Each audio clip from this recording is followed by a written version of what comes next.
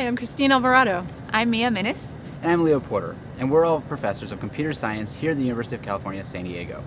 Welcome to our specialization on Java programming, object-oriented design, and data structures. But before we start talking about specialization, I want to tell you a brief story. Back in 2008, Google unveiled flu trends, which is this really neat idea that you could predict flu outbreaks based on search terms. What this really just meant was if a bunch of people in San Diego started searching for terms like fever or chills, you could predict an outbreak is coming to San Diego soon.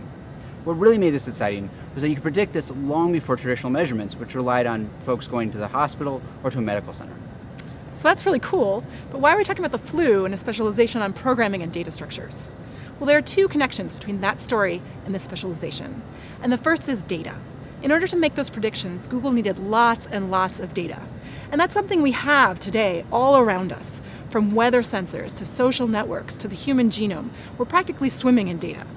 But it's not enough just to have that data. We need to be able to process it efficiently and effectively. And that idea of processing data efficiently and effectively is really at the heart of software development and computer science. And it's what you'll be doing in these 4 courses and the capstone project of the specialization. So we'll be talking about object-oriented programming, we'll be talking about both basic and advanced data structures, and then we'll be talking about analyzing the algorithms and thinking about correctness and efficiency. Once we've got the technical background in place, we'll also bring that to the workplace. We'll think about interview skills, and we'll think about avenues for success when you're working in a software engineering or related job.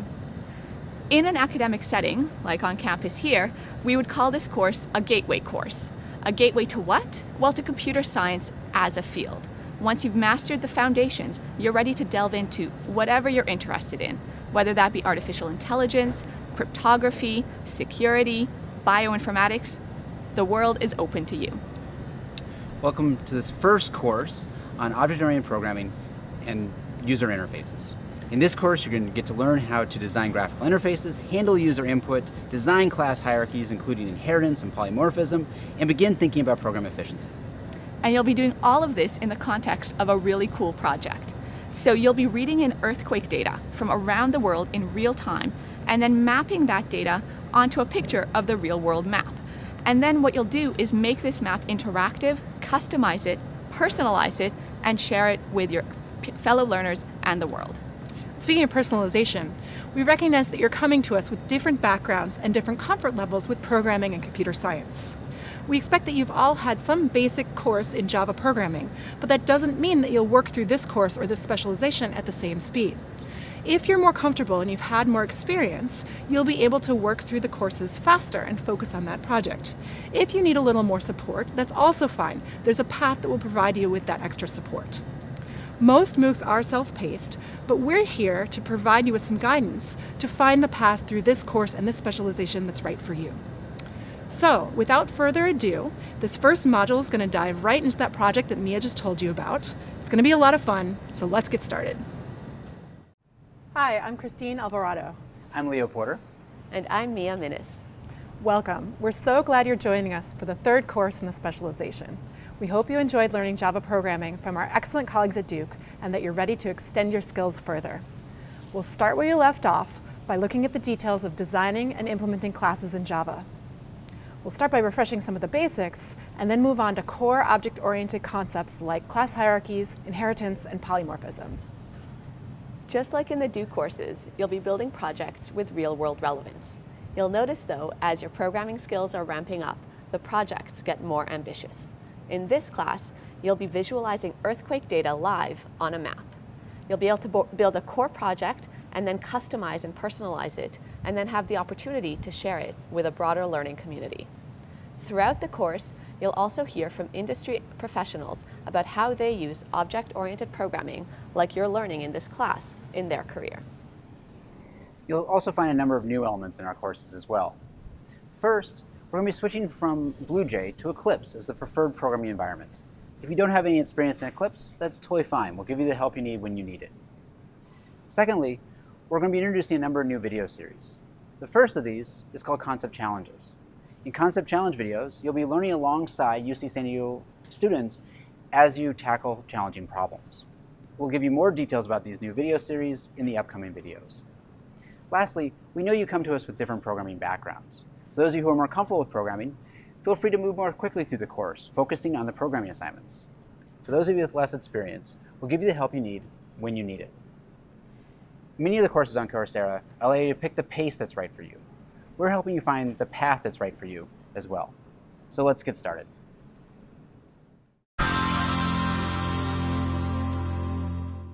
Hello again, I'm Mia Minnis, and I'm a professor of computer science here at UC San Diego. And my background and my research is at the intersection between mathematics and computer science, between theory and applications. And what I really like to think about is the power of algorithms. I like to think about abstract ways of organizing and structuring data and then applying them to really interesting real-world problems and solving those problems. And you'll have the opportunity to do just that in the project in this course. And so what this video is about is showing you a prototype of the project and getting you really excited to jump right in and get started developing yourself. So if you take a look at this map over here, you'll get a picture of what you'll be developing in the project. And I'd like to start off by saying that the machine, the engine under the hood that helps us do the visualizations on this map that you're seeing is really thanks to Till Nagel and his team at the University of Applied Sciences in Potsdam and all of the other contributors to the Unfolding Maps library. Part of what we're thinking about and developing in this course is the ability to build large-scale projects using existing libraries, and we're really fortunate to have this library as the foundation for the project. So let's take a look at the project and see what we're doing. You'll see we have a map of the world in front of us, and there's all sorts of markers and features and stuff on this map.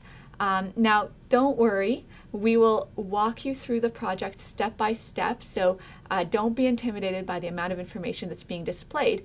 I hope that you're inspired by the amount of information, and this information is real live data. And so it's really interesting that by the end of this process, you will have a way of interacting with live data. And the data that we have in this project is from earthquakes around the world. It's put together by the USGS, taking seismic information from all over. And what we're doing in this visualization is depicting each earthquake as a either a square or a circle on this map, and then coloring that square or circle on the map based on attributes like magnitude, like depth, and like time, so how long ago the earthquake happened. So all of that is encoded in this key, and you will be able to create and style your own legend as well. And what that key tells us is, for example, that this red square red square marker over here is an earthquake that happened in the middle of the ocean, sort of south close to Antarctica, and it was a relatively shallow earthquake. And the fact that the square is not too big, not too small, means it was maybe an average sized in terms of magnitude earthquake. And then we also have interactivity built into this project, which is really cool. So for example, if we hover on top of that red square, we see a little pop-up that says that this earthquake was magnitude 5.1. Now that's not the only interactivity. So for example, we notice that there's a fair amount of activity going over on in Asia, and we can double click on that part of the world and see that Japan, for example, has a lot of markers around it. And so we could look around and see that some of these earthquake markers have X's on them, and we look at the key and notice that that means that they occurred in the past day. And we might zero in on Tokyo, for example, and when we click on the triangle which depicts the city Tokyo, notice that a bunch of earthquake markers disappeared and only a few remained. And so in this project, you'll be able to implement this interactive feature that when we just want to focus in on a particular city, only earthquakes that are close to that city stay visible and all the others disappear. And then if we click on Tokyo again, everything comes back into view. So that's a taste for the project that you're developing in this course. It may seem somewhat complicated, like it has a lot of features, and it does, but what we'll be demonstrating throughout this course is a really good approach for dealing with large-scale projects, which is to break them up into manageable pieces. And the way that we've done that follows along with the modules of the course. So at the end of each module, the end of module assessment will typically be a part of the project that you'll be implementing that uses the concepts and the ideas that you're thinking about and learning in that module. And so you'll see how each time you acquire a new piece of information or knowledge or skill to do with programming, you'll be able to immediately apply it in this project. So I hope you're as excited about this project as I am, and let's get started.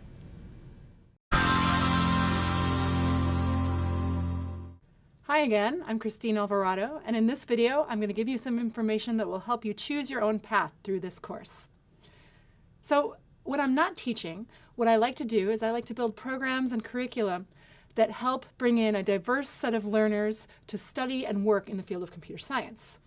And one thing I've learned about reaching a diverse audience is that you need diverse courses with diverse support structures. So we've engineered this diversity into our course and into the whole specialization. We know that you're coming to us with lots of different motivations, backgrounds, experience levels. So one size fits all is not going to work for this course. And that's okay. That's actually great.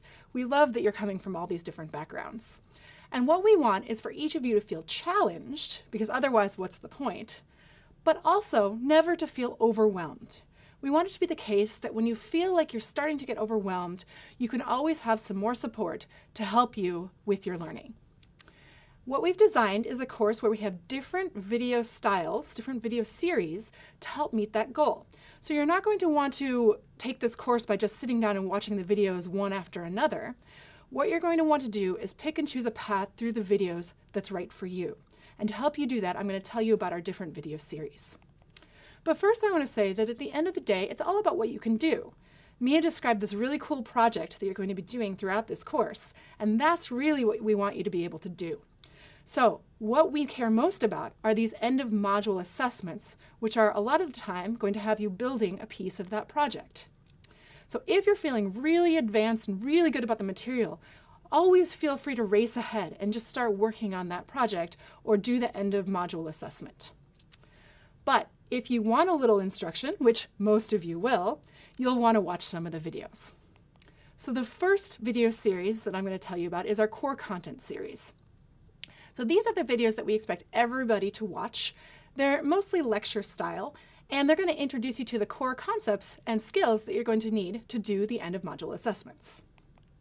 Once you've watched those videos, we're going to probe your knowledge a bit more with our concept challenge series. Again, we encourage most learners to watch these videos, and what they're going to do is they're going to ask you to think about the material you just learned in a new way. And Leo's going to tell you more about these concept challenges in just a minute. The next series that we have for you are additional support videos. Now, we don't expect everybody to watch these videos. These videos are designed for if after watching the core content and doing those concept challenges, you don't quite feel ready to tackle the end of module assessments, you might want to watch these additional support videos. The last two video series that we have, we're really excited about. These are series that aren't designed to deliver content so much as to put the content that you're learning in context. So the first of these series is called In the Real World. And we've got a team of real-life Google engineers talking about why what you're learning is important in their work at Google and in general in the software industry. So that'll be a really good opportunity for you to learn not only why what you're learning is important, but how it's important to these individual engineers. And then the last series that we have for you is called When I Struggled. And what you're going to see in this series is a number of UC San Diego learners, as well as us, talking about our own experience learning the material that you're going to be learning in this course. We'll talk about a time when we struggled with the material that we're presenting. And then we'll talk about how we overcame these struggles. So we hope you'll watch both of those series and that it'll enrich your experience in this course. So again, to summarize, the standard path we imagine a learner taking through this course is that you would watch this introduction with the Google engineers talking about why these concepts are important in the real world. You would go through and watch the core concept videos and perform these concept challenges, maybe watching some videos about when some learners struggled with these concepts along the way, and then perform the module level assessment. And you would repeat that for each module. But if you're feeling more advanced, you might just want to race right through those core concept videos and get to that end of module assessment faster and get developing on those projects. And we encourage you to do that if you're feeling comfortable. And again, if you feel like you need a little more support, you've got those support videos available to you. So anytime you feel like you don't quite understand what's going on, you need a little more help, go ahead and pull out those support videos, and we hope that you'll find the support that you need. So choose the path that's right for you, challenge yourself, and have fun. Hi again, I'm Leo Porter. I'm a computer science professor here at UC San Diego.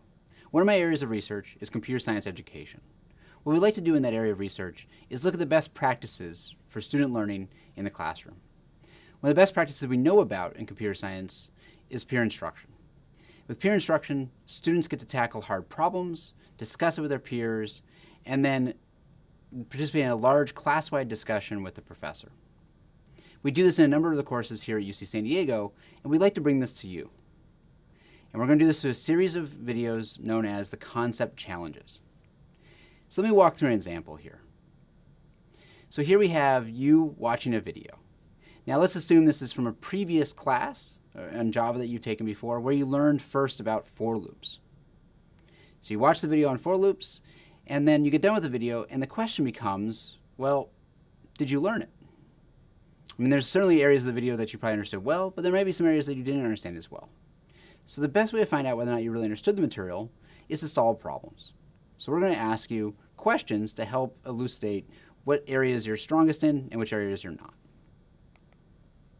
So a question might look something like this. So you've just watched a video again on for loops, and here's an example for loop. And the question here is asking how many times does I less than 10 execute? Now the reason we'd ask a question like this is because we expect a number of folks will get this wrong. In fact, we want you to get a number of these questions wrong because that means it's an opportunity for learning. What we expected is a lot of novice learners would answer B here. They would say that the loop executes 10 times, so I less than 10 will execute 10 times. But the condition, I less than 10, actually executes 11 times. And we'll talk more about that as we go forward. So after you solve the problem on your own, after you've tackled the problem yourself, what you're going to then see, or what we hope you can do, is work with other learners around you. So if you have anyone else in your neighborhood or friends who've taken the same course, this is a great time to get together and discuss the question. And by discussing it with your friends, you're going to find out, one of you might say, well, wait a second, does it execute that last time? And then you realize, oh shoot, yeah, it does actually execute 11 times. But if you don't have some friends around you, what we're going to give you is also a series of videos where you're seeing UC San Diego learners discussing the question. And there you'll hear them say things like, well, wait a second, it's really easy to forget that last check. Oh yeah, so the answer must have been 11. And then after you hear the UC San Diego learners discussing it, you're going to hear one of our explanations. So the full course of one of these questions is going to look something like this. You're going to pause, try to solve the problem yourself. You're going to discuss the question with other learners around you if you can. You're then going to watch a video of the UC San Diego learners discussing it. And then you're going to confirm your understanding by listening to our explanation. By solving these kind of hard problems, you're going to understand your material much better. You're also going to identify areas that you might need improvement. And that's where more support videos and the forums come in.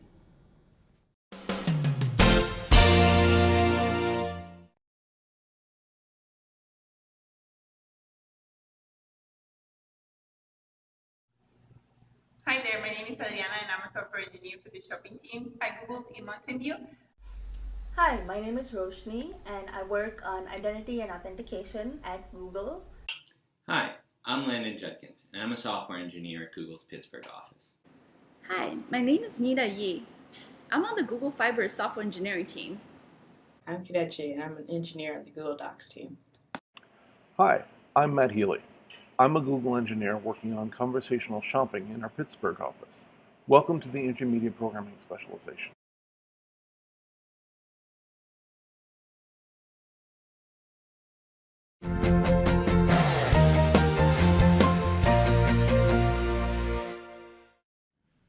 Now that we've given you an overview of the various features of our course, what we're going to do now is just dive straight into objects. Now for some of you, this may be a bit of a review, and we're providing this just so that we're all on the same page going forward. But if you feel like it's too much of a review, feel free to skip ahead to the practice quiz at the end of the week.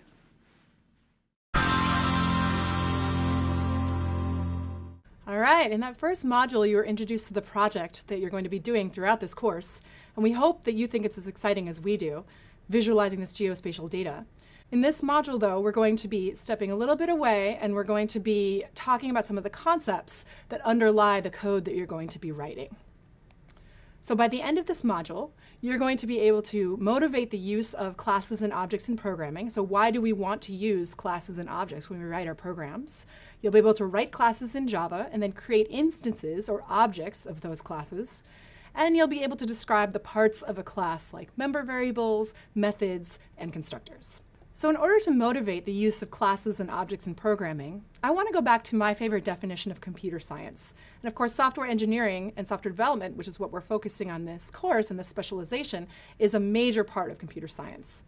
So my favorite definition of computer science is that computer science is the science of using and processing large amounts of information to automate useful tasks and learn about the world around us. Of course, all using a computer, because none of this would be possible if we didn't have the computational power that the computer affords us. And I'm going to zero in on this line in the definition, this idea of using large amounts of information.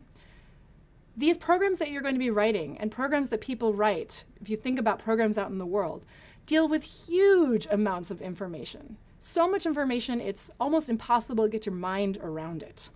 So one of the fundamental questions in writing programs is, how do we organize this information? How do we organize it in a way such that our programs are easy to write, easy to maintain, and easy to debug? Well, the philosophy behind object-oriented programming is to build our programs in a way that match the problem that we're trying to solve. So if we go back to our project and the problem we're trying to solve, it's to visualize geospatial data on a map. And if we think about what's involved in solving that problem, we can think of lots of real-world objects and entities that are part of this problem that we're solving. So we can think of things like the map itself. That's an object that we're all familiar with. Shapes. Shapes are objects that have properties. We could talk about the shapes of the countries, for example, in this map. Locations in the map. Colors of the objects in the map, even the window in which the map is displayed. Plenty more objects as well, but these are all ideas that have real-world counterparts. And the idea behind writing an object-oriented program to solve this problem is that we're going to structure our code around these real-world concepts. So in order to build our code in this way that matches the real world, we're going to design these things called classes. And what classes are just custom data types that we get to define to match the problem that we're trying to solve. Now, of course, you're familiar with classes because you've been working with Java for some time now. But we're going to talk about really the details of creating and using classes. So a class is a new kind of data that we, the programmer, get to define. And it's kind of like a factory. It can produce pieces of data with a template that we get to define. So I'm going to use this factory icon when I talk about class definitions. On the other hand, an object is the thing that comes out of this factory. It's a piece of this data with this custom type that we've defined, and some associated functionality that goes along with that data. And I'll represent the objects with this little symbol here to represent the things that are coming out of the factory as we create objects using our classes. So you can think of this like a real-world factory, right? Like a car factory. A car factory knows how to produce, say, one kind of car. And it can produce many of that kind of car. And once the cars are out in the real world, well, at first they all kind of look the same, but then each individual car can be customized and it can be changed in its own way without affecting all the other cars that came out of the factory. The same thing's going to happen for our classes and our objects in our Java programs. So we're going to go through an example of creating a class, and the class we're going to create has to do with this map example that we've been working with. So here's a map of the world. I'm going to zoom in on one particular place in the world, which is where this orange box is, which is approximately where I'm standing right now on the campus of UC San Diego. So here's the University of California, San Diego campus, and I'm about right here on this map. So what I want to do is I want to build a class that can represent my location in the world, or can represent anyone's location in the world. So the question I have to ask myself is, what do I need to know in order to represent a location? Well, for this example, I'm going to represent the concept of a location using two pieces of data, the latitude and the longitude of this location. And in my case, for this location right here, you can see these are approximately my latitude and longitude coordinates. So let's define a class that represents this notion of a location. Here's my class definition.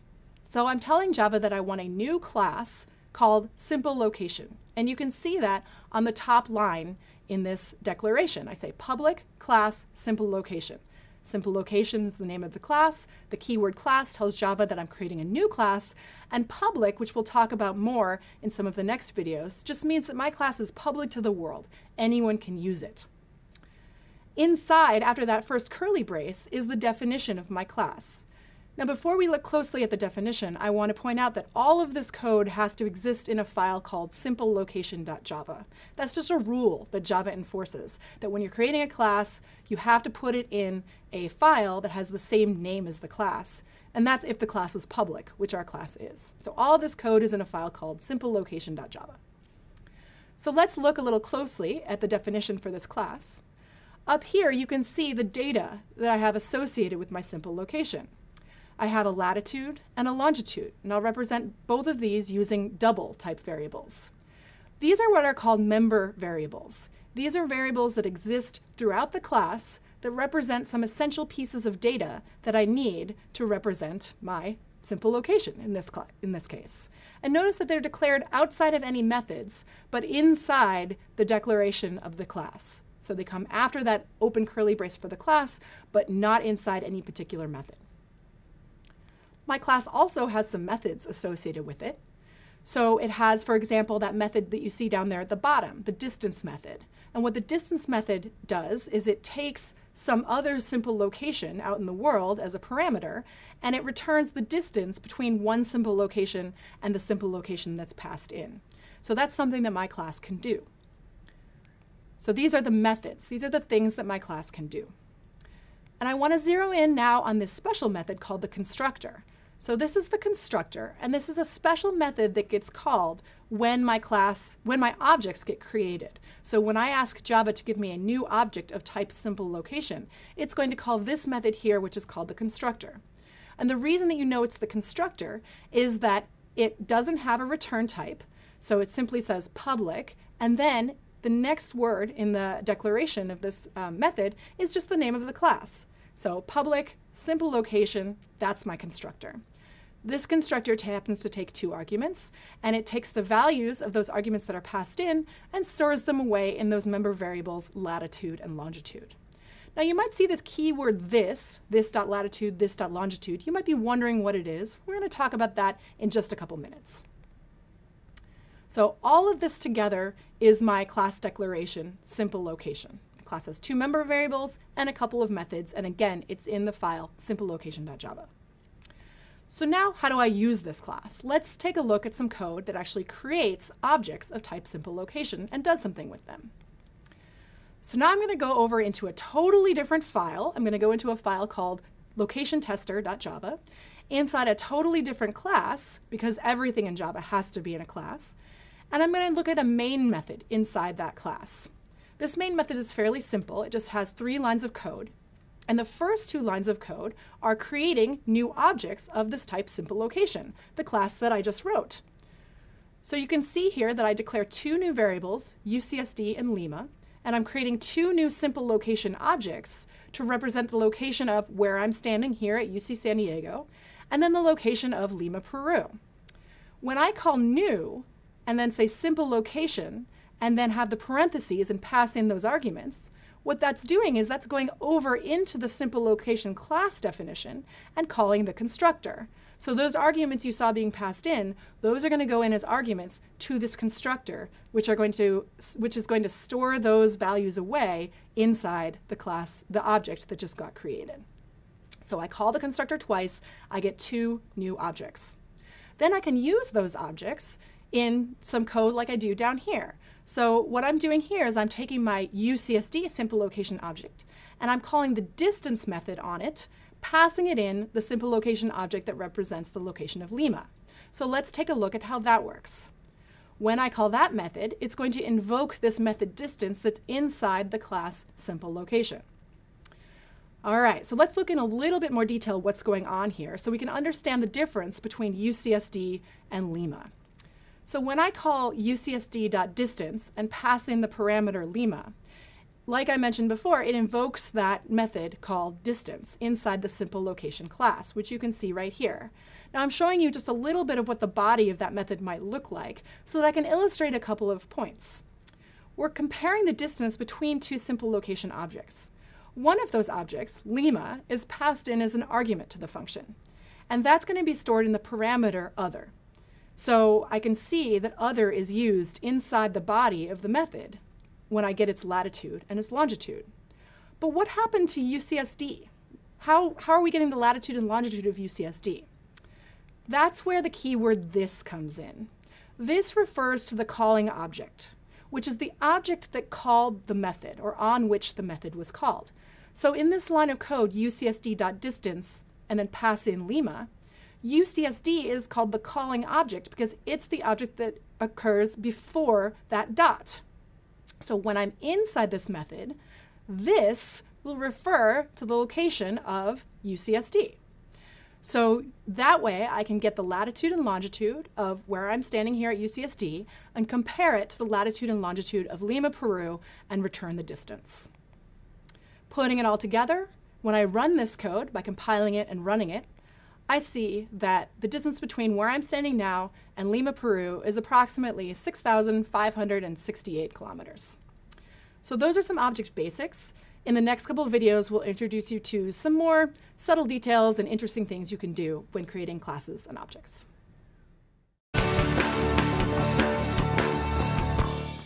All right, so when I was first learning about objects, I was taking this class and the professor was at the front of the room talking to us about objects. And he kept saying, objects this, objects that, and I just kept getting more and more confused. I was sitting here thinking, objects, they're like things. What the heck is an object? And finally, I got up the nerve to raise my hand and ask the professor, what is an object?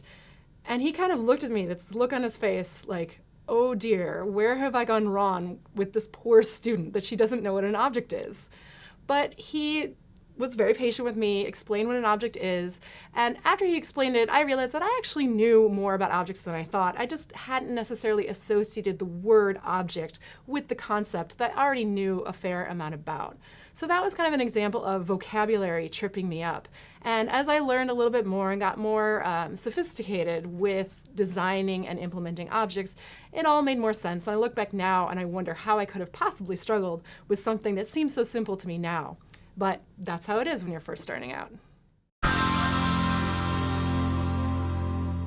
Okay, now that you know the basics of creating classes and objects in Java, let's talk about overloading methods, which is another thing that you're going to do and work with a lot as you work with classes and objects. So by the end of this video, you'll be able to give examples of what overloading methods is in Java. You'll be able to explain how to overload methods and how not to overload methods in Java, and you'll be able to explain why it's useful and why we want to do it. Let's go back to our simple location class that we worked with last video. So we saw this class, here it is. It has a couple of member variables.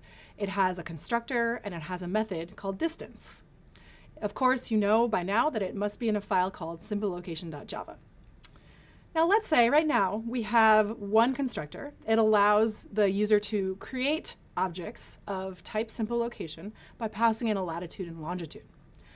But let's say that the user doesn't want to always have to pass in a latitude and longitude, and they want to be able to create simple location objects without passing in any parameters. Right now, the user of our class can't do that because there's no constructor defined that takes no parameters. But we can fix that.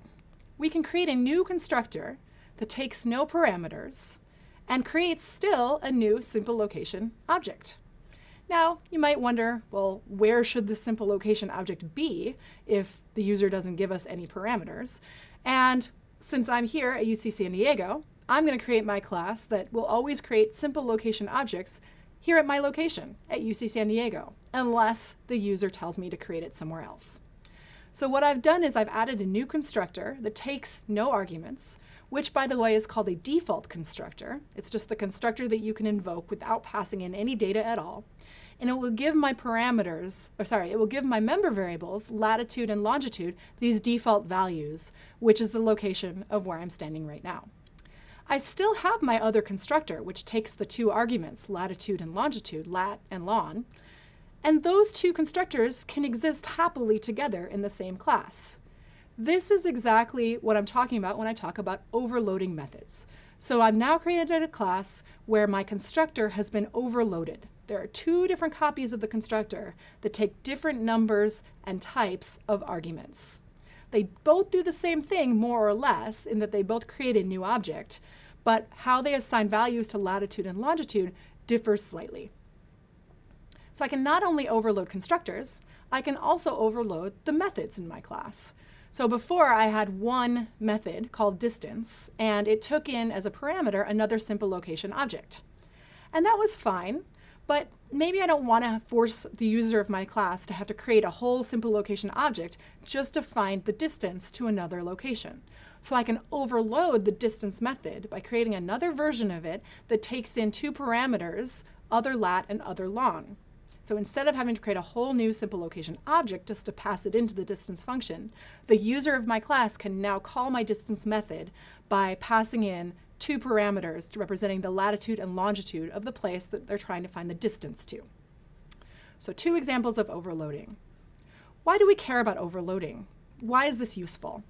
Let's take a look at how you're going to use it extensively in your project.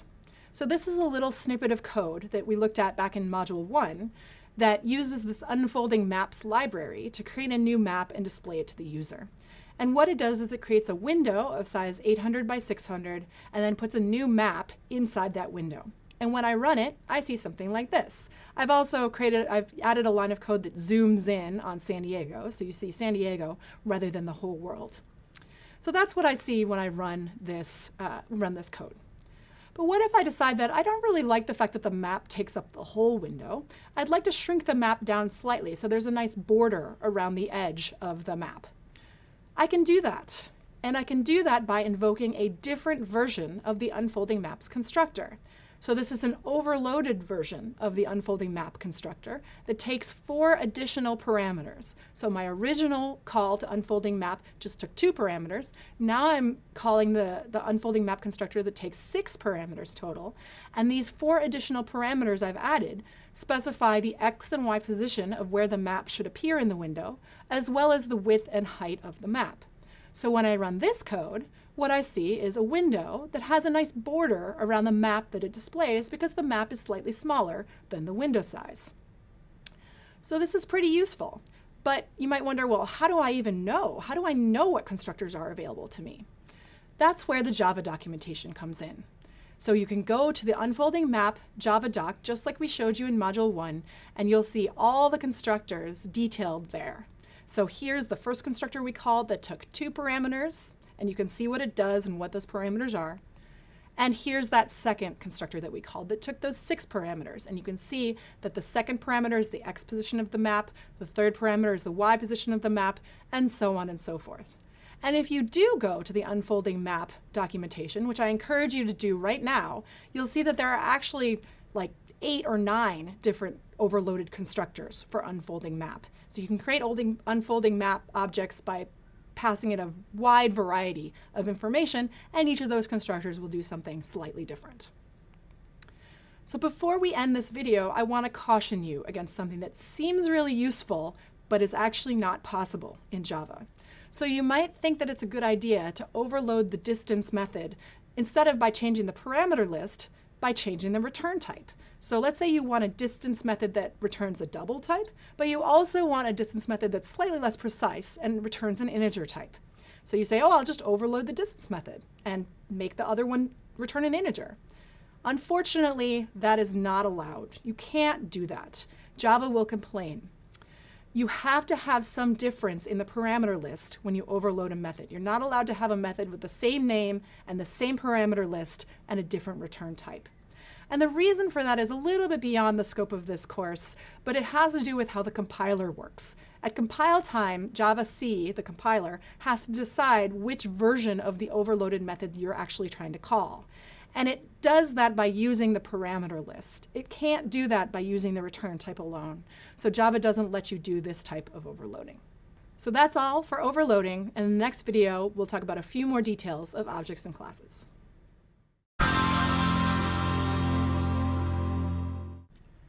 Okay, in this next video, we'll layer on some more details of building classes in Java. We're going to talk about the keywords public and private and protecting your data and methods inside your classes. So by the end of this video, you'll be able to describe what those keywords mean and their effect on who can access the data and methods inside your classes. And you'll be able to also talk about how to use getters and setters to allow customized access to the data inside of your classes. So as usual, we're going to go back to this simple location class that we've been developing. So this class, as you know, has two member variables, latitude and longitude. And we originally declared them both to be public. So let's take a closer look at what that means. What that means is that anyone can access these member variables from any class at all. So when I create a new variable of type, a new object of type simple location, I can get at the member variable latitude or the member variable longitude to read its value or to change its value. So if I go over here into the location tester class, I see that I've created two new simple location objects. I can change the value of latitude inside the object stored in Lima. That's totally okay because that member variable is declared to be public. So I can access it from anywhere. Similarly, for methods, I've declared my method distance to be public, which means that I can access that method anywhere. So over here, back in my location tester class, I'm calling the distance method, which is also totally allowed, because again, that method is public. On the other hand, if I were to declare my member variables private, what that would mean is that those variables would only be accessible from within the simple location class itself. So only inside this class definition, nowhere else. No one else has access to either read or write those variables. Same thing goes for methods. If I make a method private, I can only call that method within the class I'm defining and nowhere else. So if we look at what that means, if we look at this constructor, these two lines of code are just fine.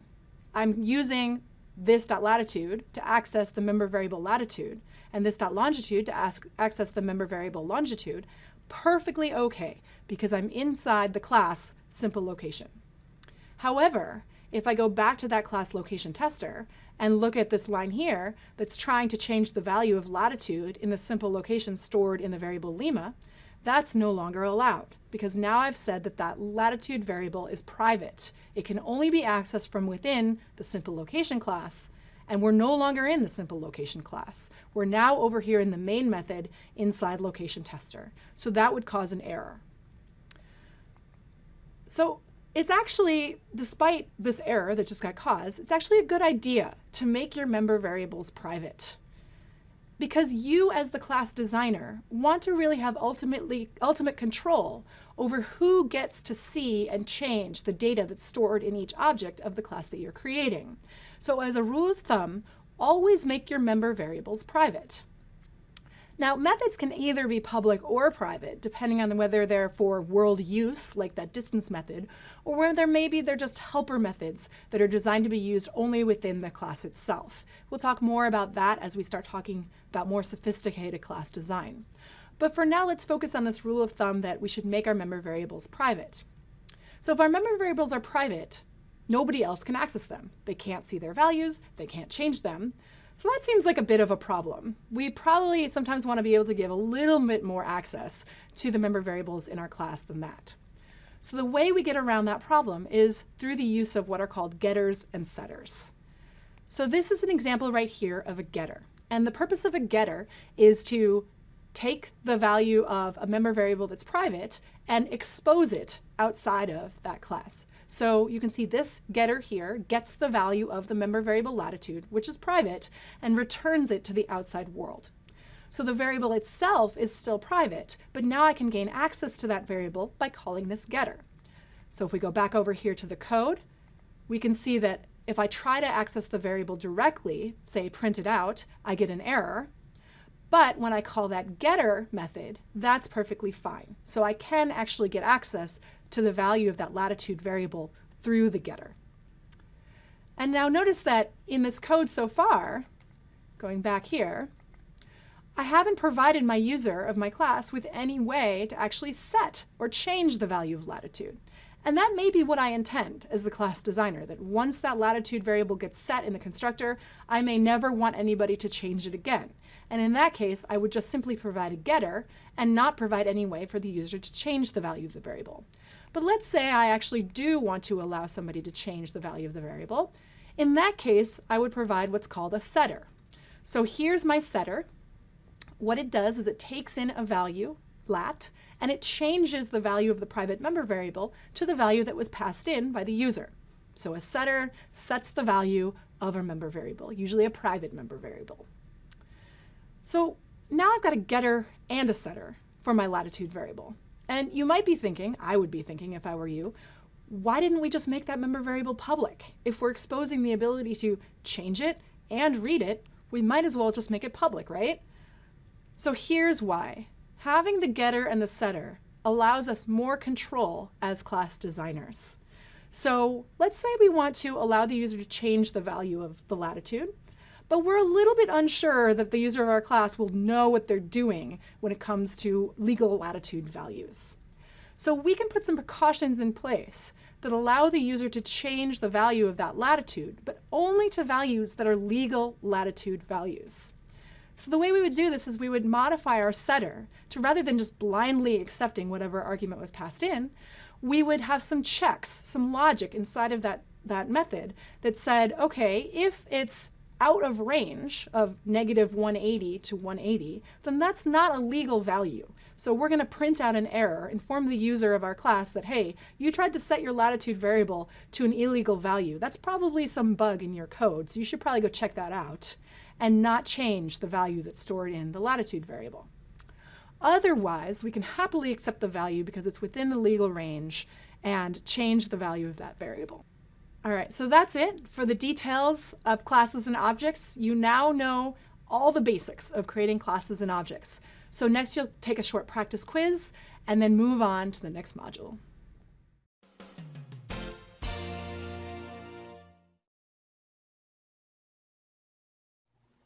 As a software engineer, I use the words private and public every day. Even though it might sound trivial, it's extremely important to get those right. You make everything private and you end up with code that cannot interact with anything else. You make everything public and you end up with code that's extremely vulnerable, maybe even useless.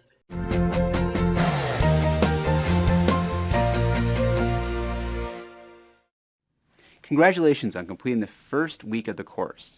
We're going to continue right where you left off, and we'll start diving into memory models and scope. Again, this might be a review for some of you. If you feel like it's too much a review, feel free to skip ahead to the graded quiz at the end of scope.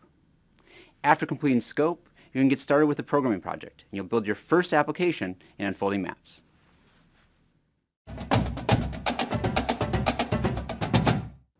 The programming assignment for the first course module is really aimed at just getting us up to speed and running with unfolding maps. I know that many of you are eager to get programming, but before we can get there, you're going to have to get unfolding maps set up and running in Eclipse first. So please follow through our text and our video guides to help set up unfolding maps for your system, and then turn to the forums if you run into problems. But before we get there, what I want to show you is an example of a finished programming assignment for this first module. We'll give you the code to create the map on the left, which is centered on us here at UC San Diego. Specifically, we're really right about here. Notice that on this map, I'm able to zoom in and out. So zoomed out, I'm able to zoom in, I'm able to zoom in towards UC San Diego, and we're really right over here. Now, being able to zoom like this is pretty amazing. A lot of work goes into making something like that happen, including getting the map data from Google Maps to the handling of my mouse scrolling in and out. These amazing features are really just part of the libraries and unfolding maps and processing, which is why we're using these libraries for this project. All right, back to our assignment. We're going to give you the code to produce that image on the left, which is our map on the left, which is zoomed in to San Diego. What we want you to do is create the map on the right, which we zoomed in to where you live. Now, I live in San Diego these days, but I grew up in Pullman, Washington, which is on the east side of Washington State, and Washington State's on the west coast of the United States. So this is really just a small programming assignment just to get started with unfolding maps. The big step is really just getting unfolding maps and working on your system. So select the right video guide for installing unfolding maps, Java, and Eclipse on your personal system. And I'll see you again for the assignment walkthrough.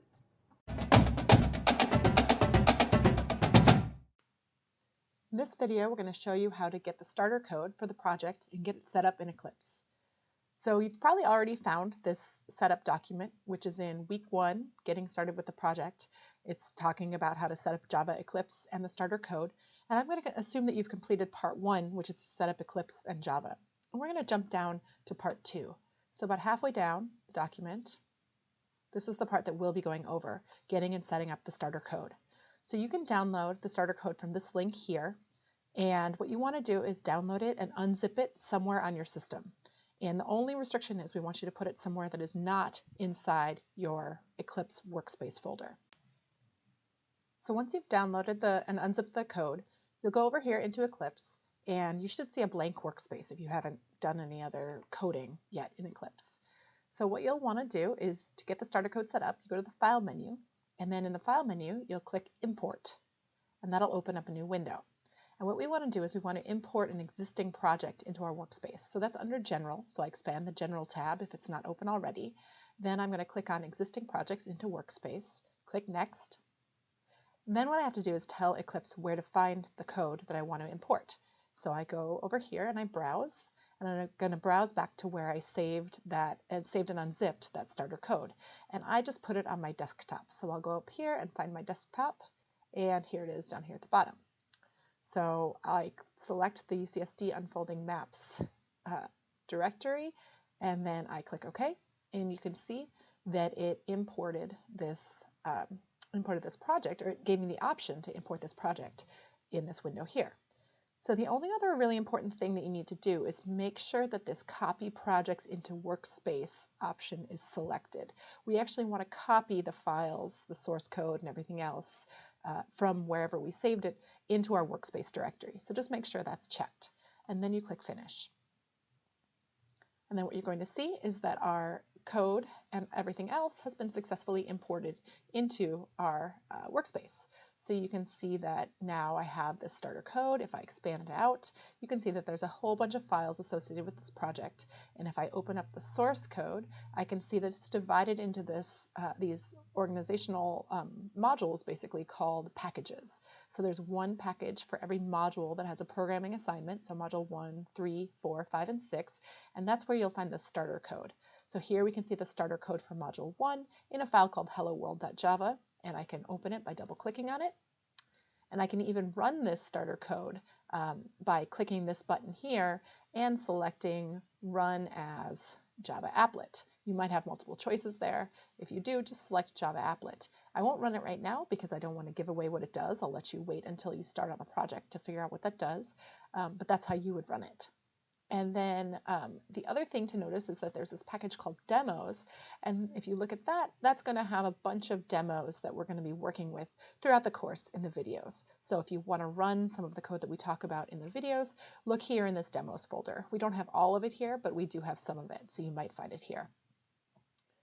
All right, and so the last thing I want to tell you about is where to actually find all of these files on your file system.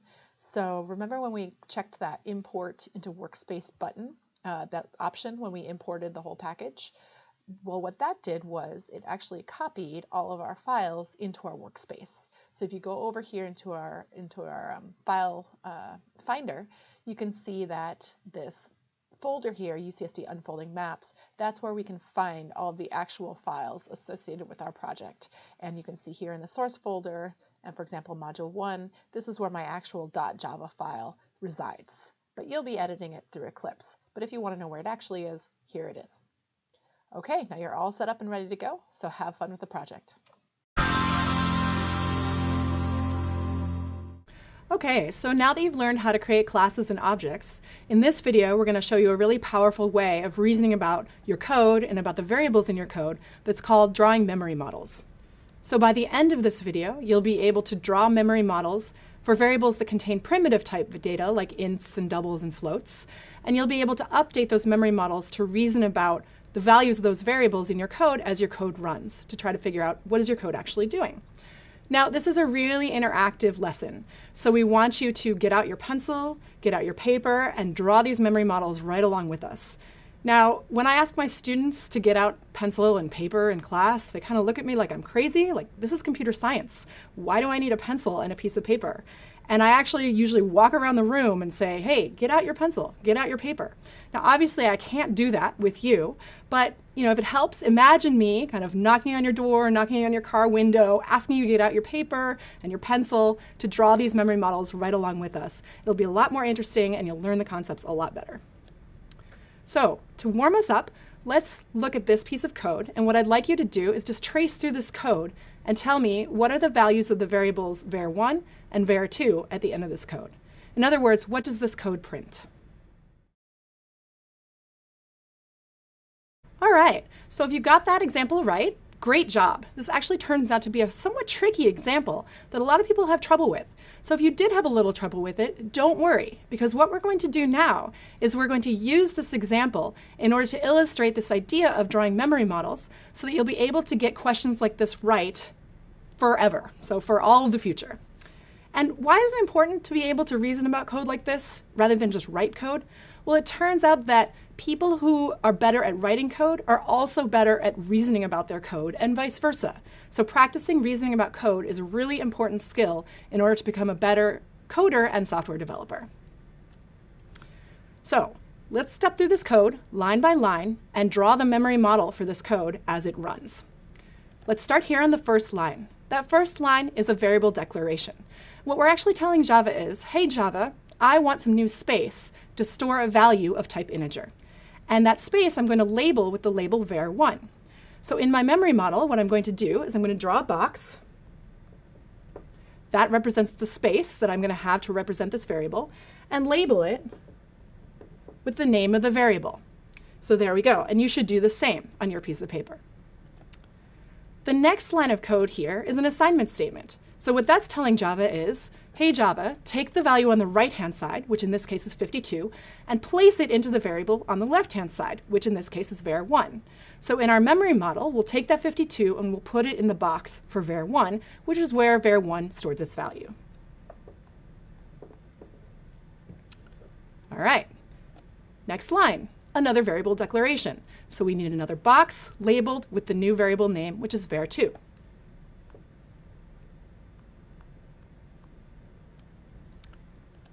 The next line is another assignment statement. Now this is slightly more complicated than the last assignment statement because the thing on the right-hand side is not just a number like 52. It's another variable. So what we need to do is we need to get the value out of var1 so we can then place that value into the variable var2. So we look in the box for var1.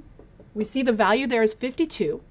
So what we'll do is we'll copy that value over here into the variable var2. So now var1 and var2 both store the value 52. Now this is a really important point, that var1 and var2 are not the same variable. They're not tied together in any way. They just temporarily store the same value because this assignment statement told Java to take the value that's in var1 and put it into var2. But there's no connection between these two variables, which you can see in the memory model diagram.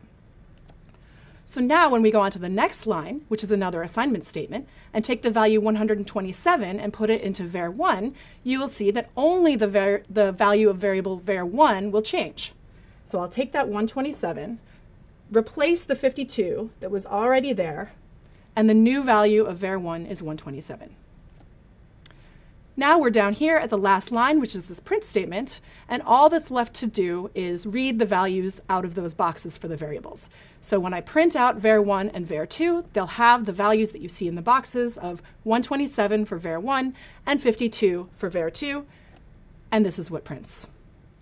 So those are some simple memory models using just primitive type data, and in the next video we're going to show you how to get more complicated using objects.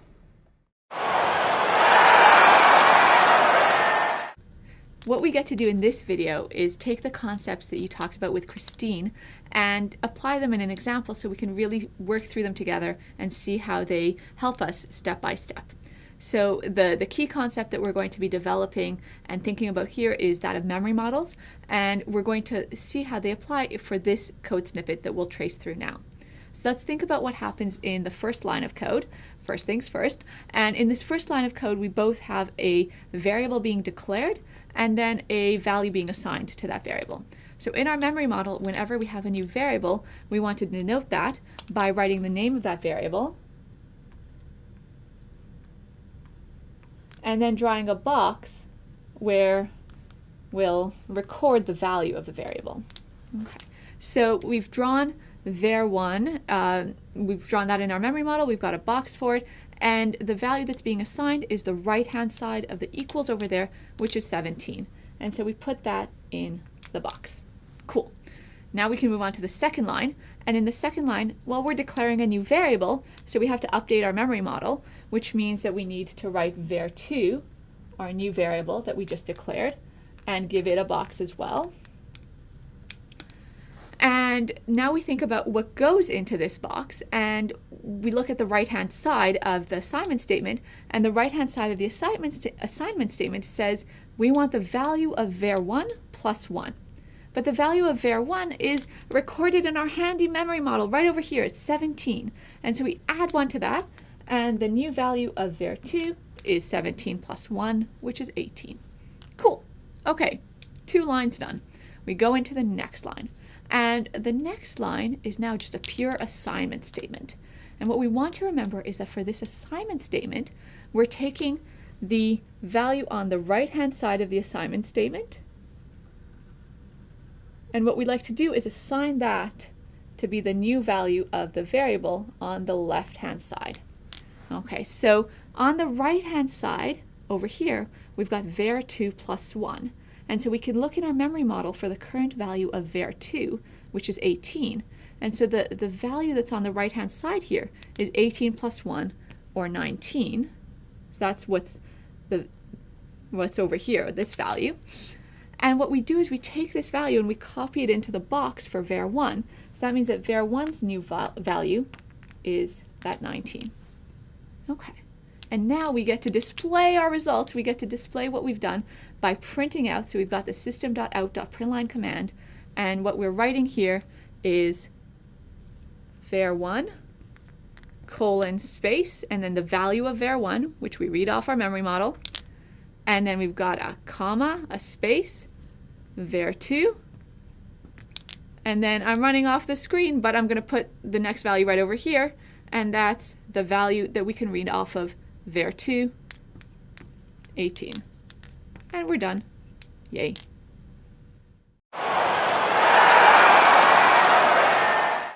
So in this support video, we're going to take our work from the previous one. We've traced through some code, and right now what we'd like to do is test it and test our understanding.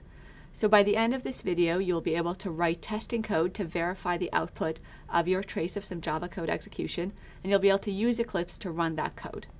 So make sure that you've got Eclipse open and we can work together as we're developing the testing code. So we start with an example, and this is a piece of code that we used in the previous video, and we've used memory models to understand and to conjecture what's going to happen at the end of running this code. So doing that, if you think back to the previous video, you saw that we used memory models to expect that the system will print var1 colon 19 comma var2 colon 18. Okay, great. We've made this guess. We are pretty confident. We know how to use memory models, but we'd still like to check. And when we get to more complicated code that we've traced through, it's good to have another way of checking our understanding. And so a very good technique to doing so would be to put the code into a program that we can actually run. All right, so what that means is that our code needs to be in a class, because in Java, everything is in classes. And so we can create a new file in Eclipse and call that file, for example, int assignment tester.java. Tester is indicating to ourselves that this is a testing class. And so we define a new class, public class int assignment tester. Remember that the class name has to match the file name. And then in the main method for that class, we stick the code that we want to test. Because when we run this class, when we run the code for this class, we know that the main method is going to be what's being executed. Okay, so we've defined this new file, we've put the code that we want to test into the main method, and now in Eclipse we can run the code. And so remember that in order to run code in Eclipse, we have at least two choices. We can use the icon that has the white triangle and the green circle, or you can go into the Run menu and run the code in that way. And then in the window right underneath where we put in the code, we'll be able to see the output and be really happy because it matches what we expected. All right, something I struggled with when I was learning computer science, and also I still really kind of struggle with it today, is just simply compiling and running and testing my code. I'm not really sure why, but when I started out programming, I was just terrified to compile and I was terrified to run because I was so afraid of the errors that were going to be in my code. And of course, we all have errors in our code, but it was a visceral fear. And I always thought, oh my God, like the computer's going to explode or something, and I would just not do it. So it would lead me to write these huge methods and these huge programs before I compiled or ran anything. And it was a big mistake. So I got over that just by kind of practicing more, hitting that compile button and the run button, and realizing that nothing happens. Your code breaks and you fix it, and it's not a big deal. So that's what I've learned, but it's still kind of scary for me sometimes.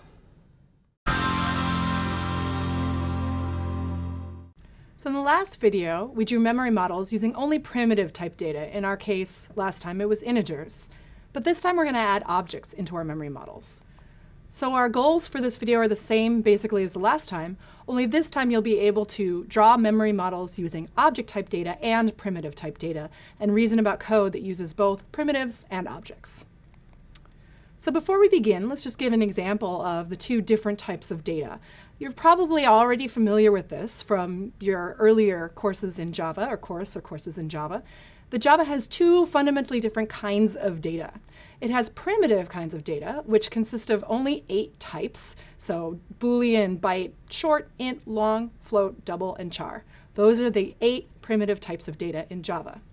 Everything else is an object, whether it's an array or a user-defined class or a class that you find in a library.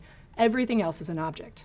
So obviously learning how to add objects into our memory models is going to be really important for reasoning about code.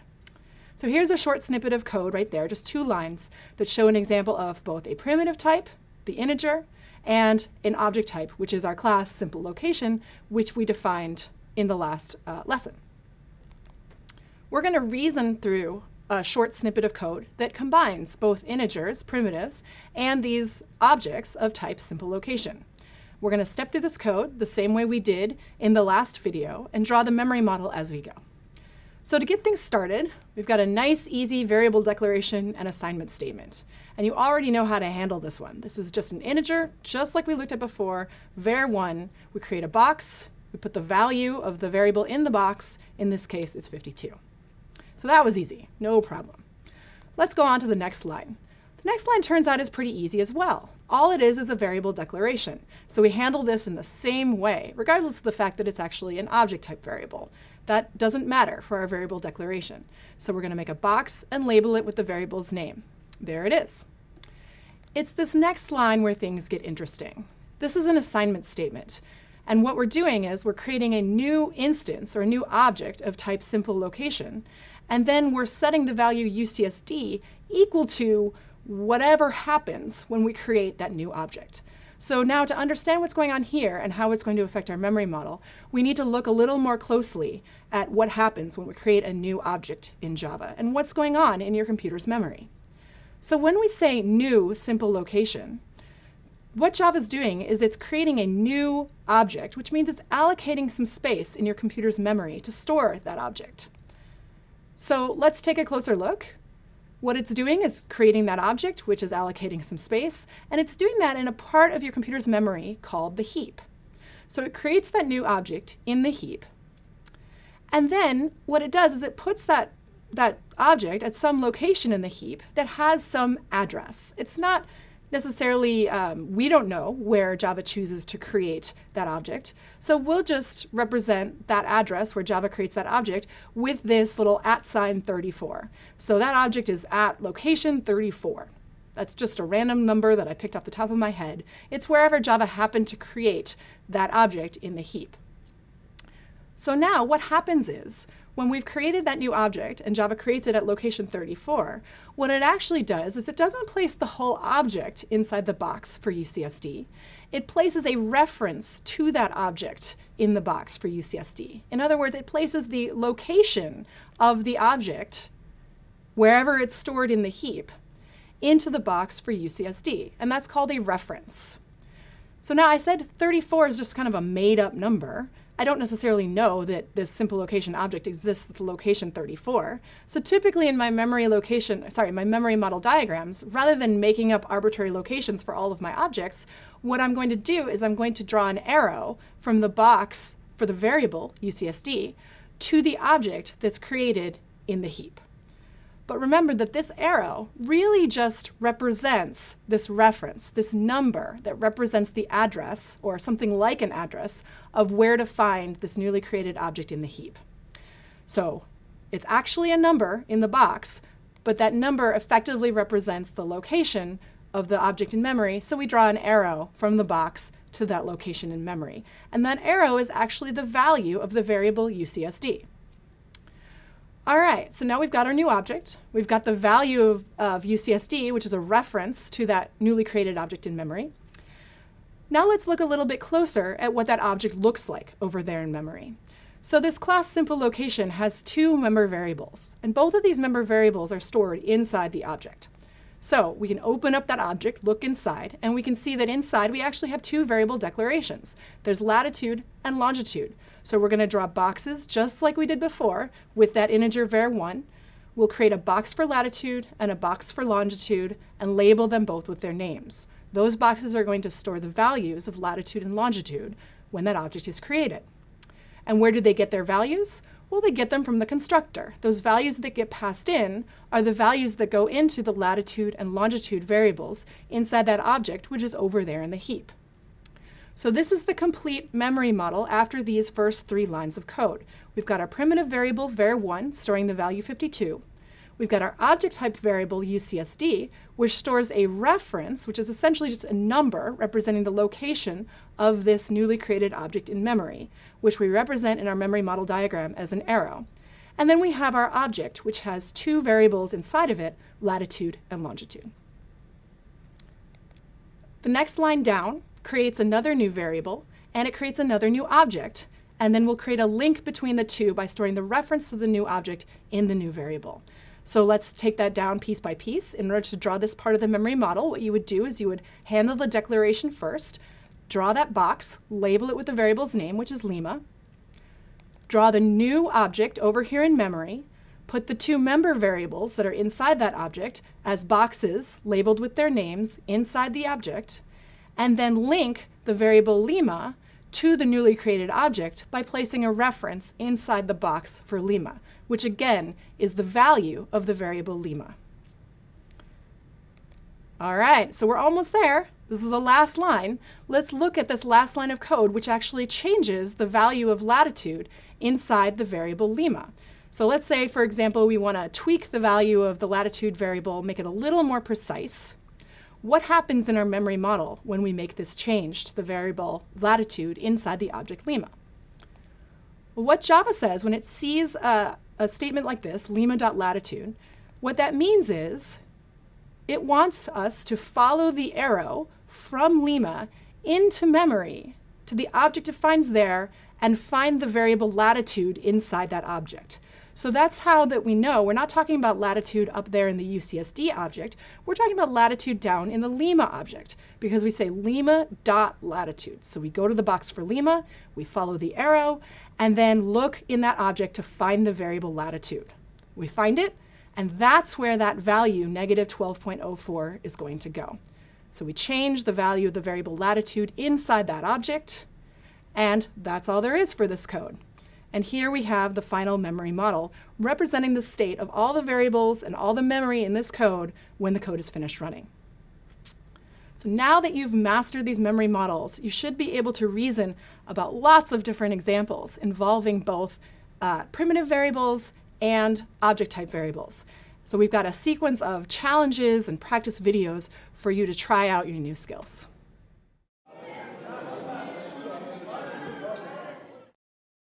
Welcome back. We're going to do a challenge question at this point. So you've learned a great deal about memory models, but let's see if we really understand it well. What we're going to do in this video is we're going to walk through 2 questions, the first of which will just be a question where we stop and come back. And the second question is where we're actually going to walk through the full concept challenge procedure. Again, the procedure is you're going to pause, think about the problem, solve it yourself, discuss it potentially with other learners, watch a video of UCSD learners discussing it, and then confirm your understanding with our explanation. So first, to get things started, what I want to give you is an example piece of code. I have the simple location class that we've already been working with, and then I'm just going to create in main an example of one of those objects. So what I want you to do is pull out your pencils and paper, pause, draw the memory model as it stands right now, and then come back. So if this was the model that you drew, you're spot on. And this gives us a good starting point now for our next question. So we're going to scale the question a bit. We've got a single variable now within main. We've also got 2 objects that we're creating within main. The question here is, what memory model is going to result? Again, pull out a piece of paper and a pencil, draw this yourself, and then we'll come back together. Hi, my name is Hazil. Hi, I'm Julia. And I'm Monica. And let's just get started. Okay, so far, looking at this, I noticed that there are 2 objects. So we can immediately cross out C. So how are there 2 objects? They both are simple location objects, so wouldn't they point to like a simple location inside the heap? Yeah, but each one is a new simple location, so they don't point to the same area in the heap. They point to different areas because they're both new objects. So Washington, D.C. gets its own place? Washington, D.C. gets its own place. So there are 2 objects because there's 2 news, right? Right, okay. There's 2 news. So that means C is not the answer. Yeah, that's what I thought. Okay. But the part where I got a bit confused on was when I tried to look at each of the different locations in memory. And I understand why latitude is -12 for each one of these, but I don't really get why D doesn't point to -77, or whether it actually is just -77 in the box. So we know that D is primitive, which means that it's just a constant number. Right. So primitive types, which are constant numbers, do not need an arrow. That's what I think. Well, why don't we need an arrow though? I mean, it's inside the object's memory area. But the item itself is not an object. Oh, okay, I see. So then you just write it directly into the box for both cases?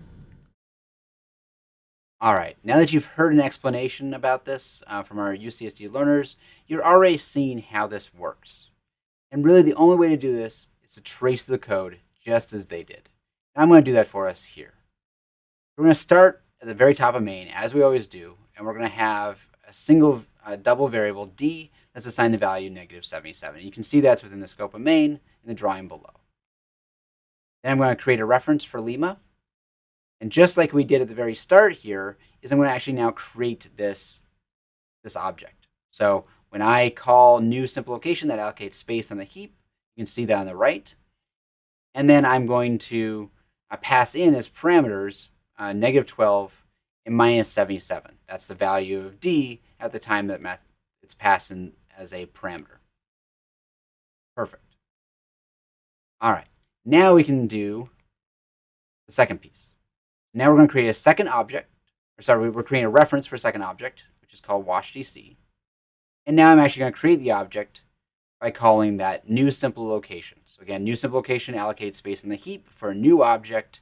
And I'm now going to call this method passing in these 2 parameters. And the key part to this problem is really what happens with lima.long. When you call a constructor and you're passing these values as parameters in Java are always passed by value. So 38.9 is going to be copied over as exactly 38.9. And lima.long is going to be evaluated to be the -77 that it is. And then that -77 is what's passed for long in. Now we're going to copy the values over just like we did before. We're going to copy into this .lat. We're going to copy into this dot long. And then at the very end of this constructor, we're going to hook up wash DC to that lat and that long, or that object that contains the lat and the long.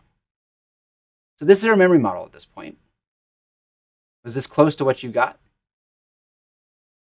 I hope it was. If it wasn't, it's worthwhile walking through a couple more of these memory model problems. Keep in mind that when you're drawing memory models, the purpose of this is to really understand your code.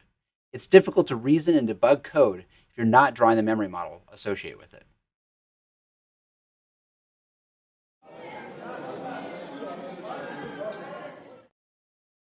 As we continue working through this module, it's important that we have these concept challenges.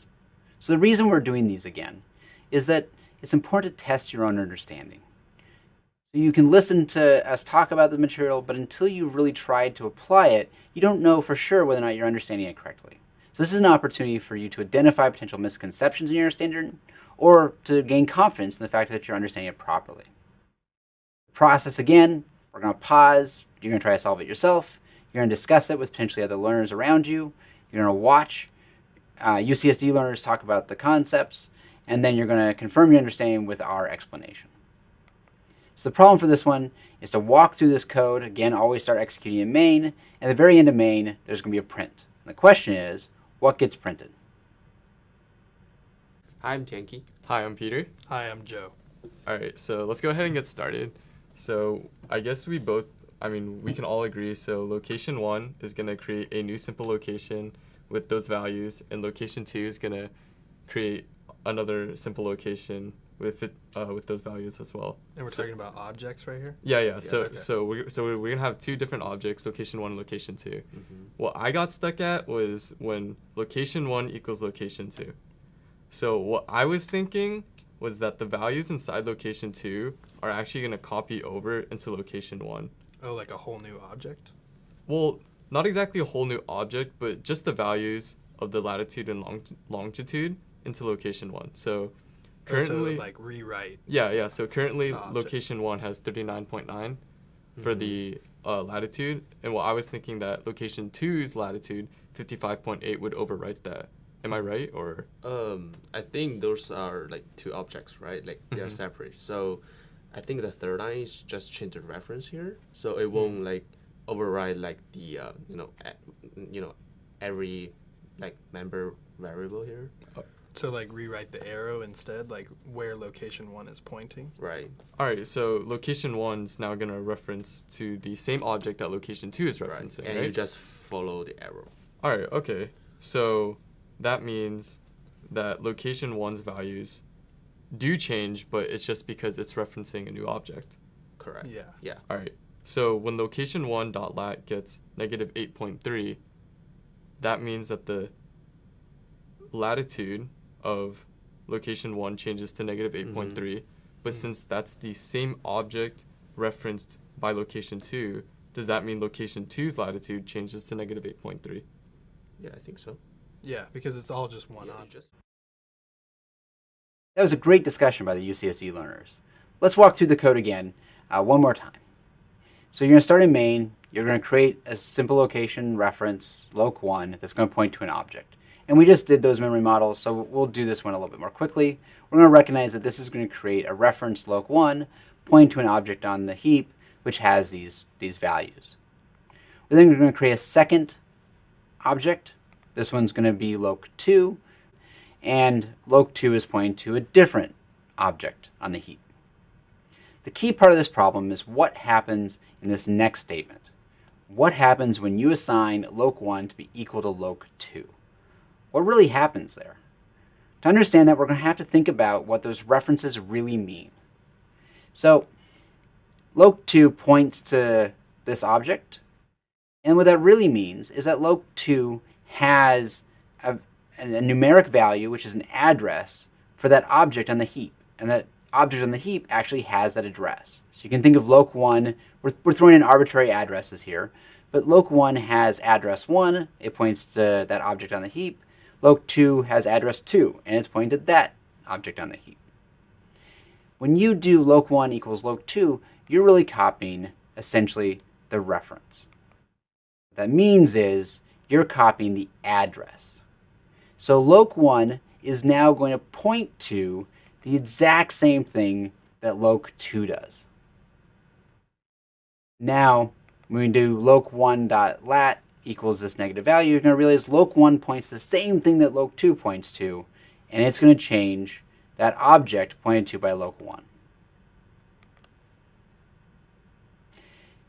Then we're going to go to print this. We're going to print using the loc2 reference, but again, loc2 and loc1 are pointing to the exact same thing on the heap. So when loc2 prints out its lat and long, it's going to print out minus 8.3 and 37.6. Again, drawing these memory models helps you understand how to work through these problems.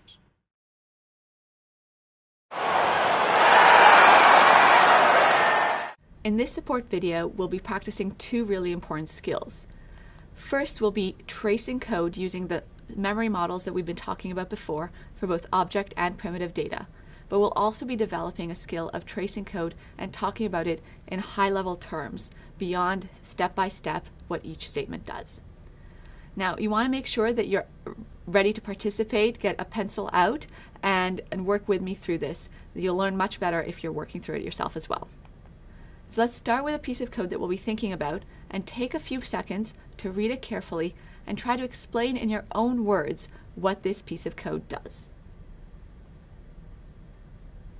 All right, welcome back. It's very useful to try to think about how the code and the syntax that we have in Java translate to steps and procedures that we can understand as high-level human beings. So for example, if we're thinking about this in words, what we might say is that we create a couple of objects and then we try to assign those objects to one another. When we say assign objects to one another, that's very imprecise. And so this gives us an added perspective on the benefit of tracing code and on the benefit of the precision that comes with memory models. All right, so let's see what we do when we trace the code. We remember that in order to declare simple location type objects, what we need is to think about the simple location class, and we're using the class definition that you've seen in the core videos for this module. So you'll be fairly familiar with this definition, but you can look at it here as well. The first line of code that we have is a declaration and an assignment statement. We're reserving some space in memory. We're labeling it UCSD, and what we would like to have there is a reference to a new object. That new object is of type simple location, and it's initialized using the constructors to some values. So what that means is we have a box in our memory model. It's labeled by the name of the variable UCSD, and we point to this new object that we've created whose instance variables, latitude and longitude, are set to 32.9 and negative 117.2 respectively. And that's all there is to that first line. So now we go on to the next line, and that next line has exactly the same form. We're declaring a variable. That variable is of type simple location, and so we have a reference to a new object. That object is being created by the constructor, and those instance variables have their own values. And notice that those instance variables for this new object are completely separate from the variables that we had for the previous object. We've constructed completely new copies of these objects. All right, now we get to the third line, and in this third line, we're not creating any new objects. We're not declaring any new variables. What we're doing is we're doing an assignment statement. And an assignment statement, what we would like to do is to assign the value on the right-hand side to the variable on the left-hand side. And so let's think a little bit more about what's actually stored inside these variables. So UCSD, that box in our memory model, has an arrow to an object, but remember that arrow to the object is our visual shorthand for saying we have stored the address in memory of that object. So something like at 15. 15 is a made-up number here. It's to indicate some address, the address of the object that we created before. Similarly, the box associated with the variable Kumamoto stores an address, which is the address, the reference to a new object of type simple location. So it's got a different address because we've got two different objects. Now what we need to do in this assignment statement is we need to copy the contents of the box Kumamoto to the box UCSD. And so that means that the @34 reference gets copied into the UCSD box. And so if we think about that in terms of our memory model, what's happening here is that now both of these variables refer to the same object, the object at the address @34. Okay, so that's what we've done with this assignment statement, but now what happens when we go to the last statement in this code snippet? Here what we're trying to do is we're trying to assign the value that's stored in the variable UCSD to the variable Kumamoto. But if we look at that value that's stored at the variable UCSD, it's the address of the object that we had before that was also pointed to by Kumamoto. So actually executing this assignment does nothing at all. It's saying copy @34 to Kumamoto, and that was the previous value of Kumamoto before as well. So at the end of executing this line of code, if we were to test it using the strategy we talked about before by throwing it into a class and execute it into the main method of a class and then running that piece of code, then we see that both UCSD and Kumamoto, both of those variables pointed to the same object with the latitude and longitude variables set as we did when we constructed the Kumamoto object. Okay, the last lesson in this module is talking about variable scope. Now you may already be familiar with the notion of variable scope, but we're going to introduce it again because it's such an important concept. And we're going to do more than just introduce the notion of variable scope. We're going to also incorporate it into those memory models for reasoning about Java code. So by the end of this module, you'll be able to describe the notion of scope and Java's rules for scope, as well as draw those memory models to incorporate scope and reason about code using those memory models. So get out your pencil, get out your piece of paper, make sure you're not driving, and you'll draw these memory models right along with us. So we're starting off with a little warm-up question. I want you to look at this code. This code should look pretty familiar to you by now. And I want you to identify the 6 variables that appear in this code. So pause the video for a second, see if you can find 6 variables in this code.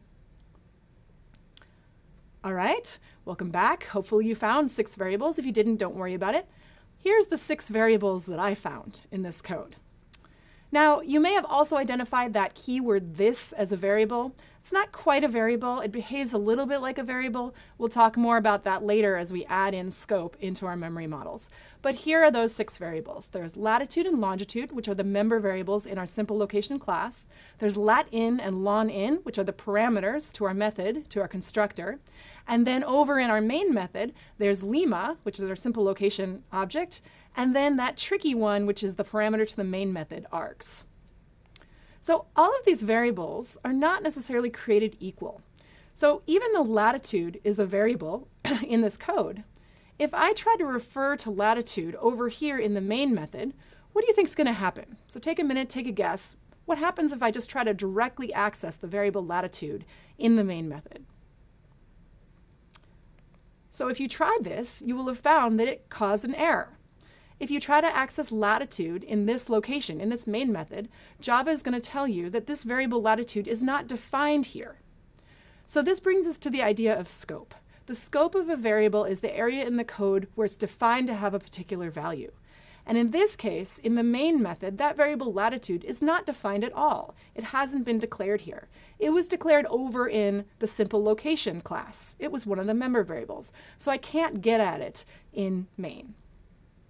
So let's talk about a few different types of variables and types of scoping rules for those variables. So the first kind of variable we're going to talk about is called a local variable. A local variable is a variable that's declared inside some method. For example, lima is a local variable. And if that variable is declared inside the method, outside of any block like an if statement or a while loop, then that variable can be used and has a particular value that you set it to all the way through that method. So in this case, I can use the variable lima anywhere inside the main method, but not outside the main method. Second kind of variable I want to talk about are parameters. Parameters are those arguments that we pass into methods, and they behave basically just like local variables. You can use them anywhere inside the method. You can change their value if you want to, and essentially they're just like local variables. The third kind of variable are called member variables. Now you're familiar with member variables already. They're those variables that belong to a class rather than being declared locally in any method. They're declared outside any method in the class. And this means that these variables, their scope is actually the entire class itself. So you can refer to latitude and longitude from any method inside this simple location class. So they have kind of a broader scope or a wider array of places where they can be used than those local variables. So that in a nutshell describes scope and a few different kinds of variables. But really what we want to do is be able to reason with this notion of scope. And in order to do that, we're going to go back to our memory models. So here's where you're going to need that pen or that pencil and that piece of paper. We're going to trace through this code. It's only 2 lines of code, and we're going to layer in this notion of scope into our memory model. So we're going to start you off with a simple statement here, which is just a variable declaration and an assignment statement. So you know what to do. You draw the box, you put the value in the box. There you go. There's our variable. It's called lat, and it stores the value -12.0. But now we're going to, as I mentioned, layer in a notion of scope. So this variable doesn't exist just anywhere. It exists inside the scope of the main method. So the way I'm going to denote that in my model is I'm going to draw a box around that variable and label it with the name of the scope that I'm talking about. So I've got a fancy box with some shadows, but in your drawing on your piece of paper, just put a simple box around it, label it with the name of the method, which is main. My next line down, I declare another local variable, lima, inside of the main method as well. So that also goes into the box representing the scope for main. Now things get a little bit interesting because lima is an object type variable. It's going to store a reference to a simple location object. So that simple location object, as we've looked at before, gets created over here in the heap, which is a separate part of memory. So the simple location object gets created, and its 2 member variables, latitude and longitude, get placed inside the object that gets created on the heap. So that latitude and longitude, they're not inside main scope. They're over there in the scope of the object. So that's how I'm going to denote them in our memory model. But when the constructor gets called, we get some more variables that get instantiated. We get those parameters, lat in and lon in. And they have their own scope, which is local to the constructor for simple location. So I need to draw that scope in together with the variables lat in and lon in. So I've got another scope box for the constructor with the parameters that I've passed in. Those parameters, of course, get their value from the arguments that I passed when I called the constructor. Now I'm going to add one more thing to the scope of the constructor, and that is this keyword this. So we talked about this before. This refers to the calling object. And in any method that's inside the class, we have access to this keyword this, and what this stores is a reference to the object that we just created. So in this case, we see that object over there on the heap. We have our keyword this, whose value is a reference to that newly created object. And I'll put this inside the constructor scope because the constructor has access to this. So now we can go ahead and trace through the rest of the constructor. We see that that first line, the constructor, takes the value of lat in, which is inside the constructor scope, and copies that value over into this dot latitude. So we follow the arrow and copy that into the member variable latitude inside the object. Same thing happens with the longitude variable. We just copy the value from lon in over into the object's version of the longitude variable. Now the constructor is over. So what happens to its scope? Well, when a method ends, its scope disappears. So all those local variables, the parameters, any variable that has been declared locally, they disappear, they go away. You could never use them again. They're just gone.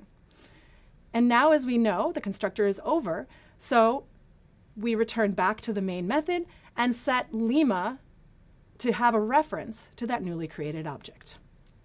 So that's basically it for adding scope to your memory model diagrams. There's just one more subtlety I want to touch on before we finish off this introduction to scope. And that's the keyword this. So we've been using it, and it's very useful, but it's not strictly required in Java. So I don't have to preface my member variables with a this dot. I don't have to preface calls to methods inside my class with this dot. I can omit this, and Java will work just fine. It will figure out what I'm talking about just fine. And let's take a closer look at how it does that. So if I leave off the keyword this, what Java is going to do is it's first going to say, oh, I see a variable name called latitude. I think that's probably a local variable. So I'm going to look for it inside the scope of the method that I'm currently in, which in this case is the constructor. But in this case, it's not going to find the variable latitude in the constructor.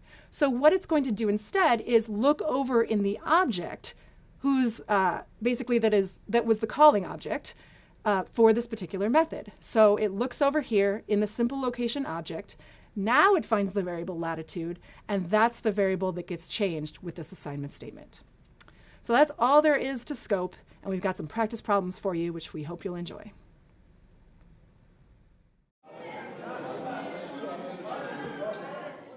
Hi, and welcome back to our module on scope. It's time for another one of these concept challenges. Again, the flow for this is you're going to pause, think about the problem yourself. You're going to discuss this if you have other learners around you. You're going to watch the UC San Diego learners tackle the problem, and then you're going to hear our explanation. So the question here is going to involve essentially two classes. You've been working a great deal with simple location, and we're going to keep using this class, and that's the one on the left. We've got a tester class on the right, and that tester class has a main method. It's within this main method where you're going to see a number of things get declared, and then something get printed. The big question is, what gets printed? Hi, I'm Tanky. Hi, I'm Peter. And I'm Joe. So what actually happens when we go back to our main method and we look at lat gets negative 12.0? Is that going to change Lima's latitude value since that's what we took in as the variable?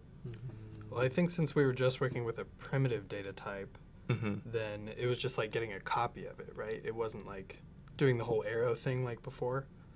Like we're not pointing to an old object, we're just getting a copy of its data. All right. And regarding the scope, I think the double here is just in the main scope, so it won't have any access to the object itself, right? So you change the number here, you just change the number in this scope. Right? Oh, like locally? Yeah, just like locally. All right, and so not the object. So even when we come back to the main method and we look at lat gets negative 12.0, that's not going to change the latitude in our Lima. Right. I see. They just have the same name, but like two different access, I think. Oh, okay. So in the end, when we print out lima.lat, it's going to remain whatever we created it in the first place, which was negative 15.5. All right, cool. As you saw when the students were discussing, the key to solving this problem is tracing through the code. So what we're going to do is exactly that. Now with our code, we're always going to start with main, as we have in the past.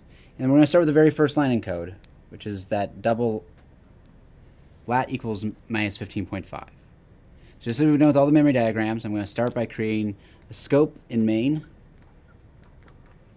I'm going to declare space for a variable named lat. The first thing I'm going to do then is fill that with minus 15.5. And that does the first line of code. Next step, we're going to create a new variable called lima, right over here. And that's just a reference.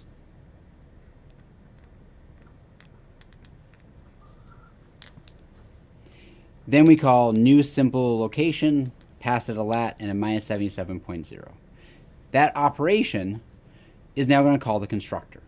So let's move to the scope of the constructor. Box this off as the scope of main.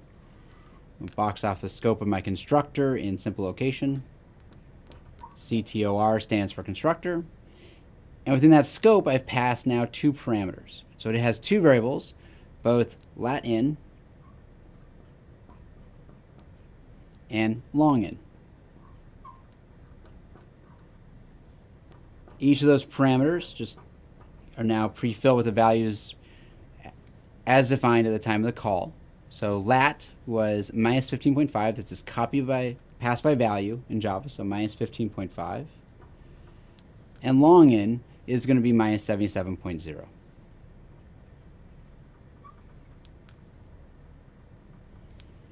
The other piece here was we said new simple location. The act of saying new actually allocates space on the heap. So what I'm going to do down here is create that space on the heap for a simple location object. And that object is going to have the private instance variables lat, and long.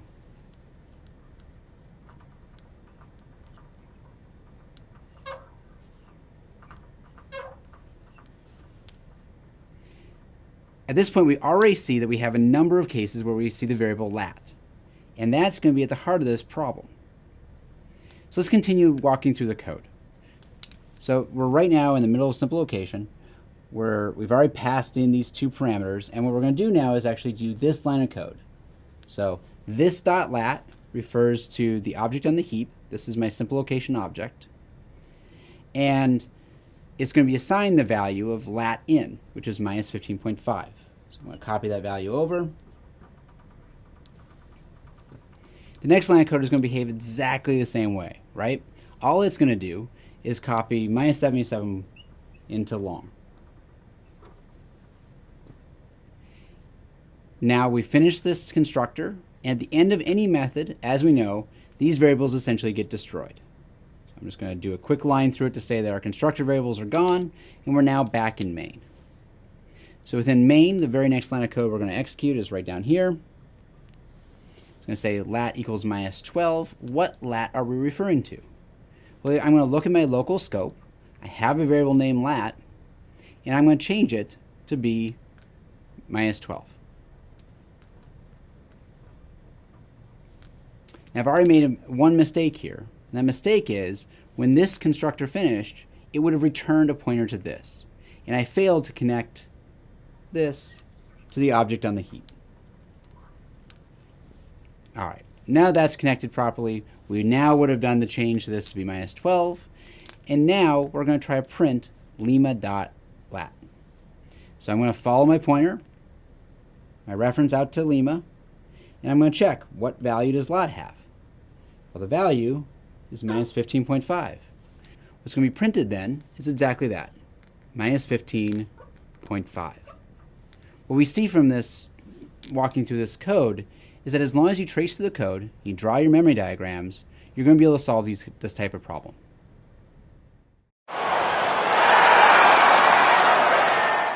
So you've now heard a lot about objects, you've heard a lot about memory models, you've heard a lot about scope, you've worked through some concept challenges, and now we have an opportunity to put it all together. So buckle in, get ready. This is going to be a tricky example, but we're going to get through it together. So what we're going to do here is take the simple location class that you've talked about a lot with Christine, and we're going to change it a bit. So remember that simple location, we want to encode the latitude and the longitude. And so far we've been encoding them as two instance variables. Each of them is a number type, a primitive type double. But now we're going to twist things up a bit, and we're going to define a new class, a different class called array location. And we're still going to want to record the coordinates of that location, but we're going to try to implement this by recording them in an array. So it's an array that we're called coords, and the kind of information that's stored in that array are still going to be doubles. All right, so let's think about how we might define this class array location and then try to use it in the main method. Okay, so for our class definition, we define the instance variable coords of type array that's going to contain doubles, and then we're going to need to define the constructor. And the constructor, when it receives a parameter that's specifying an array that indicates the coordinates, we're going to say this dot coords equals coords. Okay, so that's going to be the definition of our constructor. And then we might go ahead and want to try to use these objects. And so in our main method, you can imagine a situation where we start us off by defining a new array and initializing it to 5.0 and 0.0. And if you look on a map, you'll see that those are roughly the coordinates of Accra in Africa. And so then we might want to create a location and label the variable that's pointing to that object, that array location object, and call it Accra, and say that variable Accra is going to point to a new array location with the coordinates as specified in that previous array. And then we might want to go ahead and get ready to think about a different location. And so we might want to use our coords array and store the value 32.9 in the 0th index and negative 117.2 in that the index 1. And if you recognize those are the coordinates for UC San Diego. And And then, just to check that we haven't messed anything up, we might debug our code by printing out the coordinates pointed to by the accra variable. And so what I'd like to do now is pause, and I want you to, first of all, think through what you think will happen when we do this. And second of all, open up Eclipse, type in this code. Remember that your file name is going to have to be arraylocation.java to match with a class name. And see what happens, and see if you can explain what happens. And when we come back together, we'll work through the memory models and figure out together what happens and why. So welcome back. Before we do the big reveal and say what actually happened, let's step through and see if we can predict it. Okay, so stepping through the code means we have to run together through the main method, and we're going to pretend to be the computers running this code. Okay, so the first thing that we have to do is we're declaring the variable coords, and so using our memory models, that means that we need to write the word coords next to a box in the scope of the main method. And what we want in that box is a reference to a new array that is initialized to the values 5.0 in index 0 and 0.0 in index 1. Okay, so the coords variable is in main's scope, and the array object that we created is in the heap. And so what's stored in the box for coords is a reference to the array. Okay. What's important here, what's important to keep in mind, is that an array is not a primitive type, it's an object type. Okay, so far, here's our memory model, and we've gone through one line of code. Now we get to the line of code that we will spend the most time on, and this is when we now declare the variable accra, and this variable is going to be of type array location, which means that what we want to do is, still in our main's scope, draw a box with accra, and what we're going to fill in there is a reference to an object. But in order to refer to an object needs to be constructed, and that's what that keyword new is doing. It's saying, hey, I want a new object, and the kind of object that I want is the array locations object. And so I have to go to the array location class and see that in the heap I'm going to have an array location instance, and the instance variables associated with that array location instance, well, they're listed right there in the class definition, and I need a coords variable. And now I'm going to go ahead and follow the constructor to initialize the variables in the instance that I have of the object that I have of type array location. So in the constructor's scope, I have another variable that's called coords, and that's my local variable for the constructor method that is the parameter to that constructor method. So the constructor array location has as a parameter a variable that's called coords.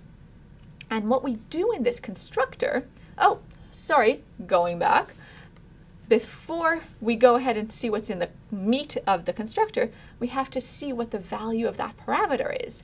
So let's think about what's passed into the array location constructor when we were in the main method. When we were in the main method, what we passed into array location is coords. Too many coords! We can take care of it. We know what to do by looking at the memory models. The coords that's a parameter to the constructor is the variable in main's scope. And so the red arrow is what needs to be copied into the value of the variable in the constructor's scope. And so now the constructor's scope coords variable also points to the variable, to the array that we had in the heap. All right, so when we call the array location constructor, what we're doing is we're creating a new scope for the constructor. We've got a variable in there that is the parameter to that method, and that variable is initialized to the value that was passed in, which is a reference to the array in the heap. Okay, so now we need to remember one more thing when we have a constructor, and that is that we want a variable as well in the constructor's scope called this. And what this does is point to the location in the heap where we've allocated space for the object that we're creating. And remember that when we finish with a constructor, what we'll be returning to main is that reference to the object that we've just made and initialized. Okay, so here's our picture so far, and now let's figure out what's happening when we actually execute the code in the array location constructor and try to initialize the variables in the object that we've created. So the one line of code in that constructor is an assignment, this.coords equals coords. So what we're trying to do is we're trying to assign the value on the right-hand side to the thing on the left-hand side. And so on the right-hand side, we just have coords, but we're in the constructor's scope, so that variable is the circled variable coords that has that red reference. It's pointing to the array in the heap. And what we're doing is we're copying that reference to this dot coords. So remember, when we have a dot, that means that we can find the variable by following the arrows. So we look at where this points to, and this points to the object of type array location in the heap. And what we're doing is we're setting the value of the variable coords in that object scope. So this dot coords, that variable in the heap that belongs to the object, is going to now point to the array in the heap that was pointed to also by coords in the constructor scope. So we have all of these arrows, references pointing to the same array, but notice that we're still missing one, we've got one box empty, and so we're going to want to fill in that box, but we're going to be able to do that. And let's think about that, how that happens. So let's think about what's going to happen now that we've executed the one line of code in the constructor and finished with the constructor. So we're done the constructor, and what happens now is that the reference that was contained in the this variable in the constructor gets copied into the variable that gets assigned the new object. Okay, so that yellow arrow is now allowing the variable accra to point to the object that we created in the heap. But also we have to do a couple of things when we finish executing the constructor. We notice also that once the method finishes and returns its value, its scope goes away, and all variables associated with it just go away. And so we can erase it from our memory model. We don't need to think about it anymore. Okay, so we finished our constructor. Our memory model is now a little bit cleaner, and we have in our mains scope a couple of variables, and they point to a couple of things in the heap. And so now let's think about what happens as we continue executing the main method. So we go ahead and we try to set the value of at the first position in the coords array, so at index 0, and we're setting it to 32.9. And so what we're doing is we're saying, let's look at coords in mains scope, and we're setting the value at the first position there to 32.9. Cool, we can do that. Similarly, we look at that same reference to the same array, and we change its second position at index 1. Cool, we did that. But now, let's think about what happens when we print accra.coords, its value at its index 0. And so when we think about that number, well, we need to find it by following the arrows. So we go to the variable accra, and it's got a reference, and so when we say accra.coords, we want to follow the reference from accra all the way over to its object and look at the variable in that object scope, coords, and that coords is also pointing to the same array that we had in the heap. And so notice that what we get output is 32.9. Okay, pause and think.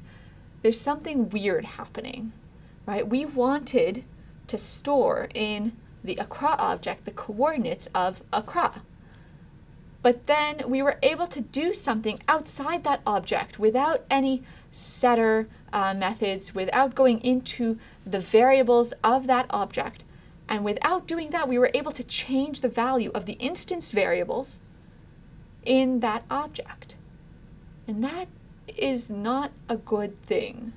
So this is what happens when we're too loose about using object type variables as opposed to primitive type variables, they can change on us without us intending to have them change.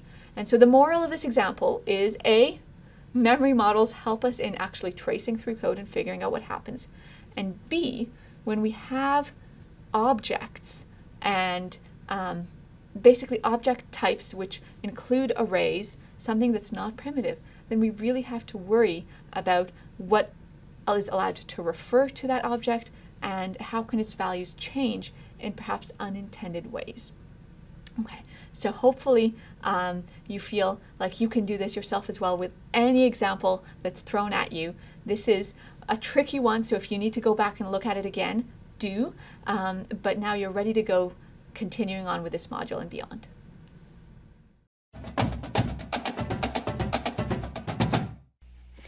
Congratulations on getting Java, Eclipse, and Unfolding Maps set up on your system. Getting that set up is actually one of the biggest barriers to getting started with this course. So now that you've gotten that done, we can start diving into the programming projects, which we hope will be more fun. The role of these videos is first to give you an idea of what's required for the project, and secondly to give you some hints about where you should look at in the code to help solve the problem. So this video is really a high-level view of the programming assignment along with some tips. If you want the full details of the assignment, you can always go to the reading on the programming assignment. So for now, let's dive into the code.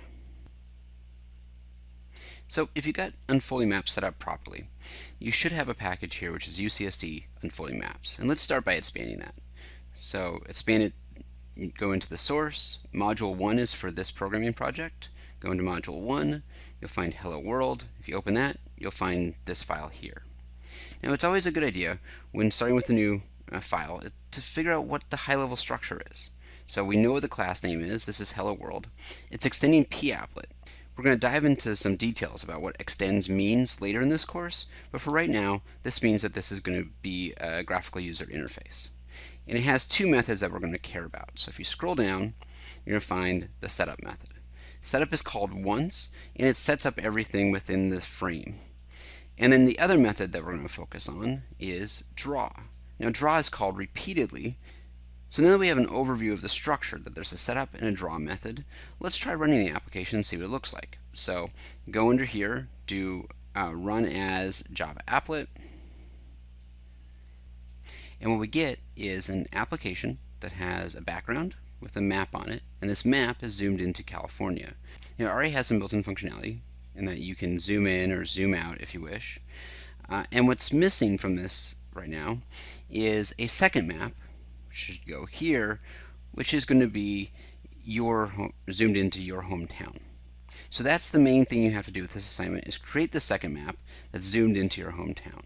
And what we'll do is we'll start looking at the code that might help you accomplish this. So the main thing to focus on is where was that first map created. So if you go into your code, what you'll find are we have two maps that are created, map 1 and map 2. And before I dive into the details of those, I do want to mention if you are working offline, you'll want to change this variable to be true. Alright, back to our maps. So we have two maps, an unfolding map 1 and an unfolding map 2. And what we've set up is map 1 for you, but we haven't set up map 2 yet. We create the application just as we do here, which is using the size method, which creates an 800 by 600 size map. And then we set the background. If you want to change the background color, you can play with that here. And then we use our map provider, which here we are using Google. We have some code which only applies if you're offline. And then you can find down here finally our first use of map 1. Here we're creating a new unfolding map. Here's our X, our Y, our width, and our size, and we're using this Google Map Provider to create this unfolding map. Now you'll want to use something just like this for your solution. And notice that it then, right after we create the map, we then zoom and pan to a location. And this location happens to be the location of UCSD, but you'll want to put in the location of your hometown here. The next step is to see if map 1 is used anywhere else. It turns out map 1 is shown in the draw method. So as long as you do the draw method in, if you call map1.draw within the draw method, map 1 draws. You'll want to do something similar with map 2. So I hope at this point you have a pretty good feel of what you're going to do. So you're going to focus on setting up a map 2 at the right location in the application, and then you're going to zoom into your hometown, and then you're going to make sure that map 2 is drawing every time this draw method gets called. After completing your assignment, your next step will be to just take the programming assignment quiz at the end of this module. So you will not be sending any code for any of the assignments within this course. Instead, you'll be taking the end of module quizzes, which will test you in the concepts both in the module but also on ideas related to the programming assignment. So before you take the end of week required quizzes, make sure you do the programming assignments first. Alright, good luck on this assignment. I hope you have fun.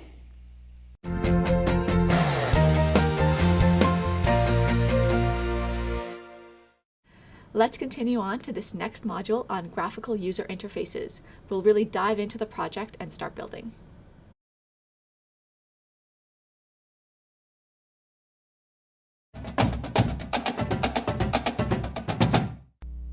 In the programming assignment for Module 3, we'll be overlaying information about events onto a world map. For our assignment, we've chosen earthquake data, but you could use the same principles to map outbreaks of disease, social network activity, internet connectivity, and really much more. There are 3 major components to this assignment.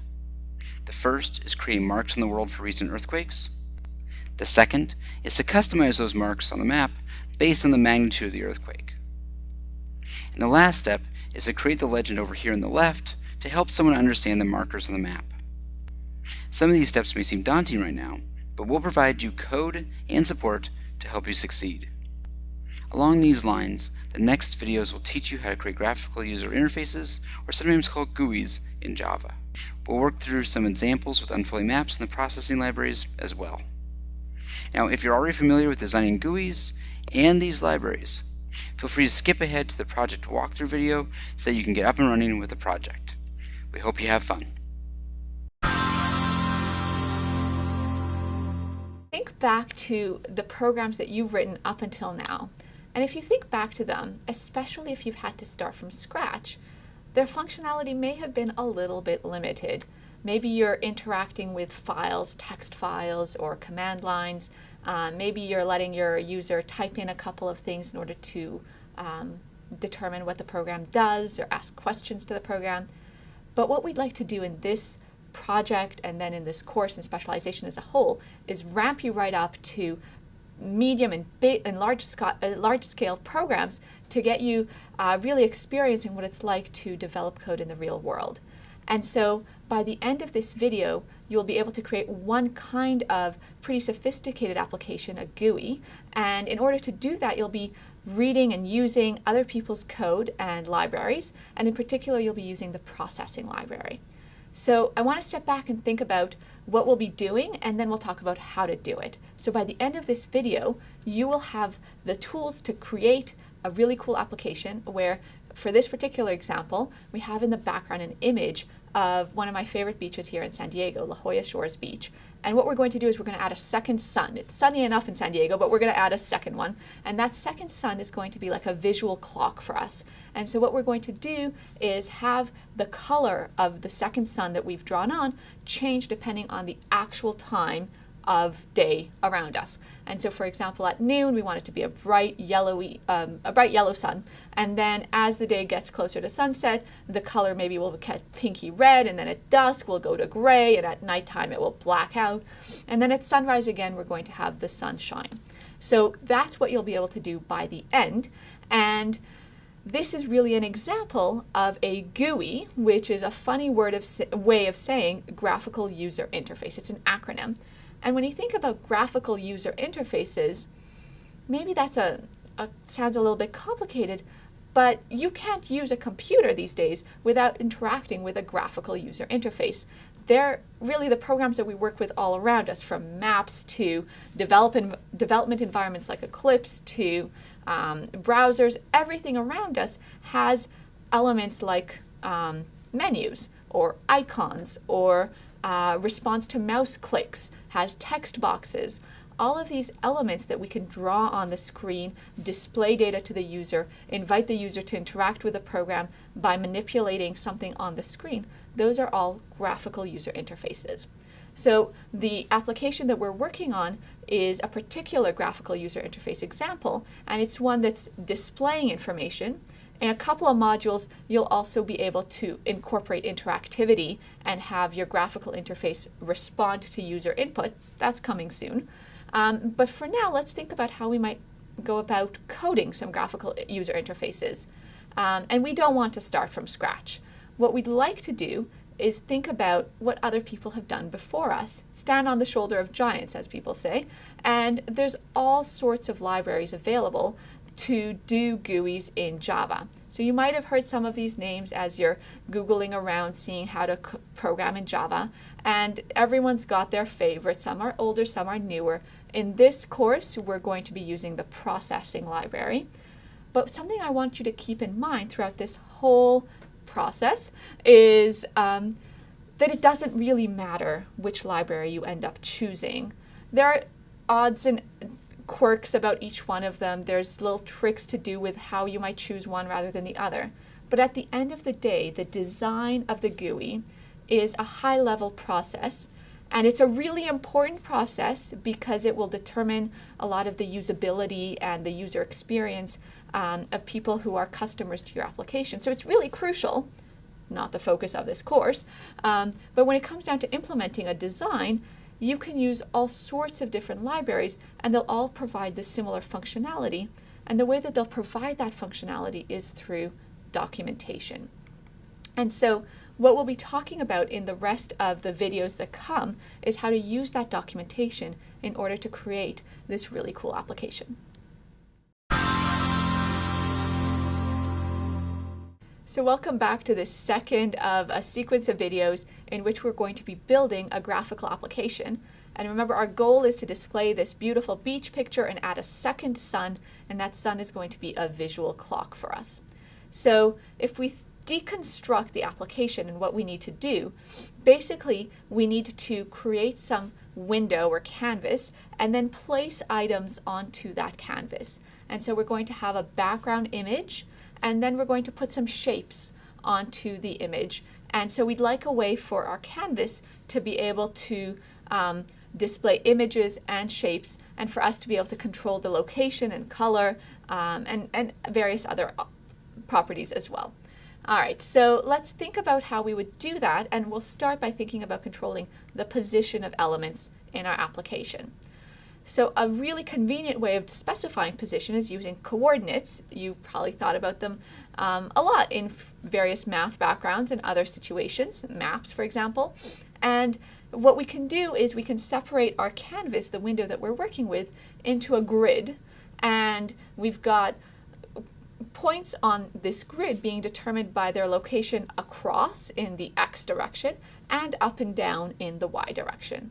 And so the x direction determines how far across the picture we are, and the y coordinate determines how far down the picture we are.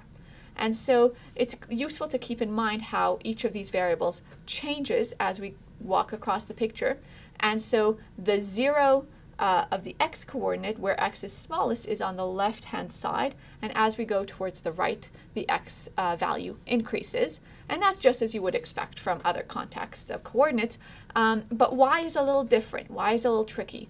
It starts at 0 at the very top, not at the bottom. At the very top is where y is equal to 0, and then as we move down the picture is how it grows.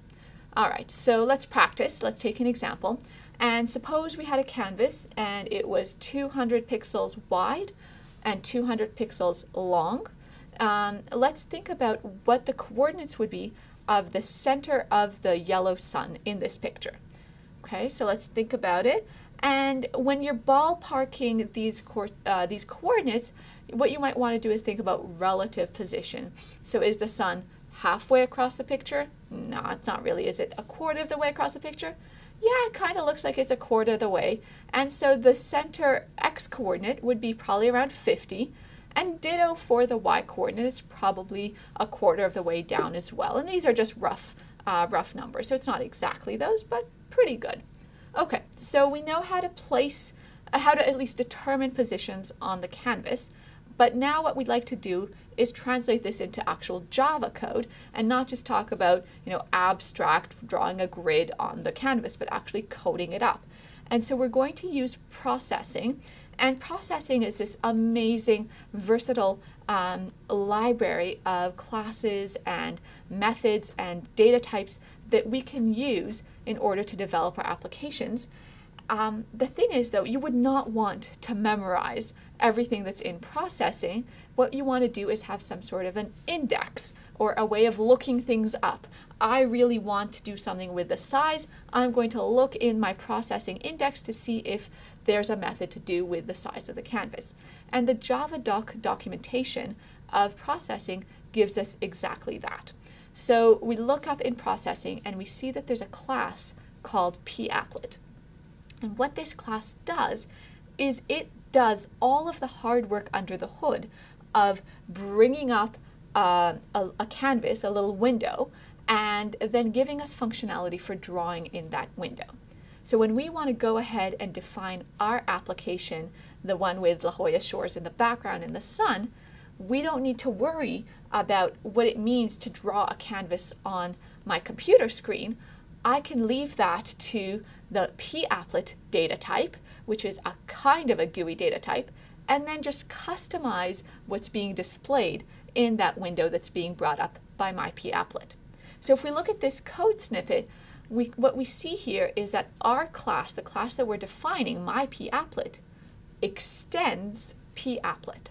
So extends is a really important keyword, and Leo is going to tell you all about that in next module about inheritance, but you don't need to worry about that just yet. We're going to use this notion and then learn about it after you got some experience with how powerful it is. For now, think about extends papplet as a way of telling Java that we would like to use the core functionality that's available in papplet, but then customize it a little bit. So the people who wrote processing developed the data type papplet. They developed it with graphical applications in mind, so it gives us a kind of GUI. And what we're going to do now with my papplet is customize it and change it up a little bit. But in order to use it, we have to tell Java, the thing that I'm extending, well, it comes from the processing library. And so in the beginning of our code there, we have to tell Java, please look at the code that's available in processing.core, and we're going to access some of those data types. So that's what that line up there is doing. But now when we want to build our papplet, what we have to do, our job is to specify two methods. So what we are going to need to tell Java is, first of all, how to configure the canvas, and that's going to be in the setup method. And then, once we've configured the canvas, what to actually draw in there, and that's going to be in the draw method. And so if you think about the flow of execution of our application, what's going to happen is that Java will execute the setup method once. As we run our application, the first thing that happens that we define is the setup method. And then that's executed once, and then that code is never touched again. And then every time the canvas is refreshed or redrawn, for example, if it gets resized in the screen, then the draw method will get executed again and again and again. So that piece of code gets executed often. We loop through it a lot. So let's think about what actually happens when we start developing this code. And to do that, let's do baby steps. And this is a useful thing when you're testing your code as well or debugging, is to run it very often. And you'll see, especially when you're debugging graphical applications, you'll want to stop developing code and hit that run button in Eclipse extremely frequently, because it's going to be really the best way of making sure that what you think you're implementing is actually what's showing up on the screen, and you'll be able to catch bugs much more quickly. So you want to hit that run button very, very often. Okay, so if we do that even before we put any methods in our class at all, let's think about what will happen. And here I did it in Eclipse offline, and I'm giving you a little screenshot of it. And what you'll see is that we didn't get an error. The code compiled, and it did something even though we didn't define any methods. And that's because we're using the power of papplet. So papplet as a data type already tells Java, hey, I want to draw some default canvas, and then I'm just going to wait. I'm going to do nothing unless the person who's extending this class tells me what to do. Okay, so by default, the applet just displays a blank canvas. But we want to do more than that. We want to draw our picture. And so we're going to now work on bringing in some content to both the setup method and the draw method. Now, what content? Well, that content is going to be determined by the methods available to us in the processing library. And so it's really useful as you're developing to have a browser open with a documentation open available to you and keep going back and forth between Eclipse and your browser, Eclipse and your browser as you're developing. Don't memorize these methods. Libraries change over time, which one is most modern. That will always change, but all the libraries that are most useful have really good documented code, and so you'll be able to understand which methods are available to you. Okay, so let's think about the setup method, and the pieces that we want to do at the very beginning are to set some default size to our canvas and then get access to the background beach picture that's going to be the background of our application. Okay, so we look up in the index for processing the documentation and oh, woohoo, we have a size method. And that documentation even gives us an example. It's sweet, great. And we realize that if we type in size open bracket 200, 200, then what that setup method is going to do when it executes this line of code is display our canvas at the default size 200 wide and 200 long or high. All right, cool, we've done that. And now what we'd like to do is have access to the background image. And again, look up in the documentation and see that there's a really nice way of loading an image. And we can even load an image from a URL. So an image might exist as a JPEG file, for example, on your local machine, or it might be on a server somewhere. And with processing, we have a way of going to a specified web address, a URL, and grabbing an image there and bringing that into our application. And so in the documentation, we have an example of how to do that. We stick it in our code, and now we've defined our setup method. What's going to happen when we run? So pause. What do you think? I hope that you ran this example in Eclipse and saw what happened. And what happens might be a little counterintuitive. We still get a blank canvas. Well, that's the reason that happens is because we've only loaded the image into memory. We haven't displayed it yet. And so it's really useful when you're using methods from a library to read through the description. And if we had read through, then we would have seen that what happens when we execute load image is that we have that image loaded into memory and it's stored in a p-image object, and then we'll have access to it later. But nothing in that documentation talks about displaying that image on the canvas. We'll have to do that later. And so in the next video, we're going to really implement the draw method of our p-applet, and once we do that, we'll have our full working application. So one thing I had a lot of trouble with is GUI and event handling. I remember when I learned it, there was just so many different things that you have to keep track of when you use these things, and it just didn't make any sense to me. So what I did is I took example code and I made edits until it compiled and ran, and I kept running it and making modifications until it ran the way I thought it should.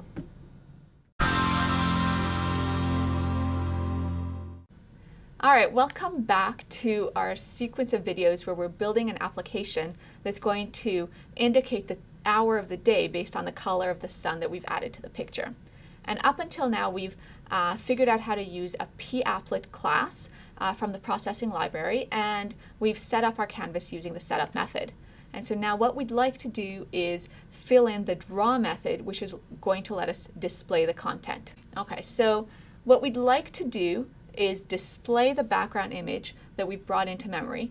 And so we can do that by using the image method. Okay, so let's do just that. We say image and then background image 0, 0. And what does that do? Well, it seems to us like it's going to have something to do with background image, but the 0, 0 at the end of that are the coordinates that we want for the position of the top left corner of the image. So in this method, what we're doing is we're saying we would like to draw a particular image, and we'd like that image to be located in our canvas so that its top left corner is at 0, 0, and 0, 0 is the top left corner of the canvas. And so that means that we're going to want to have our canvas be at the very top and very left. Okay, so let's see what happens if we do that. Is that what you expected? Remember, that image that we want is all of the beach. And we're getting a bunch of blue, but it's familiar blue. That blue is a sky blue, and that's why the reason for that is that we're actually getting just a tiny piece of the sky. The image is way, way, way too big. Our canvas is just 200 pixels by 200 pixels, and our image was, well, it's a high-def image we took with a modern camera, so it's much more than that, right? If you think about resolutions of images these days. And so what we need to do in order to display the whole image is to resize it. So what we're going to need to do is to figure out how to take a really big image and cram it into the canvas that we're working with. And so we look up our handy documentation. There's a theme here, right? Keep looking at the documentation. And we see that we have a resize method that we can call, and we can specify the width and the height that we would like our image to be compressed to. Okay, so let's try and say maybe we want to have our image just go 50 pixels across, so it's only going to go a quarter of the way across our canvas, which was 200 by 200, and it's going to go half the way down, so it's going to be 100 pixels long. And so we resize our image in memory, and then we go ahead and display it, and okay, so it went a quarter of the way across and halfway down, so that did it. But notice how warped the picture looks, because the ratio of width to height is totally off. It's totally not what the original image looked like. And so we see the trees look like they're reaching like skyscrapers or something in this image, and it's not really giving us the kind of image that we'd like to do. And so what we'd like to do is be a little bit maybe more careful. Maybe we want to use up the whole canvas, and so we could say let's use all 200 pixels across and all 200 pixels down. And so now we see the full image, and we see it a little bit bigger, but it's still not the right proportions. The trees are still way too big. It doesn't look like the original image that we had. And so maybe we do something a little bit tricky. Okay, and so what we've done here is tricky in two ways. So let's start with the 0 that we've got there.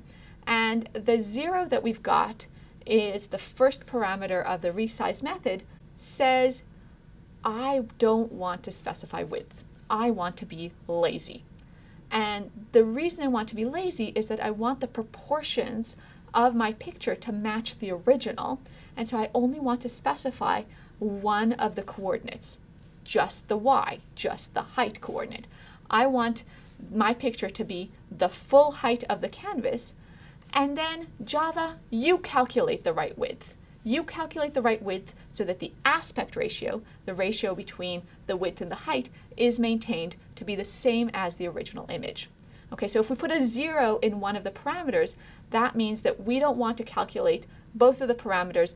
Java's going to do it for us so that the original proportions are maintained. The second tricky thing that we've done is, instead of writing an actual number in the second parameter, we've written the word height.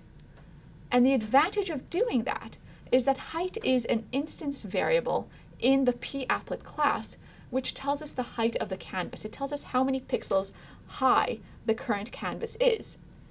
And if you think about taking our canvas and dragging it so it's bigger or smaller, the height of the canvas is going to change. And this height variable will change right along with it. So what this does is, when we say that the background image will have the size so that its height is the height of the canvas, it means that our image will change right along with the canvas as the user plays around with the size of the canvas. So we've made our picture dynamic. We've put our background image that we wanted in the right proportions in the background, but we're still missing the sun. So in the next video, we'll wrap things up by putting the sun in.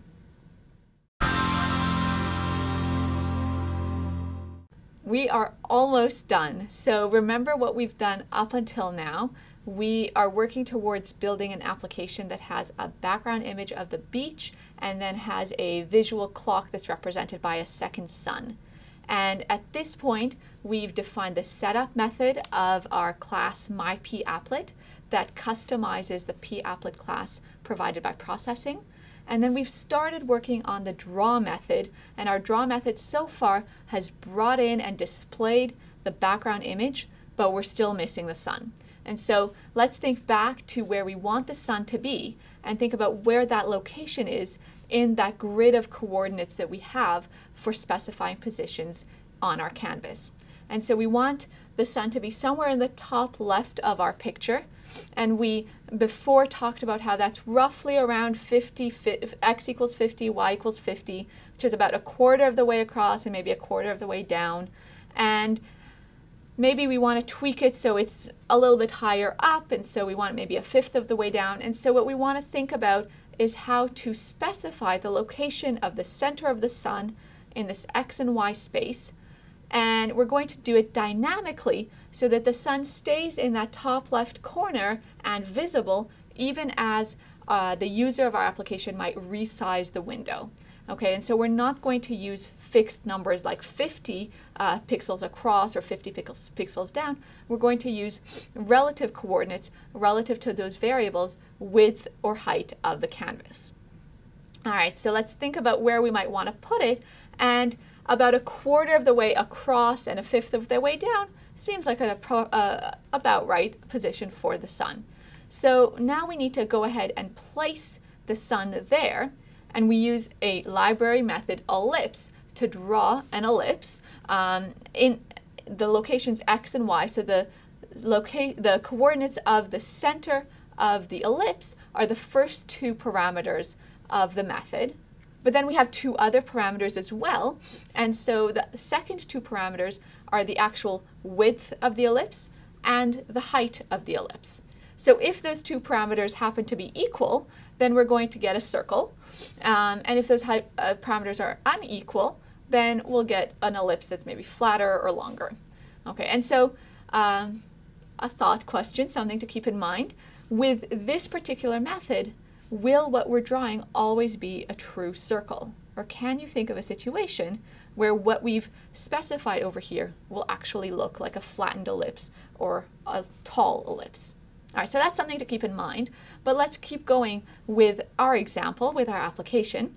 And if we run the code as it is right now, we see we get our circle in the top left corner, but it's white. Okay, and so here is where we get to the dynamic part that we want to change as this application runs. And what we'd like to change is the color of the sun. And so now we're getting to the nitty-gritty of how we want the color to change now that we've displayed the shapes. Okay, so let's think about how we're going to specify the sun. And this is a super common way of coding colors in programming languages. So it's used in web development, it's used in Java, it's used all over the place.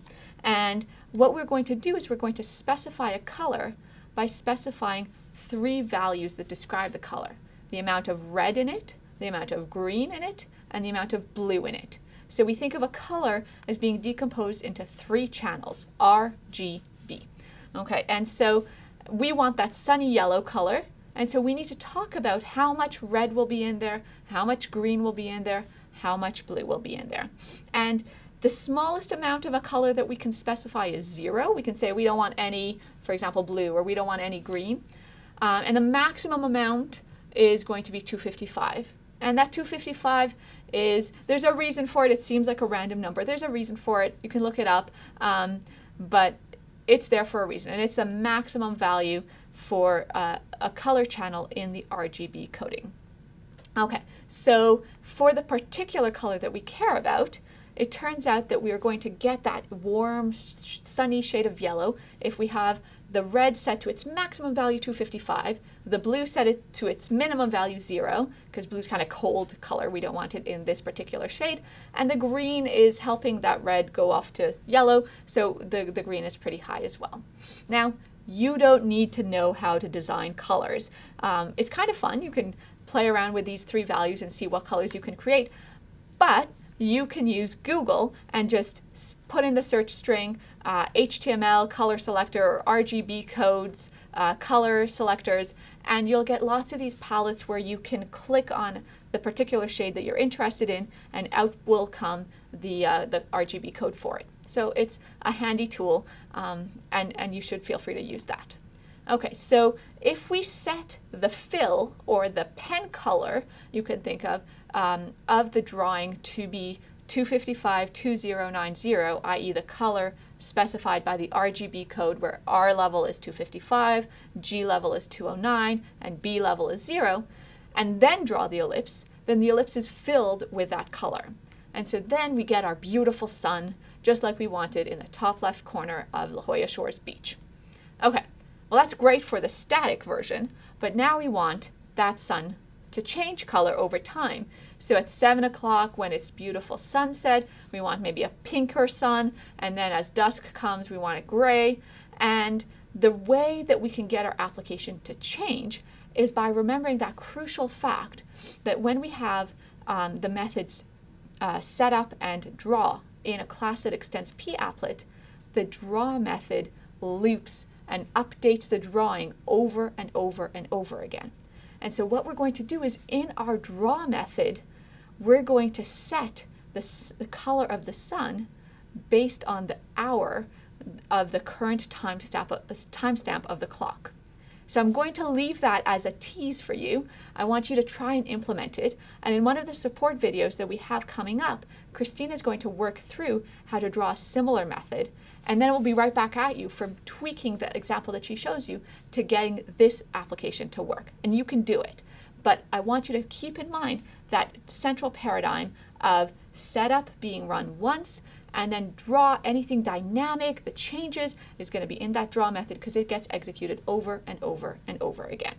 Okay, so that was one big central message from this example. The second really important message that I want you to get from these videos is documentation is our friend. So when we are writing code, think of yourself as joining this wonderful brotherhood and sisterhood of programmers all around the world, developing code together, developing libraries together, and we want to use each other's experience, expertise, and draw from the work that we've all done together. And the way we can do that is by describing what methods we have and what they do. And so the API for libraries are what tell us what methods are available in a library, so that's like our index to the library, but also what we can use those methods to do and what functionality they have. So for the processing library, for the library that we've been using up until now to create applets and to draw shapes on them, the documentation is on your screen right now. And in the next lesson of this module, we'll be taking it one step further and thinking about how processing can be used as the backbone for some more sophisticated visual applications that also involve real-time data coming in from the internet. So I remember first starting to write code, and at the beginning I was told that documentation is really important and that we should comment everything. And not just the step-by-step, each line put a comment, but also when we first define a method, that there should be a little description in JavaDoc that other people might be able to use. And this other people notion was just sort of vaguely said by, oh, by the way, someone might want to use your method. I always thought it was kind of silly, because if we do the other recommendations and name variables appropriately, and the name of the method should maybe be something that's natural, then who would need the documentation? And then I started using other people's code, because I started writing more complicated programs and using libraries, and all of a sudden I was reading other people's documentation. And when they didn't put very much in there other than the name of the method or the name of the variables, it would be really frustrating. And I'd have to do a whole lot of testing and trial and error to try to figure out what these methods are doing. And so I learned the hard way that documentation is really important. All right, now we get to have some fun. In that last video that Mia presented, she showed you how to work with GUIs in Java, and specifically using the processing library. And in this video, we're going to actually write some code together to create a fun little GUI. So I hope you're at your computer. You should open up Eclipse. You should navigate to the package, to the project where you've got all the code set up for this class that we set up in Module 1, and you'll be ready to get started.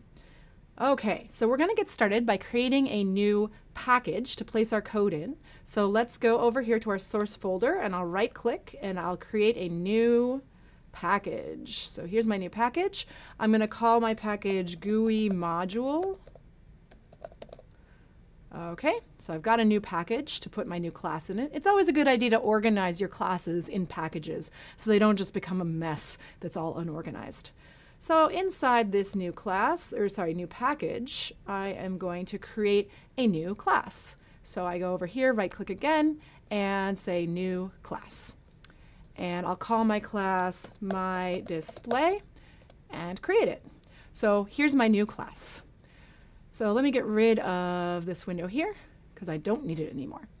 So I've got my new class all set up, and if you remember back from Mia's video, the way I'm going to turn this class into a class that represents a GUI is I'm going to make it extend with this magical keyword extends that we're going to talk about next module, I promise. And it's going to extend the p-applet class. All right, so that p-applet class, Eclipse is giving me an error on that.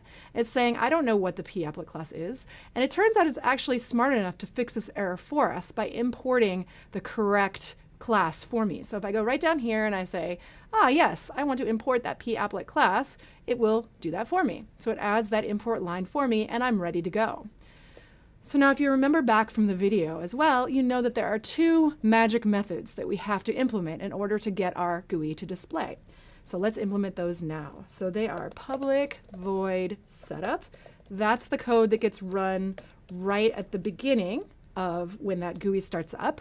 And then there's this other method, public void draw, and that's the method that's going to get called every time the GUI is redrawn, which actually turns out happens quite a bit.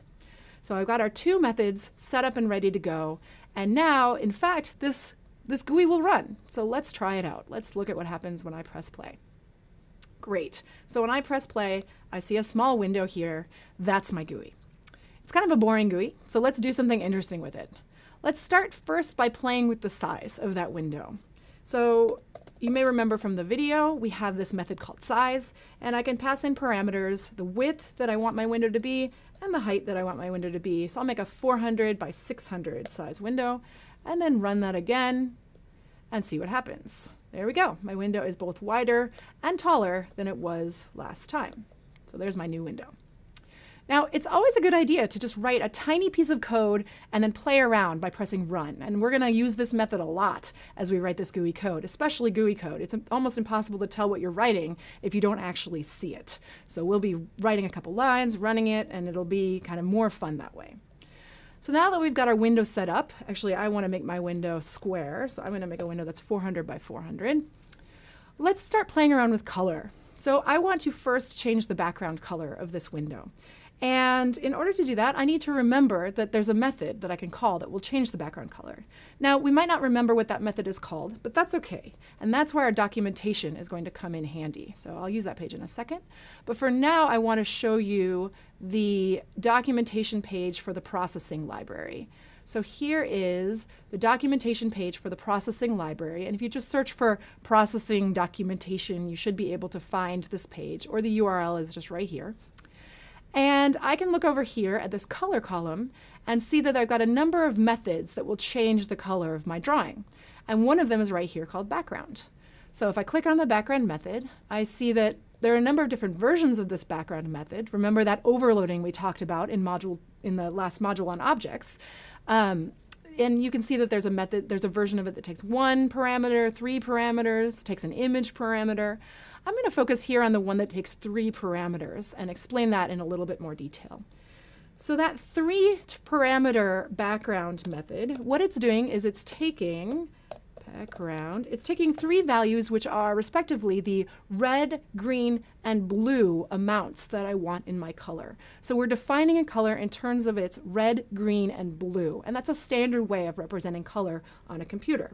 So if I say I want no red, no green, and no blue, I pass in all zeros and take a minute to guess about what color you think this is going to be.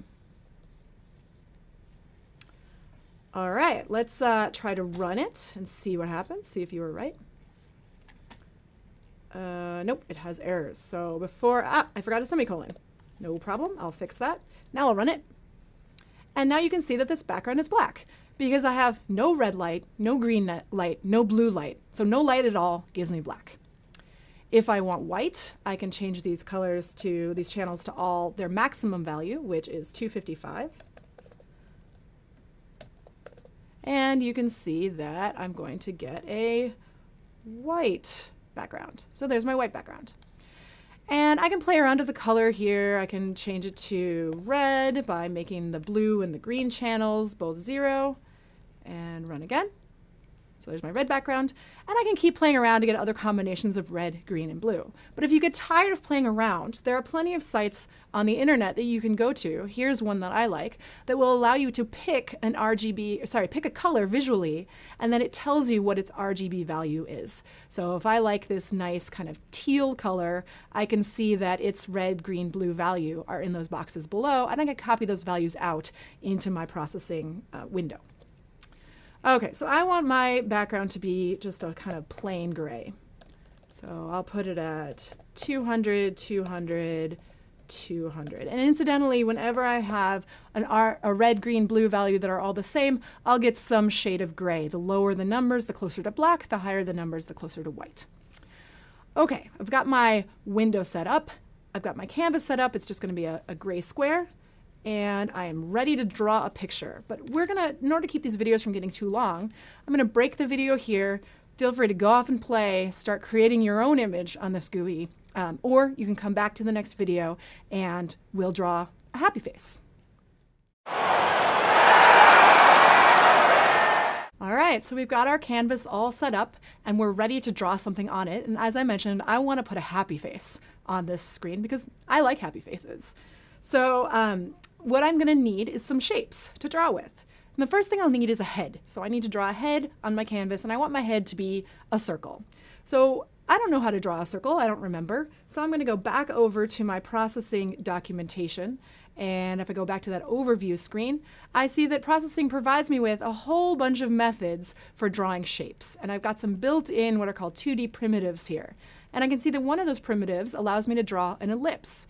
So I click on that, and I see that, okay, it's pretty easy. I just call the ellipse method. I pass it in 4 values, and those values are the x and y coordinates of the ellipse, and then the width and height of the ellipse. So let me go back over to my code and try that out.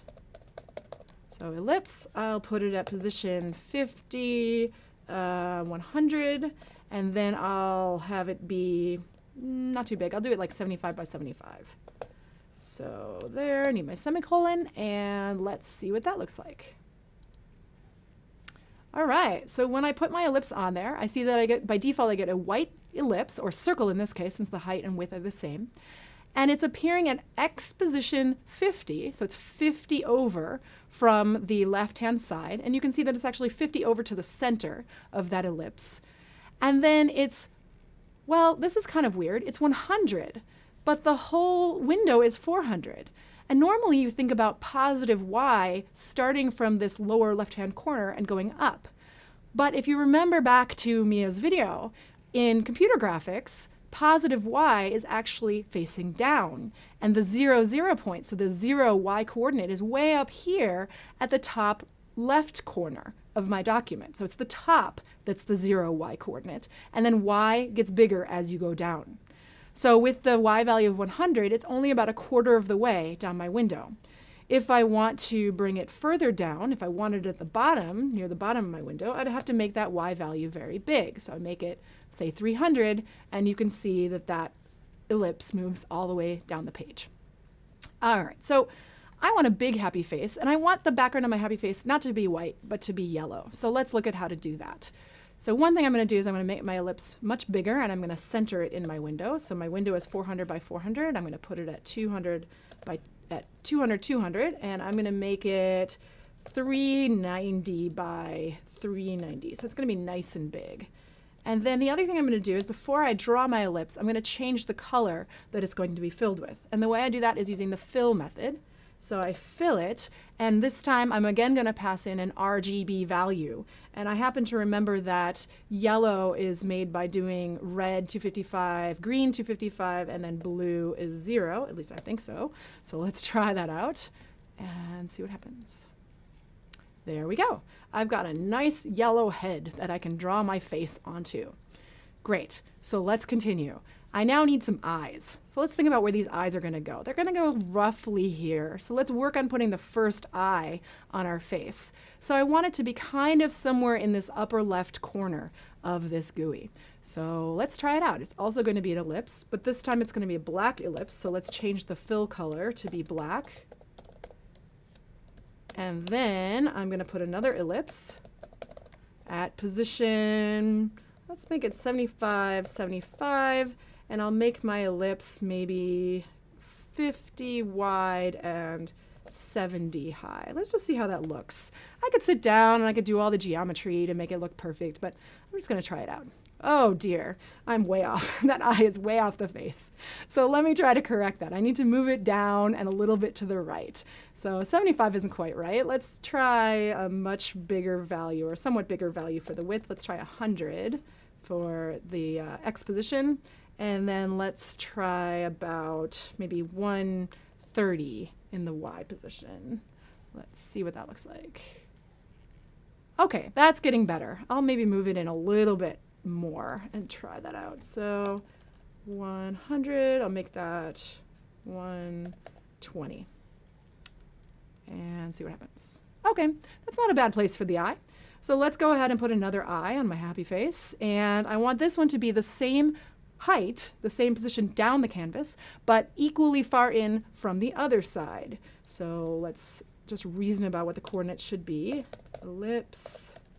Let's see. So I want it to be 120 in from the right-hand side, and we know the canvas is 400 wide.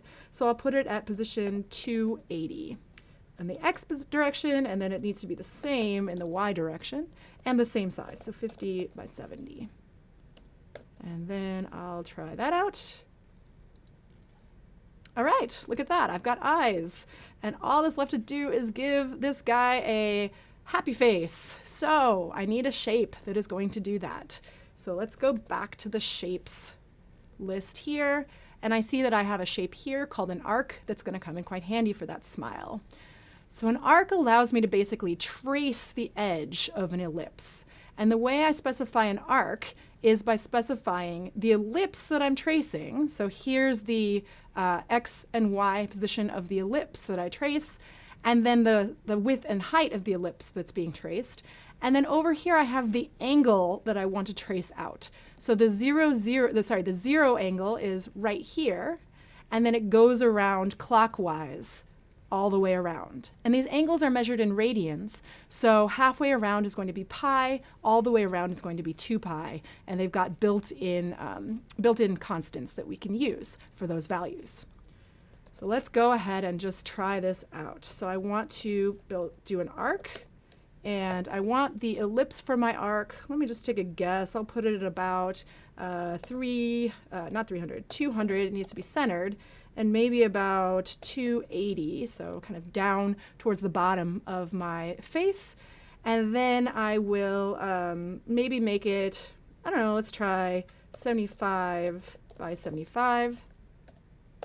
And I'm going to start it at angle 0 and go through angle pi, which will bring me a half circle arc. And let's try that.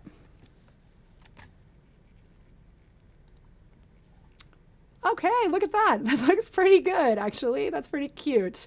I can make some tweaks if I want to make some tweaks. One tweak that I'll show you is that maybe I don't want this little face to have a full mouth. Maybe I want the mouth to be open. So there's this method called no fill that will cause that ellipse arc not to be filled in. And if I run it, I can see that he now smiles without such a full grin. And I can change the parameters to make the smile wider or reposition it. But that looks like a pretty happy little face to me, so I'm going to stop there. I hope you'll play around with this. Now that you've got these basic methods that you can play around with, you can have a lot of fun. So go ahead, make something really interesting, and just have fun playing with it.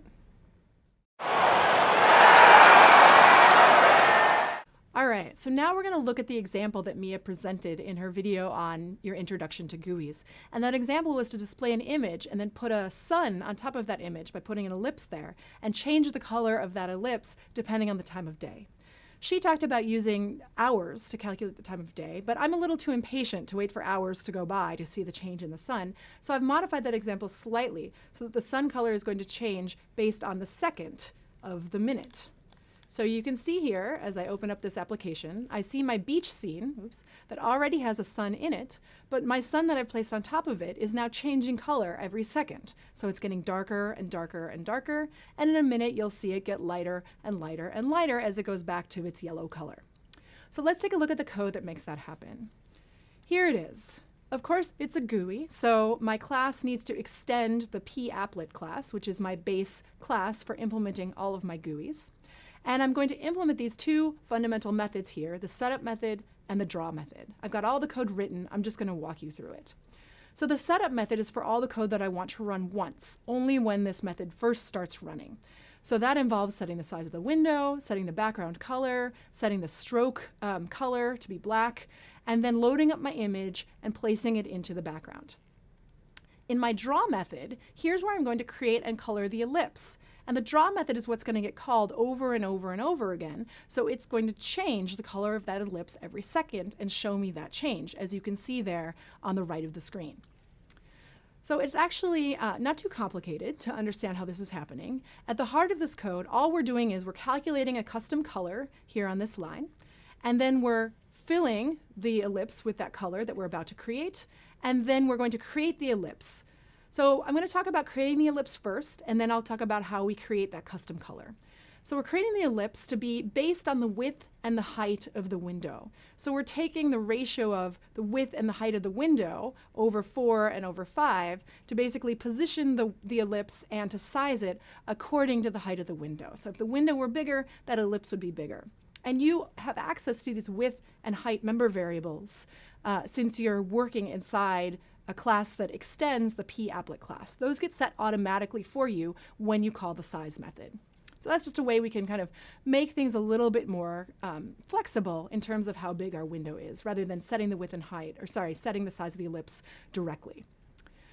But really the interesting thing here is how the color gets set. So the color gets set through this helper method called sunColorSec. And so let's take a look at what sunColorSec does. Well, the first thing it does is it takes an argument in, and it takes the argument, which is a call to this built-in method called second.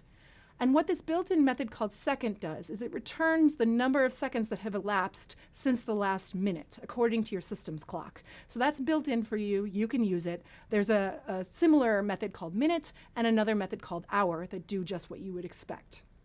So based on the number of seconds that have elapsed since the last minute, we can calculate a color, a version of yellow, either very dark or very light, depending on those number of seconds. So what we're going to do is we're going to sort of base everything on how close to the sort of bottom of the minute we are. So how close to 30 seconds are we in terms of the number of seconds that have elapsed? So the very first thing I'm going to do in this method, well, first I'm going to create my integer array that holds 3 integers, and that's going to be the red, green, and blue values that I'll be returning. And then I'm going to calculate the difference between the seconds that have elapsed and 30. But I don't care if they're positive or negative. I just want to know the distance. So I'm going to call the math.abs function, which is going to calculate the absolute value of that number. And I'll store that in a variable called diff from 30. Then I want to calculate a ratio in terms of how far around the minute are we. So I'm going to divide diff from 30 by 30. So if I'm exactly at 30, then my diff from 30 is 0, and I'll have 0 divided by 30, and my ratio will be 0. If I'm all the way up at 30, then my diff from 30 is going to be 30. Sorry, if I'm all the way up, like far away from 30, so either at 0 or at 60, then diff from 30 is going to be 30, and I'll have 30 divided by 30, which is 1. So this is going to be a number between 0 and 1, depending on how far away I am from 30. Then I'll use that ratio to scale the red and the green values of yellow to create a color that's either very dark or very light. So if my ratio is very close to 1, then I'm going to be multiplying 255 by something that's close to 1, and I'm going to get a very big number for my red and my green. And my blue is always going to be 0 because a pure yellow color would be 255, 255, 0. So a bright yellow is going to happen when that ratio is very close to 1. And then a dark yellow or a black is going to happen when that ratio is very close to 0. So when my ratio is very close to 0, it's going to multiply by 255, give me a very small number, and I'll end up with a color that's very close to black or even black itself, 0, 0, 0. Now you'll notice that I'm also casting the result of this, this multiplication to an int because my array can only store integers. So I have to do this cast to do the type conversion. Once I've got all those 3 values set, I return my RGB array and I use it to populate my fill method for color red, green, and blue. And since this draw method is called continuously, it will change the ellipse as it goes. So the last lesson, we talked a lot about the processing library. And we've had some people ask us, hey, is this a course about processing or about Java? What's going on here? Why do I need to know all these details about processing when really I want to become a confident Java software engineer? And there's a lot of merit to that. But what we're hoping that you get out of this course is how to use whichever tools are at your disposal to come up with a really exciting project or product that you want to build. And sometimes that means using libraries like processing. And that's a good thing. So as you use these libraries, as you develop your code, you're not necessarily going to become an expert in one particular library, but you want to become proficient and comfortable enough in figuring out what pieces of those libraries are going to be useful for your project. And so what we're doing now is building on our confidence and comfort level with processing so we can apply that knowledge to building the graphical application that displays geospatial data and earthquakes around the world.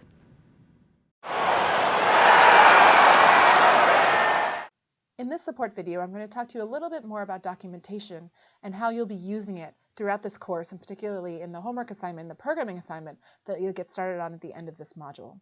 So in the last lesson, I showed you this page for the processing documentation, and it has a bunch of methods that you find really useful when you're trying to draw shapes and change the colors of your GUI display. So let me just highlight a few. It's a pretty big page. The few that we looked at, so we're here in this 2D primitives. You'll want to look at ellipses, lines, points, rectangles, so on and so forth. We've got the color methods over here. You can change the background color, you can change the stroke color, the fill color of shapes, so on and so forth. And you can play with any of these methods if you want, but let me give you a couple more that you might find useful, particularly in implementing the key of that map, which is these typography functions down here. So these are methods that you can use to draw text on your GUI. So in particular, this method here, text, that's what's going to create a little box where you can put some text on the display. And then down here are a bunch of methods that allow you to change the attributes of that text. And again, with any of these methods, the best way to get to know how to use them is to click on them, and it'll take you to a page that gives you a whole bunch of examples on how to call that method and what visual implications that will have when you pass different arguments into the method. The other thing I want to talk about is the documentation for the Unfolding Maps library. So this is at this URL that you'll open up when you're doing your programming assignment, unfoldingmaps.org/javadoc. And it gives you information about all of the classes and methods that are built in to the Unfolding Maps library. And this is a library that you downloaded as part of that starter code that you set up. But it can be pretty overwhelming because it seems to have a lot going on here. So let me help you navigate. What you see up here in this corner right here, this is all of the classes, all of the packages that are defined in the Unfolding Maps library. And as you know from looking at the Eclipse starter code, packages are just little ways to organize your classes so that they're a little bit more organized.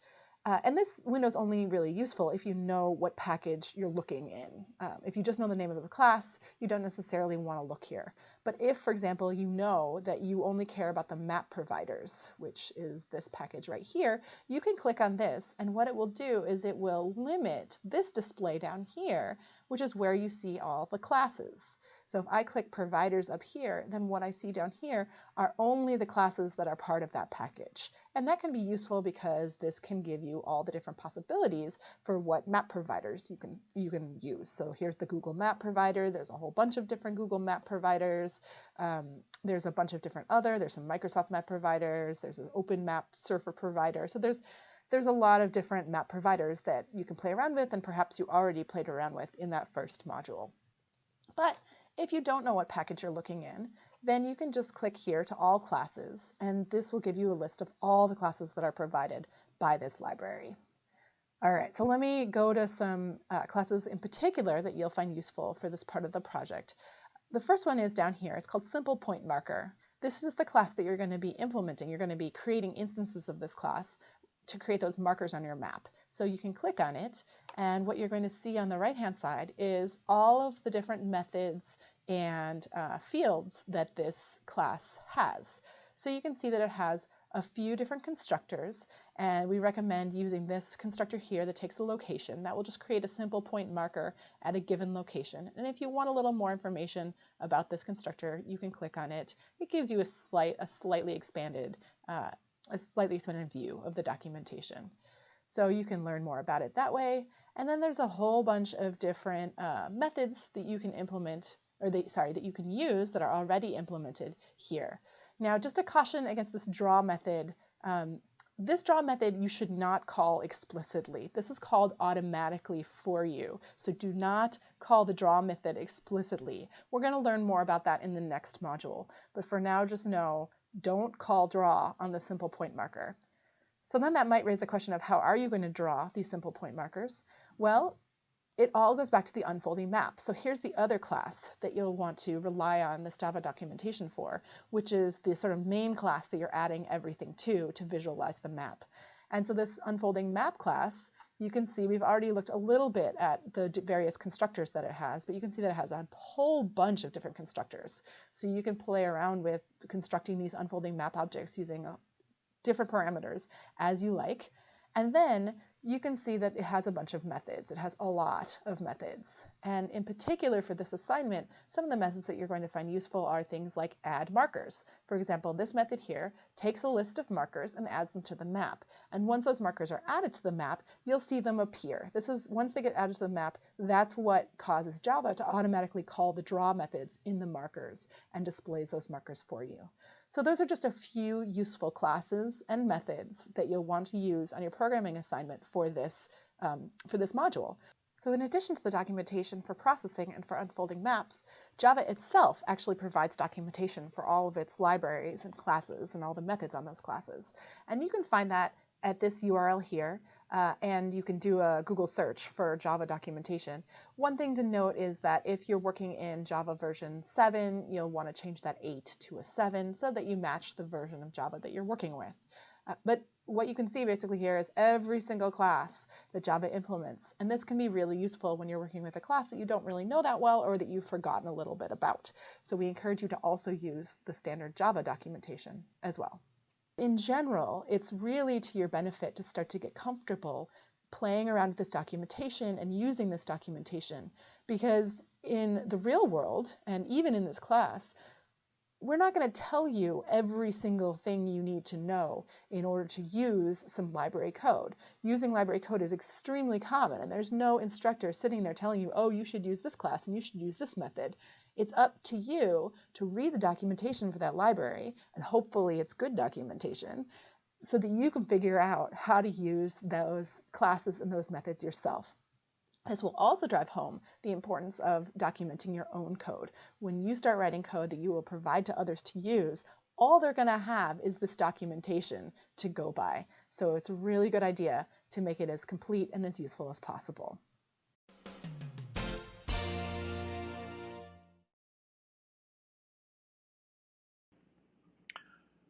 People always say that it's important to document your code, but we don't always talk about why. And there's a couple different reasons we do it. One is because you want your code to be usable by other people. If you've written the world's best library for string parsing or other stuff like that, but no one can figure out how to use it, it's no good. And so there's one reason right there. Documentation might be in the form of an external document, a how-to guide, a design document, or something like that, or it might be in the form of something as simple as documents inside of your code, saying, here's how you use this function. These are what we're looking for these parameters and stuff like that. There's other reasons for documenting your code too, though. Somebody once said you should always code as if the person who ends up maintaining your code will be a violent psychopath who knows where you live. That's a little extreme. I haven't run into too many violent psychopaths in my professional career, but it is something to bear in mind. You're writing code that other people are going to have to maintain, and so this means not just writing documentation for the parts that other folks will use. Here's how you use my object, or here's how you call this function. But it's also writing documentation for the people who will have to go in and fix your code or extend it to do different things or other stuff like that as needs or the environment changes. And sometimes that violent psychopath might be you. There have been times when, as a professional, I've had to go back in and revisit code that no one has looked at for years. And I go in there, I'm like, wow, who's the idiot who wrote this stuff in the first place? Oh, wait, that's my name on this file. I'm the idiot. Yeah, okay. It's not always somebody else. Or from a different perspective, that somebody else might be an earlier version of you. And so leaving a trail of breadcrumbs for yourself or for others that help to understand what the code was supposed to do, how it was supposed to work, and maybe why you made the choices you did, it can be very helpful. Sometimes that last one is the most important. It may be that you come up against a case where this mechanism over here seems like the right way to do it, and then you find out it's just not going to work for some way. Maybe recursion is the right way to do this, and then you find out, well, okay, but it's running on hardware where you can't have more than 6 functions calling each other, or you run out of space on your stack. So, okay, fine, we've got to do it differently. You make choices like that. You make design decisions. And leaving those documented for other people later on can help them to understand why you did what you did and to help avoid making mistakes that maybe you made along the way. So, it's important. Do it. And the best time to get in the habit of doing it is early on, even when you know you're the only one who's going to write the code and you don't expect to look at it 3 weeks from now.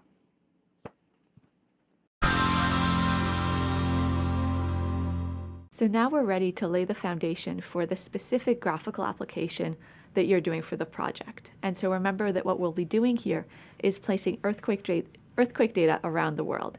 By the end of this sequence of videos, you'll be able to place markers on a map of the world that you're displaying and format those markers in whichever way you choose. Now, the way that you'll be doing that is by really delving deeply into the documentation for Java, for processing, for unfolding maps, and really learning how to become comfortable using other people's code and their interfaces in developing your own project. So all of this is in the service of the really cool project that we hope you're excited about diving into. So let's start by thinking about the map that we want to build and the information that we want to lay over top of it. And if you think back to how Christine introduced the ideas behind objects and classes, we really want to think about our map as representing real-world data and modeling that real-world data with the Java constructs that we use. So some of those real-world objects that we care about include things like location and geographical information, and then those points of interest that we want to highlight using markers. In our case, those points of interest are earthquakes. So let's think about how we implement some of this in Java, and we've got the 2 phases of the project being setting up the map and then adding the content to that map. So thinking back to our graphical applications from the previous lesson, we know that the papplet class lets us display data visually, and so when we want to customize that display, we can extend the data type papplet. And so our skeleton code for this new Java class would have the name of the class, and just a reminder that the class name needs to be the name of the file that we're saving this code in. So our file name would be earthquakecitymap.java. Now, in this class, what we need to define in order to specify how we're customizing the output are the two special methods that we have, the setup method and the draw method. Notice that right now in the skeleton code, we also have declared a private instance variable that we'll be referring to, and it's a variable of type unfolding map. And so let's see how we fill in some of this skeleton code and what that all means. As we're getting more comfortable with this code, we want to trace through it and see what the methods are doing and why they are placed in the code where they're placed. So take a moment, please, and see which of these methods you recognize from the previous work that we've done and which ones seem new. Okay, so let's start with the familiar methods, and you'll notice that some of these methods we used before when we were building just a simple graphical application by extending papplet before from the processing library. And for example, the size method that we're using here in setup lets us specify the dimensions of the canvas that we're displaying. And the background method in the draw method that we've got here lets us specify the background color of the canvas. So those methods we're familiar with. Now, in order to implement the project that we care about that has quite a much more sophisticated output than just some colors on a canvas, what we're using is the Unfolding Maps library. And that library gives us access to a whole array of new data types. And one of those data types that's very important, that's sort of at the crux of what we'll be doing, is the map object itself. So that data type is called unfolding map, and you see that we're using the constructor to build an unfolding map type object in the second line of the setup method. So as we're building that object, we need to tell Java some parameter information about the object that we want to create. So some of those parameters indicate the size of the map that we want to display, and so we have the height and the width dimensions of the unfolding map. But that map is going to be associated with a canvas, and so we need to tell the display where on that canvas to locate the map. And so we need to also give the coordinates of the map in the canvas. Now notice in the particular example that we're working on right now, the map is much smaller than the canvas, and there's a reason for that. Remember that in the project for this week, what we'll be doing is putting the map and a key for that map together on the same canvas. And so we can't have the map taking up the entire space. The other piece of the puzzle that we need to specify when we're building a new unfolding map object is where that unfolding map object learns about the map features, in particular the boundaries of continents, for example, or countries, or any road data that we want to display in our map. And in order to do that, Unfolding Maps has this infrastructure of map providers, and for now, we could just use this long constructor as a bit of a magical incantation with all of its parameters. And we know that if we want to display a map, that last parameter needs to be a new map provider, and we're choosing to use the Google Map provider. So one of the things that you're working with in some of the end-of-module assessments is playing with the different map providers and seeing what the effects of that would look like. Now, as we continue setting up our map, we are modifying the map object that we just created. We're calling a method on it that says zoom to level, and we're specifying the level 2. We can choose the default zoom level of the map that we're using. Now, for those of you who are working through this course offline, you'll notice that we've put in some functionality for you. We've put in some options for you that let you still work and program without accessing Google Map providers online in real time as you're running your applets. You will have to be a little careful, though, with zoom levels. So in particular, the offline version of the map only has 3 zoom levels. Now, some of those methods then allow us to incorporate some really cool functionality in our maps without having to code it all up from scratch. And the maputils library also lets us do that. So the maputils.create default event dispatcher basically sounds like magic at the moment, but we'll talk more about events later on in the course. And what this event dispatcher does is it makes our map come to life in the sense that we can double click on it and change the zoom level. We can drag and drop the map. We can zoom to different parts of the world. And so without us having to write up a whole bunch of code to implement that functionality, by using what other people have done, we can already boost the interactivity of our application. We're using another method from the map object in the draw method, and notice that in the draw method, as soon as we've set the color, what we've said is map.draw. And map.draw is actually a very powerful method. In that one line, what we're saying is take the map object and anything that's associated with it and refresh the view of that map object. And what you'll see as we go ahead and customize our map is that instead of drawing each one of the new pieces that we've added to our application every time we invoke the draw method, what we're going to do is associate each one of those new pieces to the map object, and then map.draws method will refresh them all. So we've talked in a fair amount of detail about a lot of the methods that you see here in the starter code, but there's one yet that we haven't defined or discussed, and that's the add key method. And you get to design that method.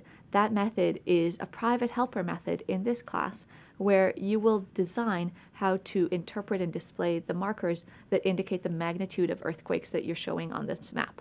And so the definition for this method occurs a little bit later in this file, and as you look through the starter code for this week's project, make sure to trace through the code and find where you'll be filling in the body of that method in this class. So as we trace through the code, it's important to know what all the methods are doing, not just where they come from. And so now that we have a sense of what each of the methods do individually, let's think about what we expect to see when we run a piece of code like this in Eclipse. So let's start by predicting what you would expect to see. Okay, so what you probably predicted was a canvas that has a background that is almost completely black and which displays a map that doesn't take up the whole canvas, but that shows up on the canvas. Now, my question is, what if we wanted to display something just a little bit different? For example, if we wanted this to be our canvas, what would we need to do? So you probably honed in on the background method as what we would need to change if we wanted to change the background color from almost nearly black to this light gray. And you might remember that in the processing library documentation, we have the definition of the background method and its various parameters. And if we want to switch our color from almost black to gray, what we could do is just pick a value for the gray level that is much closer to white. So for example, if we picked a value like, say, 220 or 230, then we'd achieve the effect of having a light gray background like we were anticipating. So at this point, we've done a really thorough job of setting up our map, and the next step is to add some content. So that's what we'll do next.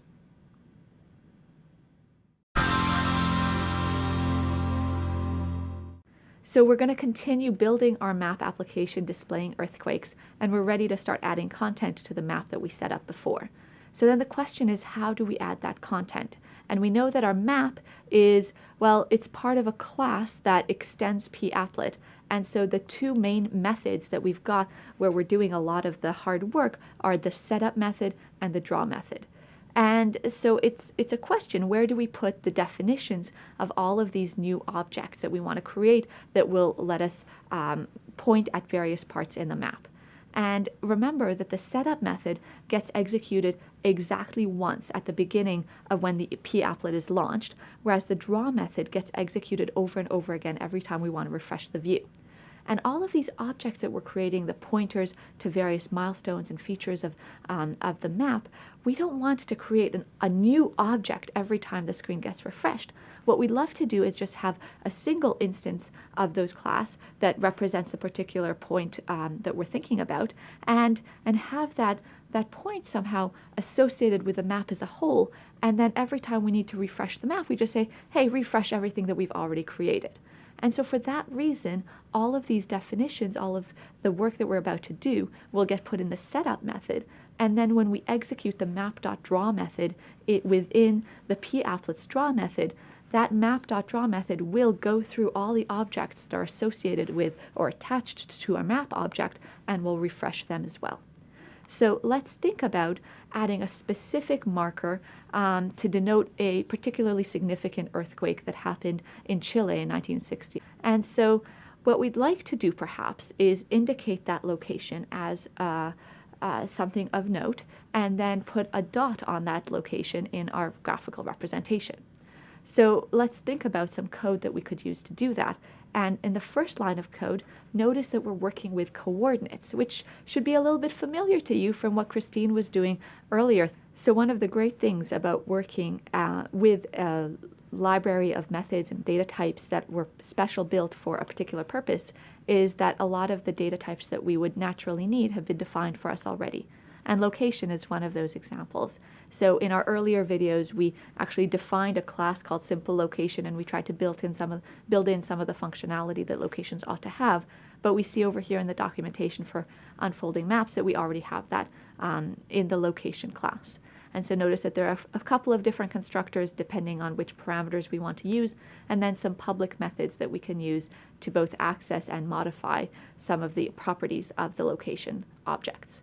So the first thing that we would want to do when putting a marker on this significant earthquake on its location in the world is to create a location object and set its coordinates to be the coordinates of the epicenter.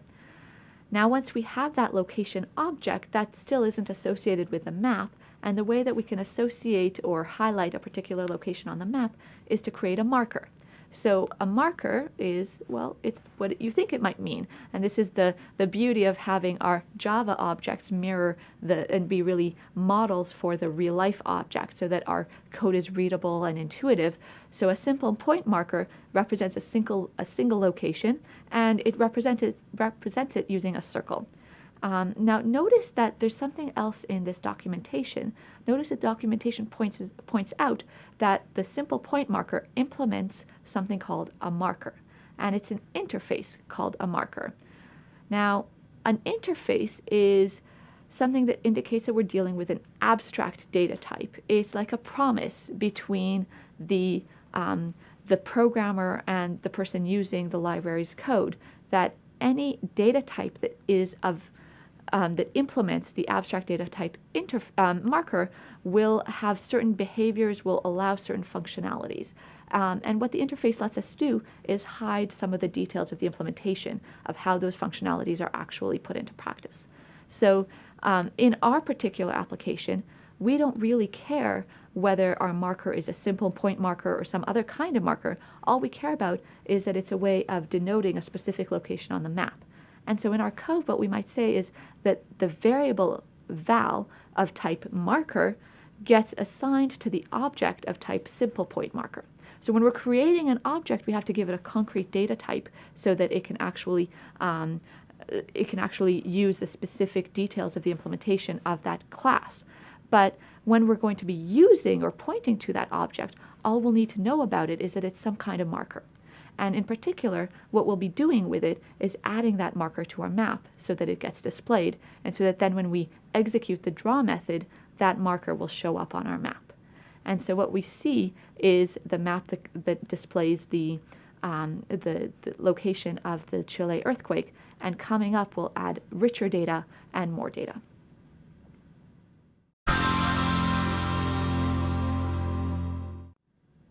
So right now what we had was a map with a single gray dot on it to indicate the epicenter of the Chile earthquake. But really where our map comes to life is when we add changing data based on the current earthquake data from around the world. And what we'd like to do that then is think about handling and displaying multiple markers and having those markers be customized based on properties of the earthquakes. And so let's think about how we can get to that level. So in order to deal with more complicated data and more complicated displays on our maps, it can be useful to separate two aspects of the data. We can separate out the properties that we're thinking of defining an earthquake from how we might want to represent visually those properties or that earthquake. And unfolding maps actually lets us do that in a very clean way using different data types. So one of these data types we're more familiar with, the marker interface, that tells us about how to place dots on particular locations in the map, and then how to style those dots. And so we've already talked about that, but the new piece that we're going to add in now is the feature class. And this feature class is a way of grouping together certain properties and saying this collection of information is somehow connected, and I want to encapsulate it in a single object. And so what we might do if we're thinking a little bit further about that important Chilean earthquake is we might want to add properties about that earthquake, like what was its magnitude, when did it occur, where was its epicenter, which is the only information we had before. And so what we might do now is create a feature or a variable of type feature that points to an object of type point feature. And that point feature says that it's associated with some location in the map, and then we can add properties to that object, and we get to decide what those properties are. So every time we'd like to add some attribute or some property to this object, to this collection of information about some location in our map, what we can do is use the add property method that's applied to us by the data type that's built into the library. And this method takes in two parameters. One is a string that represents the title of the title of the property that we're about to set, and then the second argument is the value of that property. And so we can see here that we've added properties for the title, for the magnitude, for the date, and then for the year. Now, once we have all of this information bunched into a nice, tidy object of type point feature, what we can do is create a marker that uses that information. And for example, we can feed into this marker all of the properties that we had bundled together, and then add the marker to our map. And so at this point, when we run this in Eclipse, we won't see anything different from what we did before. The end result of what we've just done is still just to add a marker in the location of the epicenter of this Chilean earthquake from 1960. But in the background, under the hood, there's actually a lot more that we could access about that marker if we then wanted to style it in various ways, and we'll see that in a minute. So that's what we wanted to do if we had just a single marker that had some rich data associated with it. But maybe we want to think about not just the worst earthquake that was ever recorded, but maybe about say the top 5. And so we can look up some of the most significant earthquake events that have happened in the world and say we wanted to add those into our map. And so we want to translate this data into objects that then we can manipulate in our map. And so we could go ahead and do that in our code. And so we could create feature objects for each one of these earthquakes. And what we'd like to do now is, instead of having to deal with each one of these individually every time and remember the names of all the variables that we associated with it, etc., we'd like to somehow group them together into some data type that we can iterate over. And lists are fantastic for that. So what we might do is we might declare a list that contains point features, and it's going to point to a new array list that will contain point features. And so notice that in this declaration, we're doing two things that seem a little bit sophisticated. One is that we're using that interplay between an interface and a class that implements that interface. And so notice that the variable here is of type list, whereas the object that we created is of type array list, which is a data type that implements that abstract data type of list. And we have a support video coming up that will talk through some of those details, and we'll also talk in a lot of detail about interfaces and abstract data types next week. So there's more coming to that, but for now we want you to be comfortable using some of these constructs. The other piece here that we'll go into more depth in the support video is the fact that we're using generics. So we're not just defining any old list, but we're also telling Java what kind of objects are being stored in this iterable list. We're saying that in particular, each one of the elements in this list is a point feature. And the advantage of that then is that when we go through the list and read off the objects one by one, we'll know that what we're getting back is a point feature. And so we'll be using all the methods that are associated with those point features. So once we've declared and created this object, now we can add elements to that list. And so we can go ahead and add those 5 significant earthquakes to that list. And the big advantage comes now when we want to represent those features in our map. And so we want to create markers for each of those features. Now, because we put all of those earthquake features in a list, in order to create the markers, what we could do is just iterate through that list. And we could say for each point feature in the list that we just created, what we're going to do is add a new marker to a list of markers. And that new marker is going to be constructed from the information that we get from the particular point feature that we got back from this list. So every time we create a new marker, what we're doing is we're giving it a particular location and particular collection of properties that are read off from one of these features that we created before. So the effect of having this for each point feature in this list of point features loop is that our markers list will be populated with a single marker for each one of these significant earthquakes, and then we could go ahead and add those markers to the map. That's nice and all, but at that point, all of those markers look the same. And so we have dots, we have 5 different dots in our map, but maybe we want to distinguish them from one from the other. And so we could do a different for each loop, and loop perhaps through our list of markers and customize the markers that we have. And in the documentation for the Unfolding Maps library, there's a bit of a theme here. We want to look at that documentation. We want to make sure that we understand what functionality is available to us as we use these different data types. One of the things that we can do to customize a marker is to set its color. And so we can go ahead and check for each of the markers in our list, is it relatively recent, the event that is associated with this marker, or is its event older, more historical? And so we could set some thresholds for ourselves. For example, we could decide to style the more recent, i.e. after 2000 earthquakes to be yellow, and we could style the older ones, more historical ones, to be gray. And there's lots of opportunities for customization here. We'll invite you to do that as part of your project when you're working through the real live data. Now, as we're doing this, you might have noticed that we had to type in all of the features for each of these 5 earthquakes that we wanted to represent on our map. And that's cumbersome. It's time-consuming, and it's not scalable. And it's also not very dynamic. So if an earthquake happened today or tomorrow, and I want to depict it in my map, I would need to sit down and write down all of its attributes and create a new object and feed it into the list and do everything that I've just done with every earthquake that came in. And so what we'd like to think about is there a way to dynamically update this list of features and then the list of markers that are associated with them that will be more scalable? And one thing that we've provided to you in the starter code that we hope you will find interesting is a parser. And that parser is designed to read in data from the USGS. And what the USGS provides to anyone who's interested in this data is an RSS feed, which is basically a bulletin that gets sent out as a text stream with updated information about earthquakes from around the world. And so we can download the current version of this text file, and you'll be doing that as part of your project. And if we feed that through the parse feed library that we've provided for you, what we can do is translate all of the earthquakes that are depicted in this text file to a list of features. And so we invite you to read through the parse feed class.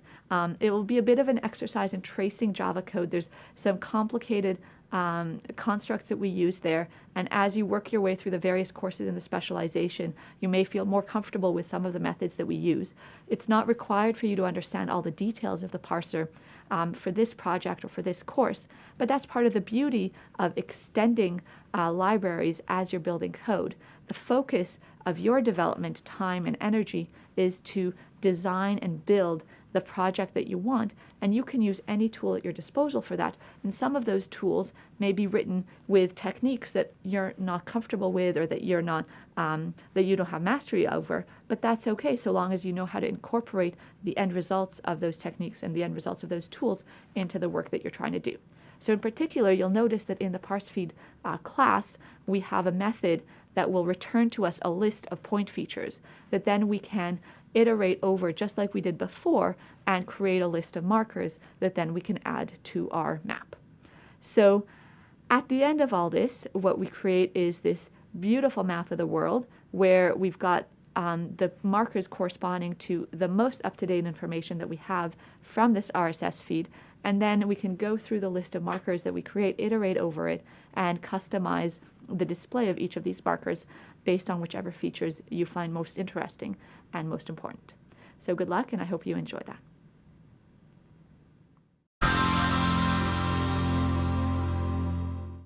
So it turns out that unfolding maps gives us amazing functionality well beyond the scope that we're using for this particular project. If you want to go further and see a different example that uses markers in a very different way from what we just did. Stay tuned for the next few videos where we'll be thinking about how to display life expectancy using different shades of colors to annotate a map of the world.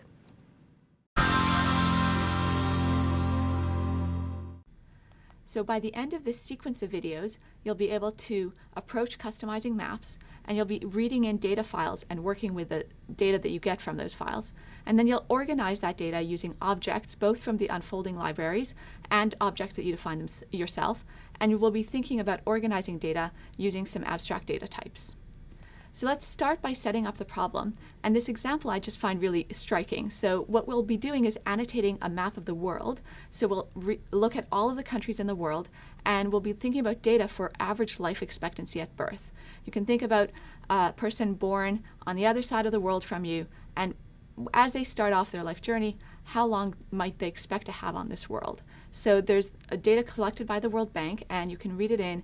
And what we've done is annotate this picture of the world, this map of the world, so that the bright red spots are countries where the average life expectancy at birth is somewhere around 45 years. And the bright blue spots have average life expectancy around 85 to 90 years. And so just in this visualization, we see the range of life expectancies we might find globally. And this is pretty striking, and so by the end of the videos, you'll be able to do similar visualizations with all sorts of data sets that are available online and in other sources, and that we'll also make available for you through this course. So the life expectancy data that we might get, say from the World Bank, for example, comes to us as a spreadsheet, comma-separated values, lots and lots of rows in this file. And we want to make sense of it. We want to present it in a way that's easier to understand and organize. So when we have a high-level objective, like drawing pictures or visualizing data on a map, it's useful to break it down into manageable chunks before we sit down to program a solution up. And so for this particular problem, we can think of our project in 3 stages. First, we might set up the map, configure the window, and display the countries. Then we might go to reading in the data and looking at the data file that we have. And finally, we can convert that data into a visualization on the map. So the videos will be separated into these 3 stages, and we'll wrap up this video by setting up our map. So this is a good opportunity to think back to the beginning of your project, and you've already played around with similar code where we declare a class, we create a new class that extends papplet and uses the unfolding maps library. So in this class definition, we are creating, we're in a new file, the life expectancy file, and remember that the file name has to match the class name. And what we're going to do is create a map, and then we have to define 2 methods. The 2 methods that will set up our applet and then draw it continuously while the applet is running to update the view. Okay, so let's start by setting up the map. And that first line of code is setting up the size of the canvas. We've seen that in a few earlier videos, so hopefully it's familiar at this point. And then beyond that, we're creating a new map. So we're using the constructor for the unfolding map, and we're creating a new map object that we'll be manipulating and using throughout the project. All right, this is slightly new, and what we're doing here is using one of the built-in methods in the unfolding maps library. And what this method does is allow the user to interact with the map in some limited ways. So by invoking maputils.createDefaultEventDispatcher, which all seem like magic words at this point, but if you invoke this little magic command, what that happens when we run our applet is that double-clicking leads to zooming in the map, and we can do some panning around in the world. Now, computer science is not magic, and we will make all of this clear in a future module. We will talk about event handlers, we'll talk about what's going on under the hood, but for now, in order to add some added interactivity, we use this line of code. Okay, so we've set up the map a little bit, we've created a map object, and we've configured its size. And now if we go ahead into that draw method, we can call the map's own draw method. Each unfolding map comes with its own draw method that will refresh the screen based on the current objects and parameters associated with the map. And so at this point, what we have is that default canvas with the map of the globe. And what we'll do in the next 2 videos is start bringing in our data and shading the countries of the world based on the life expectancy data that we talked about earlier.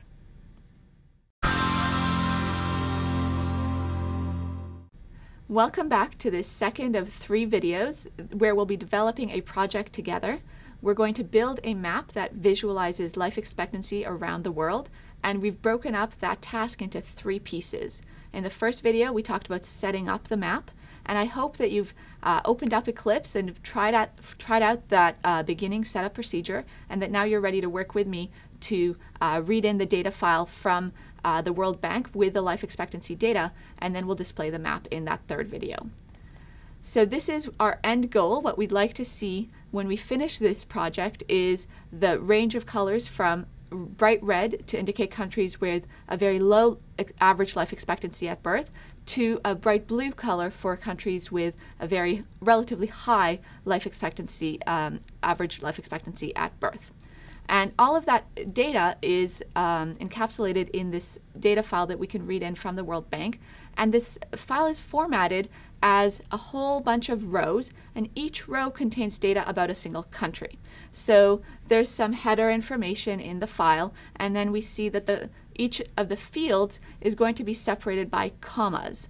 And so understanding how to read files and manipulate files where we have formatted data, rows, each with a similar format in each row containing fields separated by commas, will be very powerful because lots of data is passed around in this way.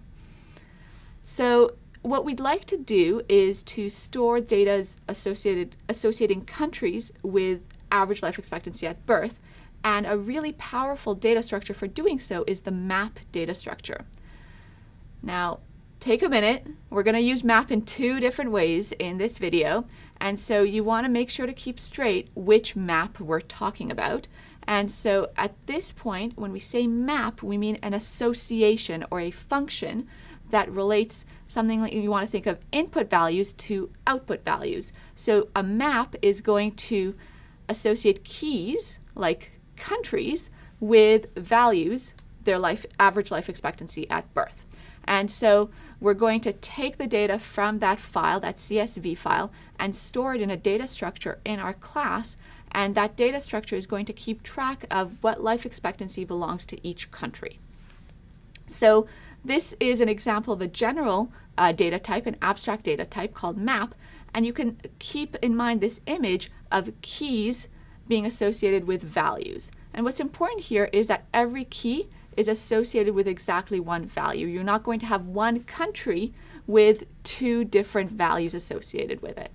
And so in our particular example, the keys are the country identifiers, and the values that we want to store for each country is that average life expectancy. And both the keys and the values have types, and those types are going to be different because they're different kinds of objects, but there is some relationship between them, which is why we're storing them as ordered pairs. Okay. So there is that word abstract. We're talking about abstract data types, and we haven't talked about those in this lesson yet, nor in this course. We will talk about those. Stay tuned in an upcoming module. In our application, we'd like to create a map with the country IDs as the keys and the life expectancy as the values. Now, it's a little bit complicated to read in the data from a file and create this data structure and then put the information from the data file into the data structure. And we don't want to clutter up our setup method that talks about setting up the applet that we were displaying to the user. We don't want to clutter up that method with all of this code that's very detailed and maybe isn't so hard to follow. It is pretty hard to follow. And so what we're going to do is carve it out of the setup method and create a new helper method that we can follow through separately. And so in the setup, all we say is that the map lifeexp by country is going to be created by invoking this helper method.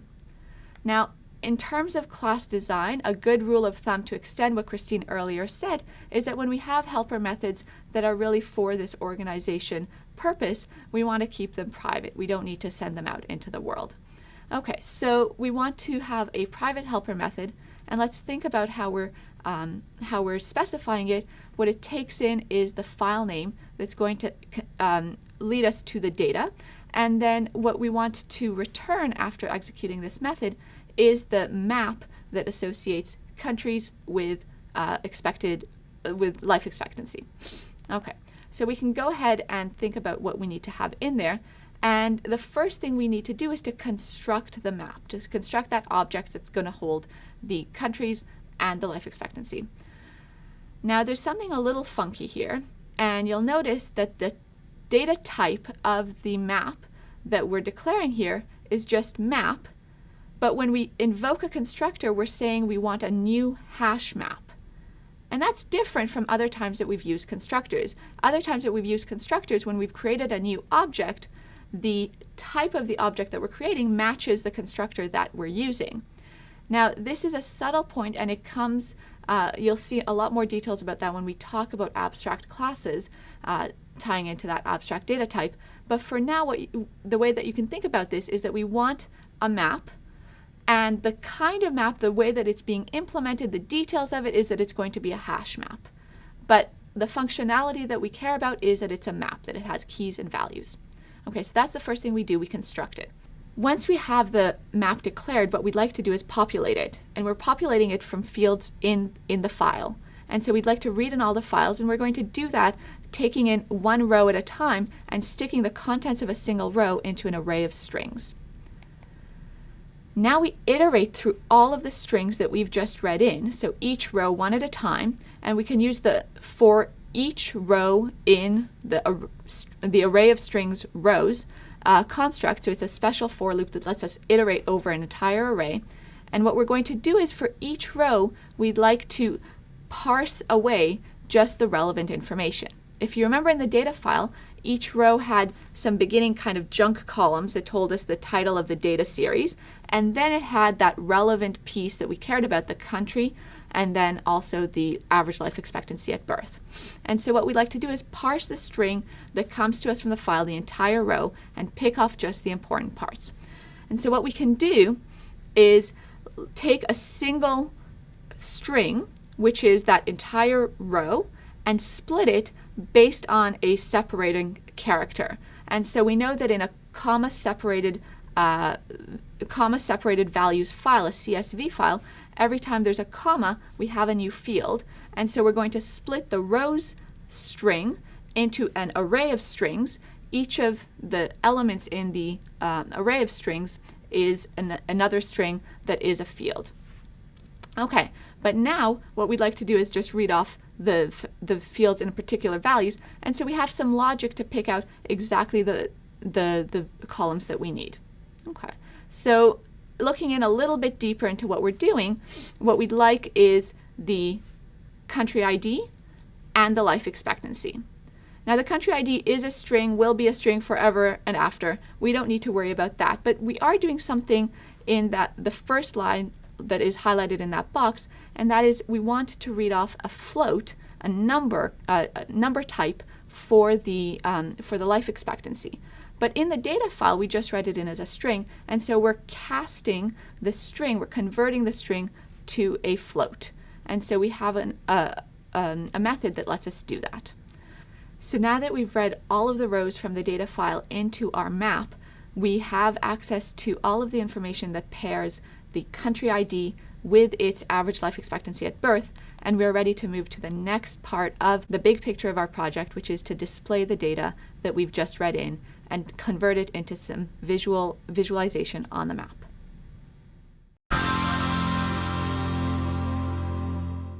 All right, we're in step 3 of 3 of this project to visualize average life expectancy around the world.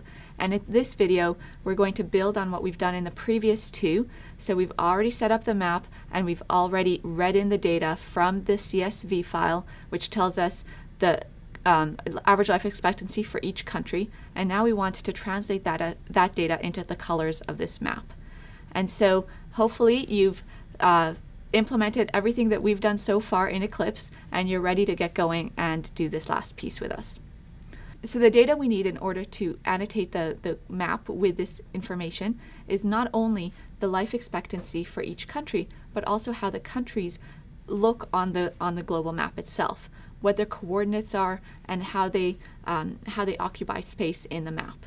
So that information is located in a file in the data directory of the Unfolding Maps library, and it's called countries.go.json. JSON is an extension that indicates we've got formatted text. Now, in order to pull all of this information together, the geographical information about the countries, as well as their life expectancies, we want to design some objects or use some predefined objects that help us organize both geographic locations and features or properties of these locations. So what we're going to think about are the underlying groupings of the properties and locations as distinct from their visual representations on the map. And in fact, Unfolding as a library has some classes that are able to manage that distinction for us. So when we're just thinking about a particular location in the world and its associated properties, we want to define or use the type feature. So use objects of type feature for talking about locations with properties. But then when we want to translate those into some sort of visual representation on the map, then we could use the marker class in the Unfolding library, which then lets us style how these properties might impact what we display on the map. So let's think about how we are going to store all of this information, because we have a lot of countries. And so we want to have a list of features and also a list of markers. So this is another example of an abstract data type. In the previous video we saw the abstract data type map, which let us store pairs of pieces of information, pairs of objects. And now we've got lists. And lists are relevant whenever we want a collection of objects that are ordered in some way. Okay, so we've already seen lots of examples of lists. For example, when you think about array lists, then that's a particular implementation of a list. And we'll talk more about this data type and its implementations later. But for now, we want to think about a list of features, each one associated with a country. So in our applet, we're going to think about all of the countries. Each of the countries has associated its life expectancy and some other pieces of information. And so each of that is going to be a feature. We're going to have a feature object for each country, and we'll store them all of those feature objects in a list. Similarly, we'll have a marker object, a different marker object for each one of our markers, for each one of our countries. And so in our class, we need to declare a list of features and a list of markers. And this is how we do it. Now, instead of just declaring, that's not good enough. If we want to work with these objects, we've declared them, but now we need to build them. And so we need to create one feature and one marker per country. So here's the code that we might include in our setup method to do so. We're not going to go into the details of how this goes about. We're using helper methods that are provided by the Unfolding Maps library. And these are standard methods that you will use in your project and throughout when you want to create features and markers for a list of countries that you already have. Once we have these features and markers, we want to add them to the map, which means that we display the markers. But not only do we want to add them to the map, we want to manipulate them. And what we'd like to do is shade them based on this, based on the colors, based on the life expectancy. Okay, so let's dig deeper into what this shading will look like. And we've defined a new helper method that will let us do that in some detail. Okay, so this is our helper method. Remember that our rule of thumb is that they are private. Unless there's a reason to open it up to the world, we're going to keep it private. And what we're going to do is go through all of the markers that we created. Remember, there's one marker for each country. And what we'd like to do is, for each of the markers, for each of the countries and their associated markers, we're going to decide how to color the marker. And the coloring is going to depend on the life expectancy. Now, that life expectancy is a number. The number is typically between 45 and 90, and that number is stored in the map data structure, right? We can access it by saying, hey map, I would like the value associated with the key country. And so we pass as an argument to the get method of the map the country ID, or the string that has that country ID. And then the map object gives us back the value associated with that key, and that's a float. once we have that number, well, we'd like to translate that number to a color. And this is where I apologize, because not only do we have 2 ways of using the word map in the sequence of videos, we now are including a third. So let's think back to all of the maps that we've used. We've got the global map, the picture, the map of the world. We've got map the data structure, which associates keys with values. And now we've got map the method, and this is a built-in method in the library, and it's a really useful one. So this method map lets us take a number in a predefined range and map it into its comparable location in a different range of values. So in this particular instance, we're taking the number, which is the life expectancy of the country that we're currently focusing on, and we know that the life expectancy ranges from between 40 in countries with the lowest average life expectancy to 90 at the top end. And we'd like to translate that to something to do with color. And if you think back to a couple of videos ago, when we first introduced colors and the RGB codes for colors, remember that those RGB channels had minimum value 0 and maximum value 255. So we'd like to translate the range 40 to 90 over to the range 0 to 255, so we're in a range of numbers that's more compatible with color codes. And this map method lets us do just that. Okay, so we invoke it. What we get back from it is a float, and we're going to cast it to an integer, because for the RGB colors, we just deal with integers. So in the RGB coding of colors, we want an integer between 0 and 255 for each of the 3 color channels, red, green, and blue. All right, so we've translated the life expectancy of the color of the country that we're focusing on to some integer value between 0 and 255. And what we'd like to do is countries that have really low life expectancy, relatively speaking, are going to be colored bright red. So bright red means that the red channel should be at highest possible, somewhere around 255. And if we want the countries that have very high life expectancy to be colored bright blue, then for those, the blue should be high, 255, and all the other channels should be pretty low. And so we can define the color of the marker appropriately. So the red channel is going to be the first argument of the color method, and it's going to be 255 minus the number that we just calculated. So if the color level that we calculated is 0, then the color that we're setting our marker to is going to be very close to 255. It's going to be 255. So it's going to be a very, very red marker.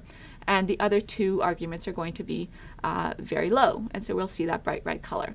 And on the other side, if the color level that we calculated corresponds to a really high life expectancy, then we're going to get a large number, which means that the red channel, that first argument to the color method, will be very low, and so our marker will be a bright blue. Now, think back about this logic that you see in this code, and we have an if-else in there. And if that if-else is dependent on the conditional statement, if lifexpmap.contains key of country ID. Well, what on earth does that mean? It could be that the marker that we're looking at currently has a country ID that doesn't show up in the file of life expectancies. It could be that when the World Bank put together all of their data on life expectancies, they weren't able to reach the statistics of one particular country. And we don't want our code to crash just because we don't have information about a particular country.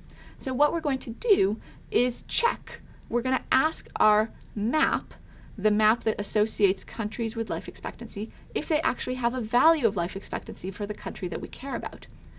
And if there is such a life expectancy for the country we care about, then we go ahead and do our calculation that we just did, and we color the marker appropriately. But if we don't, then we want to have some sort of default setting for what that color is going to be. And remember when Christine was talking in her supplementary video about color codes, she mentioned that if we set all 3 colors, R, G, and B, to the same value, then what we get is a shade of gray. So our default color for the marker is just going to be a shade of gray if we don't happen to have information about the life expectancy of a particular country. All right, we've done it. What we've done now is we've colored the whole world based on the data in the life expectancy file. And what's really powerful about the techniques that we've gone through in these 3 videos is that really most of what we were talking about doesn't depend on the fact that we're talking about life expectancies. Anytime we have a data file that tells us some values associated with country IDs, we could do exactly the same process and color the world based on all sorts of other information and data. So I hope now you're excited about doing these kinds of projects. What you might want to do is look for additional data sets about things that you care about, or you could also plunge right back into your project and think about how to use these techniques when you're customizing your markers and displaying the data that you're working with in the project.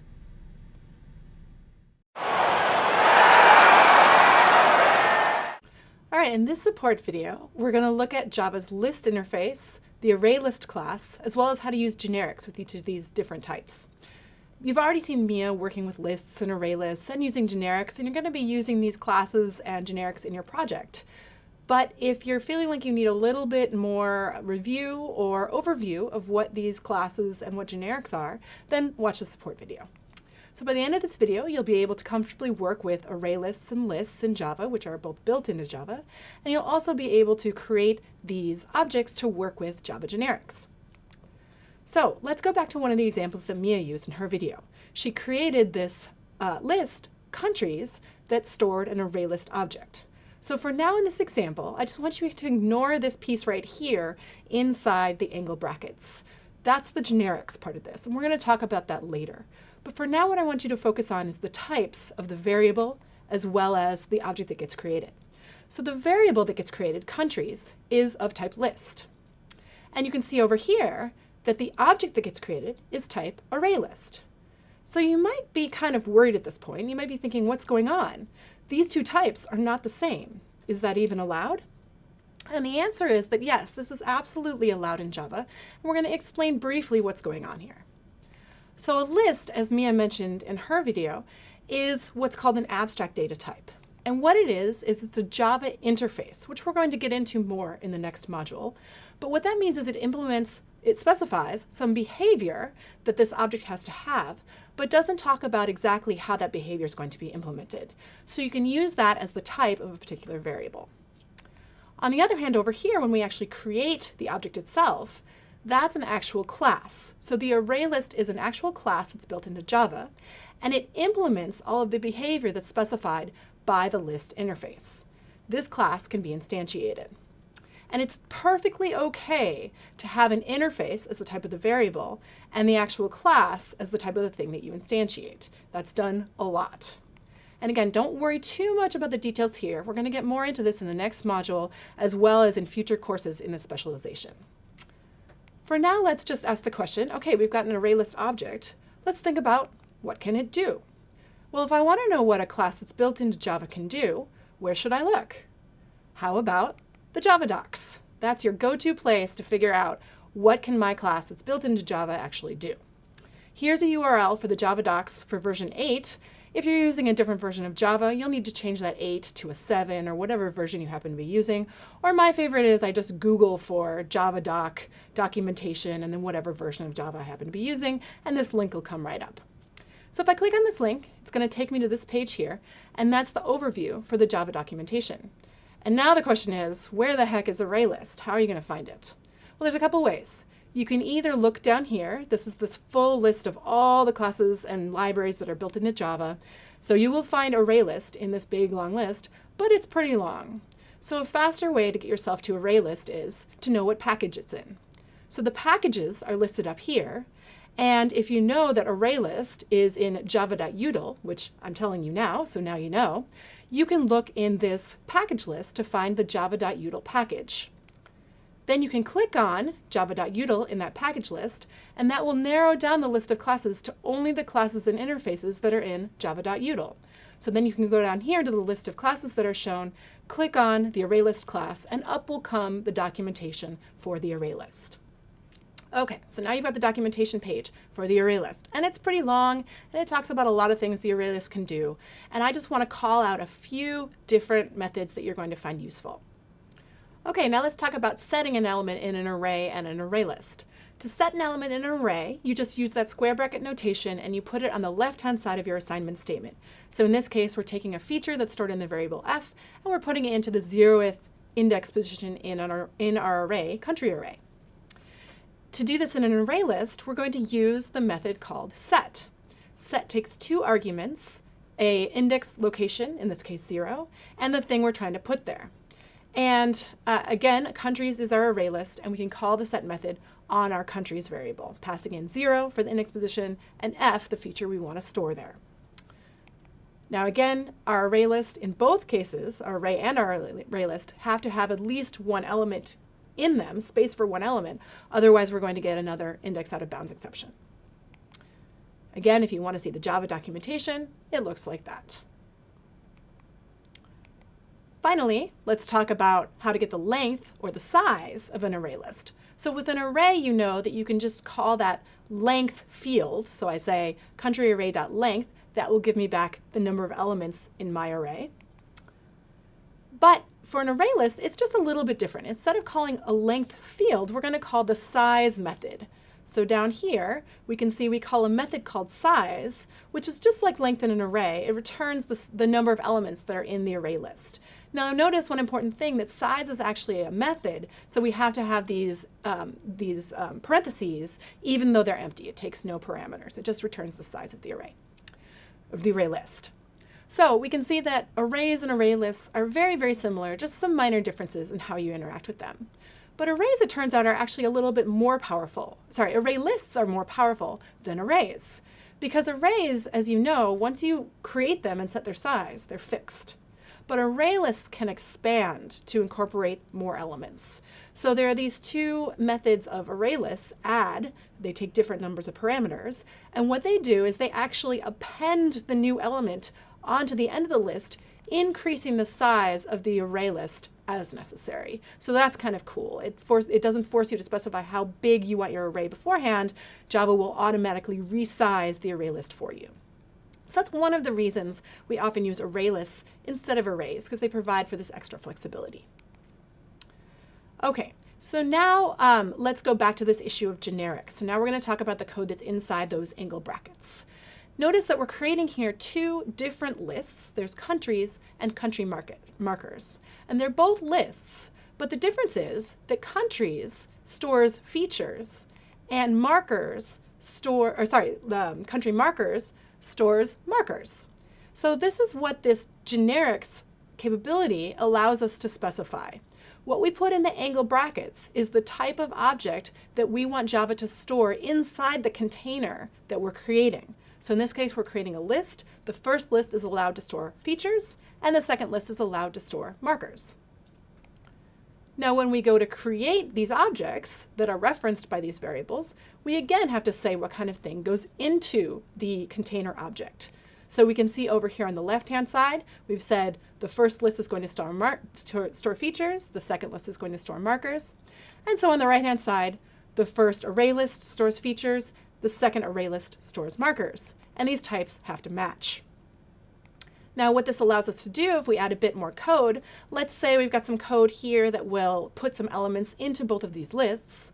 The cool part about generics is, now when we get elements out of the list, when we get elements out of country, say we get the element at position 0, we know that countries stores features, so we can get back a feature type reference. On the other hand, country markers, we declared was going to store markers. So when we get an element back from country markers, it's going to be of marker type.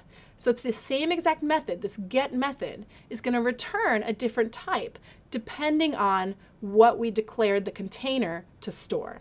So that's really cool. We don't have to use any casts or anything like that. It just happens automatically for us. And bringing this back around to the Java docs, if you look at that get method in the Java docs, you'll see that it lists the return type as E. And what that means is that it's this generic type that's going to take on whatever type you declare the container to hold. So generics are really useful. Array lists and lists, really useful. You're going to work with them in the project, which is coming up next.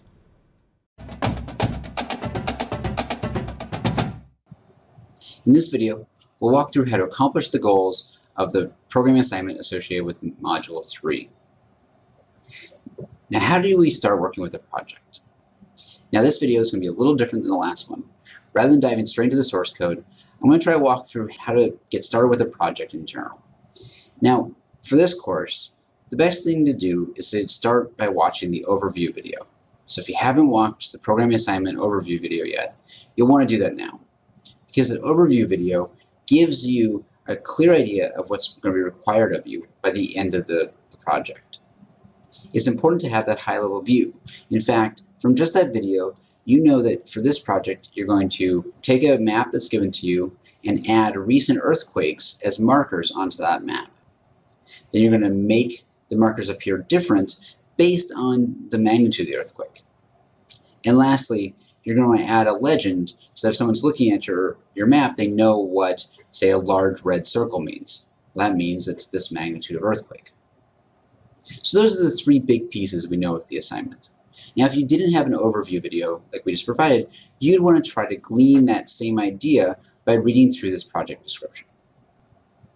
Now, after watching that video, the next step is really to read through the project description. We put a fair amount of effort in making sure these project descriptions are clear to you. This also means, though, that this project description may change with time. So if it's not quite the same as you see in this video, it's because we've changed it and tried to make it better for you. So the first step is really to start reading top to bottom. So what are the big learning outcomes? What's expected of you for this? Read through the introduction. As you're reading through, look for things to keep in mind as you go forward with the project. For example, when you read this, it says that you're going to be reading live data from an RSS feed. You may not know what an RSS feed is. You may not know how to parse one. So there's kind of a question in your mind then. Are you going to be required to write the code to read the RSS feed, or is that provided to you? So we'll want to look for that when we look at the code later. Just keep reading through the introduction. You'll notice that in a number of these, we're going to tell you resources to have open. Now, when you're working through a programming project, it's almost always a good idea to have Java reference open on your computer. So pull up a Chrome tab, have that open right there, and then you can just start looking for the features that you need and the references that you need. This is true for essentially all programming projects, but in my own personal experience, I found it absolutely essential when working with a GUI. Because when you're working with a GUI, there are tons of libraries. And it's not that important to memorize how to, say, write text on a GUI. Because you just look up, how do I write text in the processing library with a GUI, and you'll find that there's a method called text. So again, not important to memorize these kind of methods because you can always look them up. So right now, open up another tab in Chrome and essentially open up these two. After you have those open, it's important to walk through what you'll do.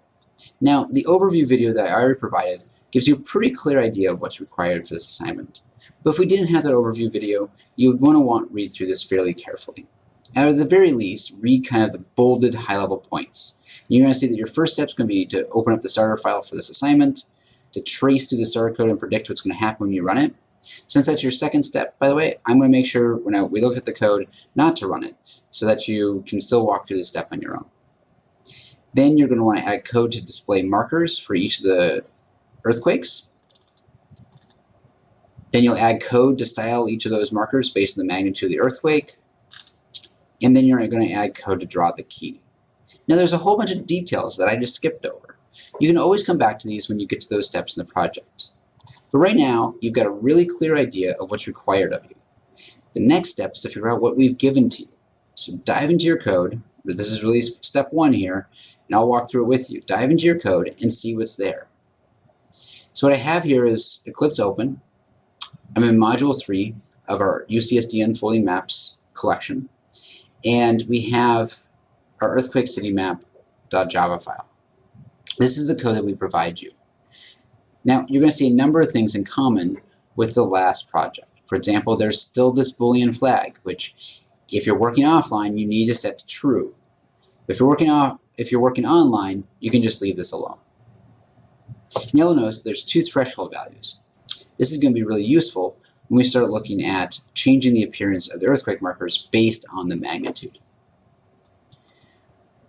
We've got a map, just like we have the last project. We've got a URL, which looks like it's associated with the RSS feeds. And then, just like our last project, we have a setup method that's going to create a p-applet of this size. We're going to create a map, these two maps right here. If you're offline, you're going to use our local provider. If you are online, you can use a Google Map provider. You're going to zoom to a certain level of the map. And then, just like in the last one, this is going to make it so the map is interactive. And we'll dive into the details again of how that's interactive in a later module. But as we scroll down, now we're to some really new stuff. A list of markers. This looks like this is where we're going to keep essentially markers for all the earthquakes. And down here, it looks like we've got a list of earthquakes, which we're going to get from the RSS feed. In fact, wait, this is good news, right? We've got a parse feed class that has a method called parse earthquakes. So remember I said back when we were looking at the RSS feed, we should keep this in mind. Is this something we're going to have to do, or is this code that's provided to us? Turns out it's code that's provided to you. If you're curious, though, about how to parse an RSS feed, feel free to go into our parsing section, go into the parsefeed.java. You can open that up. You can see how we parse these RSS feeds. But it's not critical, and you can do this essentially if you want on the side. Back to our code. You'll notice that the very next step has if we essentially have pulled in some earthquakes, do something with that. You can work through this code kind of line by line, but essentially at the high level, it's taking an object from this earthquakes list, which is a point feature, and converting it into a magnitude. That's fantastic, because we're going to need magnitudes later when we're trying to decide how to display these earthquakes. So let's keep this in mind as a useful thing going forward. Looks like we also have a color yellow created for us because we're going to want to make one of the markers yellow. And now we're getting to our to-dos. So our first to-do is to say, create all the markers and attach them to the map. Now, it looks like we already have a list of all the earthquakes. It's just a matter now of converting all of our earthquakes into markers. Now, if you're not quite sure how to do that, we give you a helper method which takes a point feature and converts it into a simple point marker. This will help you get started for essentially creating all the markers and then adding them to the map. But this method isn't quite done yet, because you may want to change the appearance of the markers based on the magnitude. And this is probably a good place to do that. You'll notice that we still have a draw method, which draws the map, and that also does something called add key.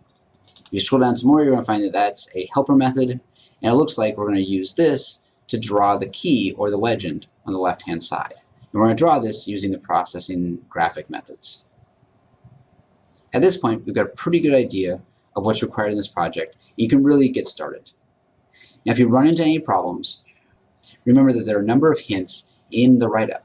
So look at those hints first, and then if you still have problems, feel free to turn to the forums or other lectures from this module.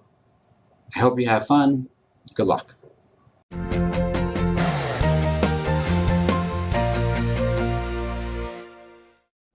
Welcome to our next module on object-oriented programming in Java, where we'll dive into the details of inheritance and polymorphism.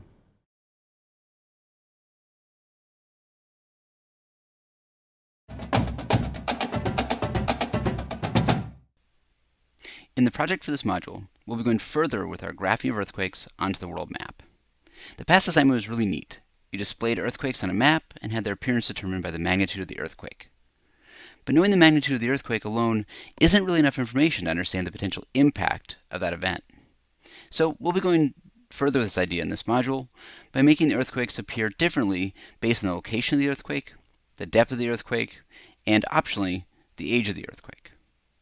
But we'll continue to visualize the magnitude of the earthquake as the size of the marker. So there are a number of steps with this assignment, but let's try to break it down into 4 high-level goals. The first goal is to add markers for major cities. If you don't see your city here, please feel free to add it. The second is to figure out if the earthquakes occurred in the land, and if so, occurred in which country. Then you'll want to draw the earthquakes differently if they occurred in the land or in the sea. And you'll again change the size of the earthquake based on its magnitude. Now, where earthquakes occur matters, as the threat they pose is affected by whether or not they're underwater and could cause a tsunami, or if they're in land and could cause physical damage to surrounding areas. The third goal is to change the color of the marker based on how deep the earthquake occurred. Again, the depth of the earthquake changes its potential impact to the surrounding areas. Lastly, as an optional goal, you can add an X to the earthquakes which occurred in the past day. To accomplish these goals, we'll be using features of both inheritance and polymorphism in Java. So be sure to check out the videos on these topics if you're unfamiliar or uncomfortable with those ideas. This was one of my favorite parts of the project. I hope you'll enjoy it too.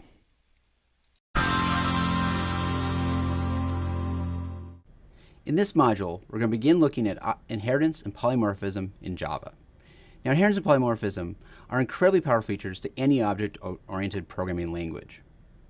But unlike loops or conditionals, you don't necessarily need to use inheritance and polymorphism for your code to work. When you first started programming, you probably could have put a lot of your code in main and gotten away with it. But as your code grew, you started using methods, and then later started using classes. Likewise, as the complexity of your project grows and you start working on large software design projects, you start having to use inheritance and polymorphism to be able to handle the complexity of the project. You've already worked with inheritance and polymorphism to some extent by having used the keyword extends in your previous modules. What we're going to do here is start working in more detail with inheritance and polymorphism. The goal here for this single video is to look at the value of inheritance in itself. We're going to do this by posing a potential problem. Imagine you're a software engineer at a university, and you've been working for some time on a person class. You've actually tested the code. It's much longer than the code that you see here, and you're very happy with it. But your software design team comes back to you and says, we really can't just have one class anymore. This needs to start behaving differently for students or faculty. So you think about how are you going to solve this? And there's a couple of potential solutions. Neither of these are going to be good solutions, so I'm not going to dive into too much detail with them, but let's talk through what you might try to do. The first option is really to say, well, I'm going to keep all of this in the person class, and I'm just going to have it behave differently if you're a student or faculty member. And I'm going to do this by having a Boolean, which just says whether or not you're a student. True if you're a student, false if you're faculty. I'm going to add a constructor that handles it this way as well. And then in each of my methods, I can just do if student, do the code for the student, else do the code for the faculty. And at this point, this doesn't seem like that bad of an idea. But what's going to happen is your software design team is going to come back to you later and say, you know, we can't have all students behave the same.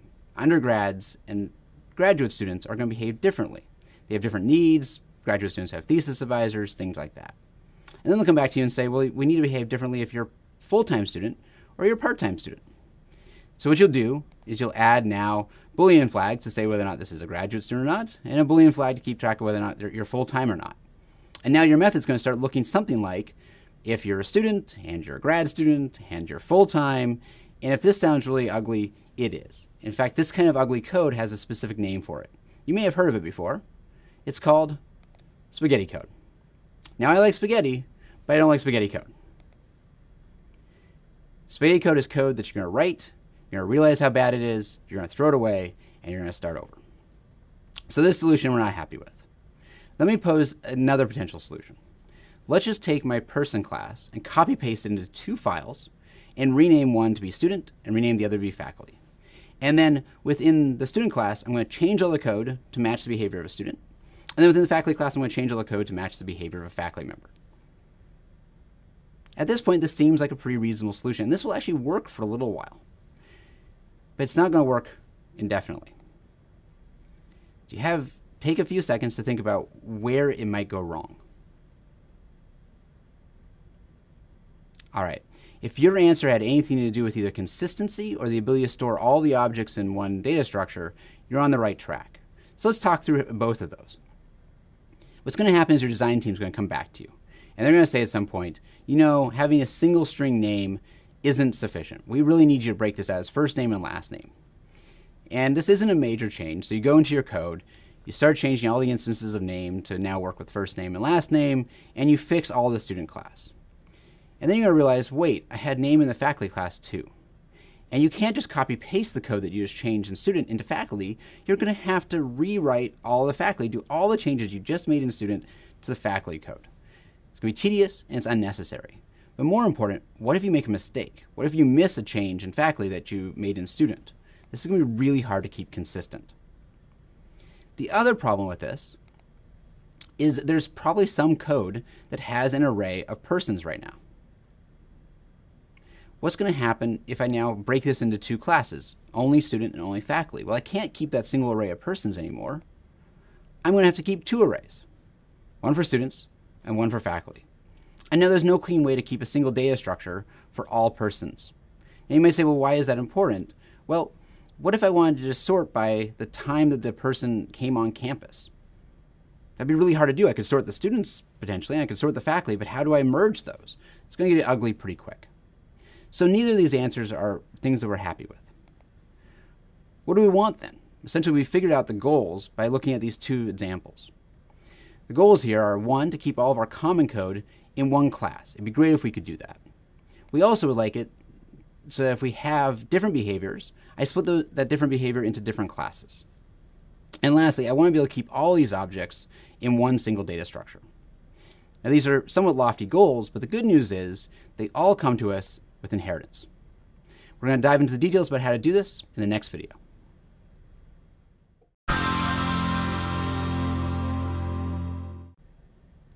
In the last video, we began to see the power of inheritance and polymorphism in Java. In this video, we're going to start diving into the details. How do we make this work? The goal here is to use the keyword extends and recognize what that does. We're going to talk about the relationship between superclasses and subclasses and what those terms mean. And we're going to use UML diagrams to design our first class hierarchy.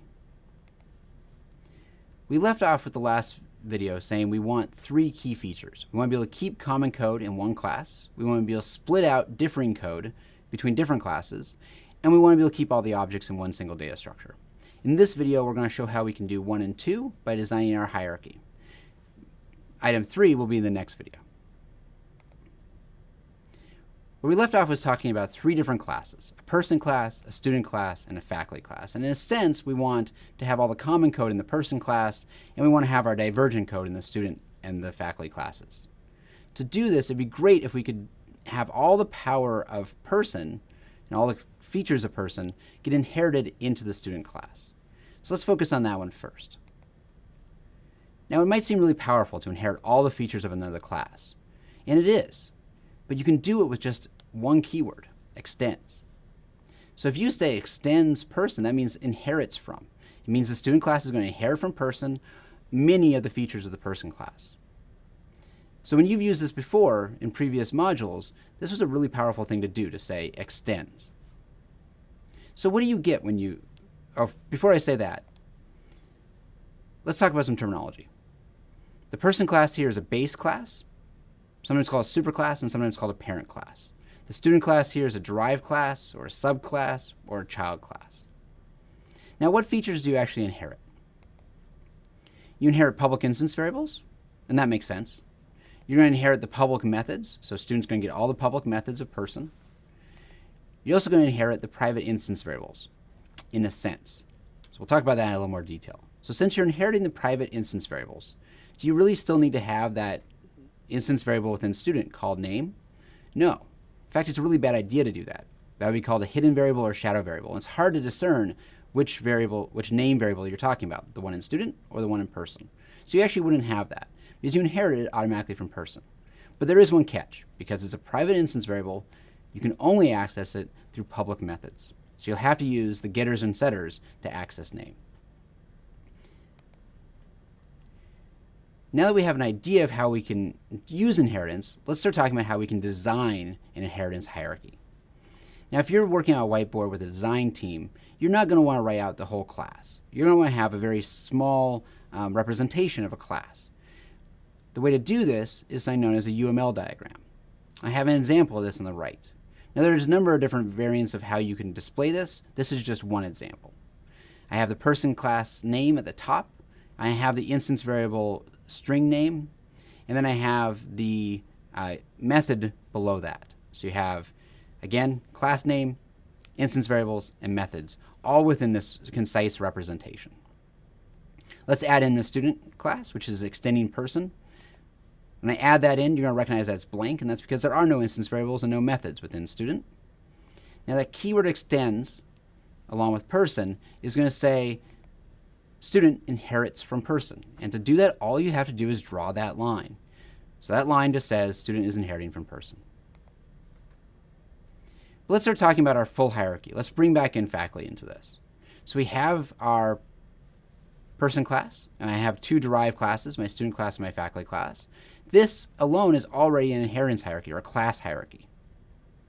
What I want you to do is pause. Take a few seconds to think about what would belong in a student class that wouldn't belong in a faculty class, and vice versa. Again, take a few seconds, pause the video, and we'll come back. All right, there are a number of good answers here. Let's just talk through a couple that I thought of. So students get grades in their classes. In the American education system, we use something called a GPA, which is essentially just an average of all the grades that you've gotten. Students would have these, faculty would not. So in the student class, I'd have an instance variable named GPA, and then I'd have an accessor method called getGPA. What belongs in a faculty class that wouldn't belong in a student class? Well, maybe an office number, office phone, but also a salary. So faculty get paid, students generally do not. So I'm going to have an instance variable called double salary, and I'm going to have a method called getSalary to get access to this. We've already started designing our inheritance hierarchy. We have the code that's common up in the person class, and we have the code that's divergent in the student class and the faculty classes separately. This answers items 1 and 2 from our desire list. But we haven't answered 3 yet, and that's coming up in the next video.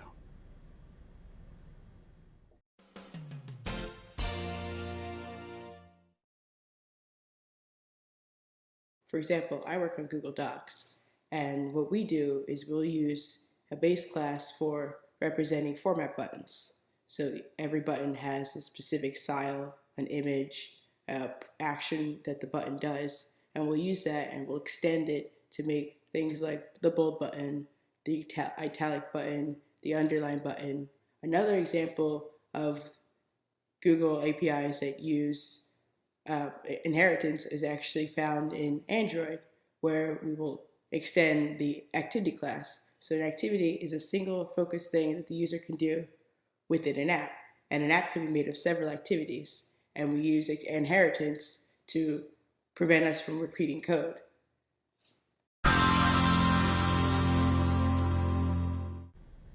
In the last video, we began using the keyword extends to unlock the power of inheritance in Java. We also designed our first class hierarchy, and we're going to continue with that in this video. The goal here is to understand what the term ISA means and how it defines a relationship necessarily between classes. In the last video, we saw how designing our class hierarchy and using the keyword extends gives us the first 2 features on this list. It allows us to keep all the common code in one class. It allows us to split out the different behavior between separate classes. But what we didn't answer was how can we keep all the objects in one single data structure? And to figure this out, let's play an old-fashioned matching game. What I have here on the left is a reference, and on the right I have an object. What we're going to do is essentially play matching game. We're going to try to figure out, can you have this reference point to this object? Let's start off with person P equals new person. You've done this a whole bunch. Is this legal?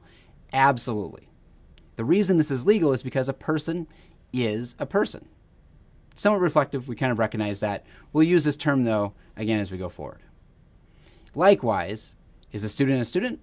Absolutely. A student is a student. Where this gets interesting is, can you have a reference, person, point to a student object? What I want you to do is think about this just for a few seconds. Do you think this should be allowed? I hope you said yes. This should be allowed. Now, this is new. You've likely always ran code where the reference was the exact same thing as the object. But you're actually allowed to do this. And the reason you're allowed to do this is because a student is a person. All the capabilities that a person has, a student has to have because it's derived from person. This is fantastic, because what this allows us to do now is to keep one single array of student and faculty objects. So this code, where I create an array of persons, or references to persons, and then I can fill it with references to a person object, to a student object, and to a faculty object. This code compiles and will work just fine. So we can now keep, whether you're a person, a student, or faculty, all in one data structure. This is fantastic. But we haven't finished our matching game yet. Can you have a student reference point to a person object? The answer here is no. Why? Well, not all the features of a student are necessarily within a person. And you can think about it kind of loosely as an analogy of, if you walked up to a random person on the street and asked them what their GPA is, well, that's probably not a very polite question to ask in the first place. But if you were to ask it, most people would say, I'm not a student, what are you asking me? This is why you can't do this. Now, why I brought up this example is because when we get to polymorphism in just a few videos, references and objects are going to become front and center. We're going to talk about what decisions are made at compile time based on reference type, and what decisions are made at runtime based on object actual type. But before we can get there, we have a few more details to work out with inheritance in the next videos. So one of the problems I had when learning about inheritance was the is a relationship. And my professor used some analogy along the lines of animals, and like a lion is an animal, and for whatever reason that went right over my head, and it really frustrated me because I feel like all my peers quickly picked it up. And so I reached out to my professor after class, and he just twisted the analogy to be cars, and he asked me what kind of car I drove, and I answered, I drove a Toyota. And so he just relayed that same analogy, but back to cars and Toyotas. And he said, a Toyota is a car, but not all cars are Toyotas. And for whatever reason, that really clicked with me, and that's what it took.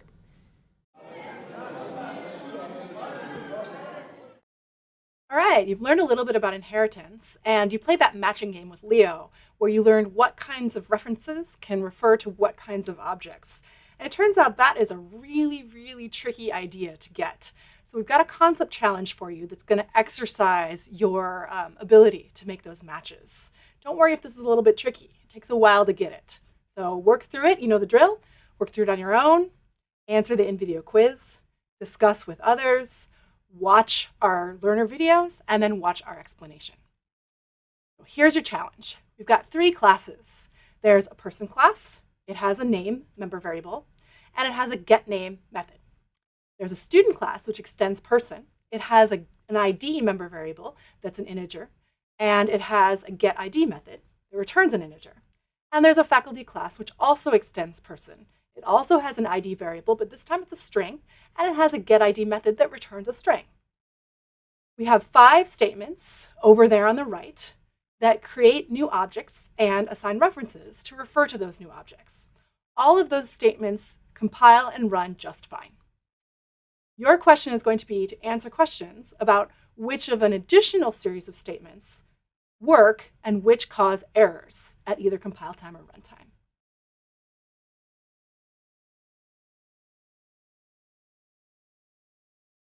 Okay. My name is Linda. My name is Mustafa. My name is Jason. So how did you guys answer question 1? I seem to think that question 1 didn't have any issues. S is a student, and they're trying to get the name from the student, and N. Well, I thought there was a problem with that because when I look at the class of student, I realized there is no method called getName. That's true, but student extends from person. So it will inherit all the parent class methods. Oh, yeah, it's a public method. So like you want to inherit the person's getName method. Right. Yeah. Oh, okay, I see. What about the second P equals S? For the second one, I also thought it was fine. That's fine? Because person P is a new person, and if you change the reference of P to become the object created from student S equals new student, then every student is a person. Okay. So that's the part that I missed. I was thinking it would be a problem because student and person are not the same type, so I wasn't sure if you could cast it that way. Okay. So pretty much like the P instead of referencing to person now is referencing to students. Okay. That makes sense. Yeah. How about okay. the next line? I didn't think that would work because person doesn't have a get ID method. Right. So like, where would it be looking to get that? I thought that like during compile time error, since P is still a person, it will go into the person class and then look at, oh, where's the get ID method? But didn't we just update the person class with pointing to a student class? The compiler doesn't know that. Yeah. I think the compiler still sees it as a person object because it was originally It's only at declared that way. runtime that the compiler will see that P is actually a student. Oh, okay. Even that, I believe we have to cast it, I guess. Right. How about the third line of code? Faculty equals person. Well, person isn't necessarily a faculty member. So like he was saying that if you go around and like ask a random person on the street, they might not have the information for a faculty. So I'm not sure if you can cast the faculty as a broad term person. Right. Not every person is a faculty. Right. Okay, yeah, that makes sense. And then the last one, object, O equals the student, or object class equals student class. I think we previously learned that every object inherits from the object class. Yeah. Right. Oh, so I the S see. is a student. Okay, like every class would inherit object, meaning there's implicit extent. Yeah, exactly. Perfect. All right, let's step through these lines one at a time to figure out which ones work and which ones cause errors. This first line here, it's pretty straightforward. It creates a new variable of type string called n, and it's going to set it equal to s.getName. So first we need to figure out, what is s? Well, s is a student reference. It's a reference to a student, and it actually does refer to a student object. And you can see that right here when we created that student object and assigned the reference s to point to it. So now we can look in the student class and see if there's a getName method. We look here, no getName method, but that doesn't concern us too much because student extends person. So now we can go up in person and look if there's a getName method there. And sure enough, there is. It returns a string. So this will run just fine, again, because this getName method is public. So everything's good. This line will work just fine. The next line says that the reference P should be set to refer to the same location that the reference S refers to. Now, S refers to a student object. So what we're saying is that P should now refer to a student object. And we have to figure out if that's okay. Is it okay for a person reference to refer to an object that's actually a student? So you ask the question, are all students people? Is a student always a person? And I hope the answer is always yes. So that should be just fine. That line works as well. The next line here says that int m gets the value of p.getID. So now we have to think about things a little more carefully. So what we're asking, assuming that this line has already completed and p now refers to a student object, we want to know, is it okay to call p.getID? Well, there is a getID method inside the student class, but the problem is that P is a person reference. So the compiler doesn't know that P actually refers to a student object. The compiler is going to complain about this statement here. It's going to say, P is a reference to a person. I don't know about this getID method. There's no getID method in person class. And so I'm going to cause an error. We can fix this with a cast. So if we wanted to fix this problem, we would just insert a cast here. We could cast P, so instead of just P, we'd say student, and then P right there, and then dot getID. Because we know that object is actually a student, so that's fine to do. But again, be a little careful with your casts, because the compiler will trust you no matter what you say. So we can do this in this case, because we know that's the truth. All right, so the next statement there, so going back actually to the last statement, this statement right here, this statement right there does not work as written, but it will work if we add that cast. Let's consider the next line where it says F gets the value of Q. So what is F? F is a faculty reference. It's a reference to some sort of faculty object. And what is Q? Well, Q is a reference to a person. So now we need to figure out if a faculty reference can point to a person object. And again, we will ask the question, are all people faculty? And the answer to that question is, of course, no. So we can't set a faculty reference equal to a person object. That will cause an error. And there's nothing that we can do to make that work. If we try to cast Q to a faculty, the compiler might accept it, but at runtime, we're going to get what's called a class cast exception, because it's illegal to cast a person object to a faculty type. So that line will not work. What about this next line, where we say O equals S? So O is an object type reference, and S is a student object up here. Well, that should work, right? Because everything in Java is an object. So object type references are allowed to point to any kind of object that they want. So that one's pretty straightforward. That works. So now we're done. And to summarize, what we found was this first line here was just fine. The next line here was also just fine, because all students are people. The next line is not okay, but we could make it okay with a cast. The next line there was not okay, and there's nothing we could do to make that line work. And finally, this last line here was just fine.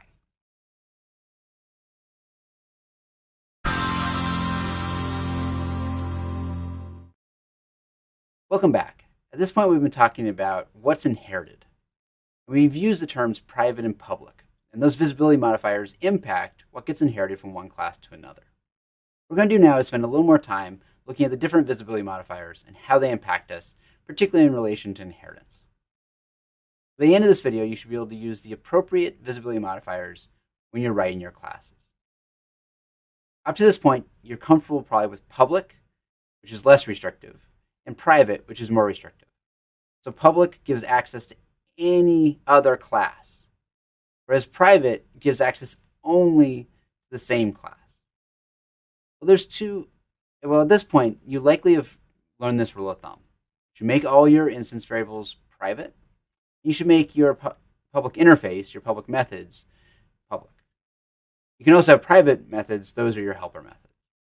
This rule of thumb is actually still going to apply, even if we talk about the other visibility modifiers. But it's important to know how they apply. The other visibility modifiers are protected and package. So protected gives you access to within the same class, anything within the same package can access it, and any subclass can access it. Package, also sometimes called default, you have access from the same class, and you have access from the same package. The only difference really between package and protected is that package loses access by any subclass. So subclasses that are still in the same package, you still have access to, but subclasses outside your package you're going to lose. To really understand this, it helps to see an example. What I have here is a sample class. And that sample class has a public variable, a protected variable, a package variable or default variable, and then a private variable. Let's add a whole bunch of other classes. Some within the same package, the dotted line denotes package, and then some are subclasses. We have subclass 1 in the same package. We have subclass 2, which is outside the package. We have other 1, which just happens to be another class in the same package as sample. And then we have other 2, which is a class not in the same package and has no relationship in terms of inheritance with sample. If you have the public visibility, so W is accessible from anyone else. Now notice that I'm just saying public W. I'm not putting the public int. You can fill in the value there yourself. So public, anyone can access. Protected, you only essentially take away access to other 2. So things within the same package as well as subclasses can access this variable. Now, what I'm concerned about here is why does other 1 have access to my variable x? Just because it's in the same package? Does that really make sense? Is that who we want to have access to our variables? In general, this is not a very good idea. And this is why we don't recommend using protected. If we look at package access, what you see is that we now have taken away access to the subclass 2 from what we had from protected. But you'll notice that other 1 still has access to y. Again, why is some other class in the same package happen to have access to my variable? It doesn't make much sense, and this is why we don't recommend package access either. Lastly, we have private access, which you're comfortable with, which just means within the same class you can access this variable. Now that we've walked through the different levels of access, you see that public is the least restrictive and private is the most restrictive.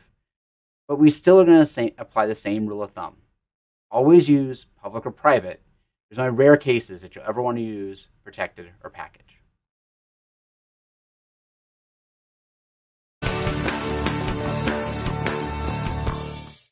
So when I was working on a really large project in graduate school, I hit this point where I was changing around my code, and I knew the right thing to do was to do inheritance.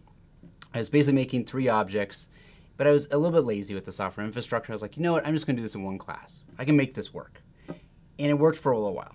So I worked on it for a few weeks, got the code working, but over the next couple of months, I kept running into bug after bug after bug related to this code. And finally one day I had to go to a group meeting for a research group and say, I'm going to need to take 2 weeks and rewrite the code properly. And I did. I lost 2 weeks of my life doing it, but it worked after that. No more bugs. So I learned inheritance the hard way.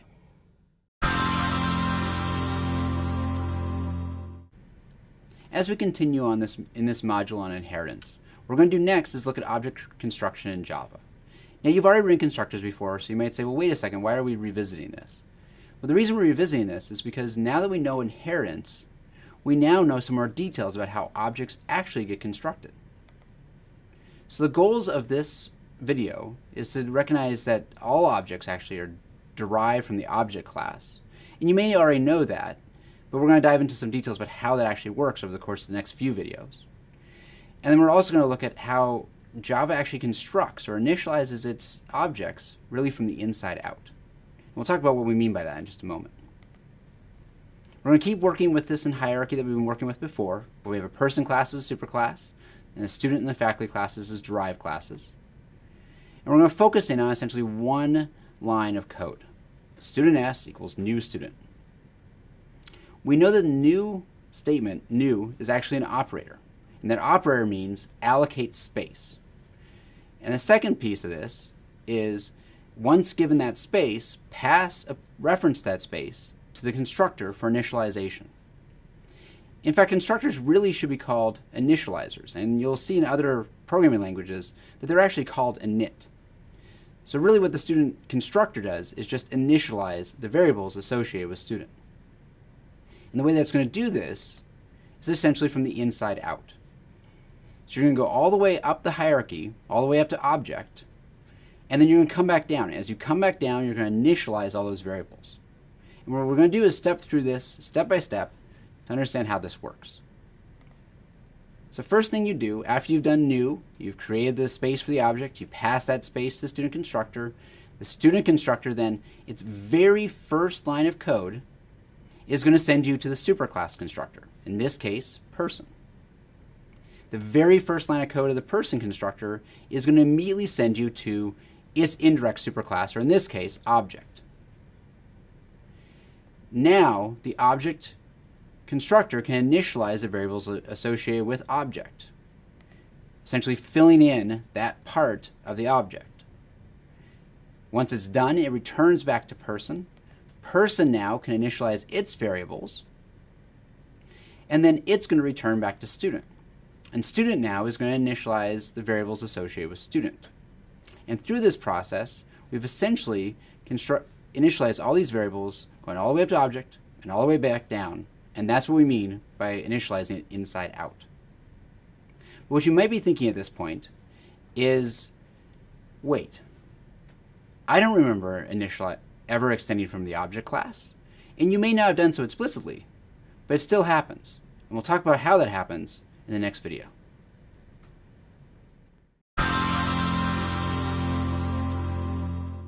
In the last video, we saw how objects are constructed from the inside out in Java. And the way this happens is really through compiler rules.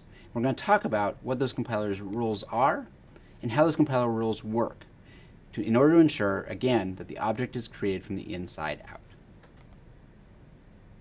What we left off in the last video is we'd seen the process. We'd seen how student calls person, which calls object, and then those constructors return back, and in the process of returning back, they actually initialize the variables. But you said, at the end, Well, wait, I don't remember extending object. Well, where did we do this? And this introduces our first rule associated with the compiler. So let's revisit where the compiler plays a role in our process. You write code, human readable Java code, and that gets sent off to the Java compiler. Java compiler is going to do a number of passes. In fact, there's a number of potential specializations you could write essentially just on how the compiler works. What we're going to focus in on is essentially a couple of passes the compiler does in terms of inserting code. When the compiler is all said and done, we know it produces the bytecode, which we then run on our Java virtual machine. So what is the Java compiler doing, and what are these rules? Well, what it does is it's going to change the code. So if you wrote this class, public class person, and you just have your single instance variable and have done away with any other code, it's just this class. Is this actually what gets compiled? In a sense, no. Because the compiler takes this code and it's going to change the code a bit. What it's going to do is follow 3 rules that we're going to talk about in this video. First rule is, if you don't have a superclass, the compiler is going to give you one. It's going to give you object. So even though you wrote public class person, the compiler is going to insert the terms extends object. By doing this, now you see how person inherits from object. It's just because it inserts those lines of code implicitly. But where then did we call the person constructor or the object constructor? We know now that person inherits from object, but we don't know where those constructors are getting called. That's where the next set of rules come. So first off, if you don't have a constructor, Java is going to give one for you. It's going to give you a default constructor, so no arguments. And then it's going to apply another set of rules, which are associated with all constructors. This set of rules, or rule 3, is that the first line of a constructor has to say either this, and then some arguments, so call another constructor within the same class, or it has to call one of the parent class constructors, a superclass constructor call. It has to do one of those things.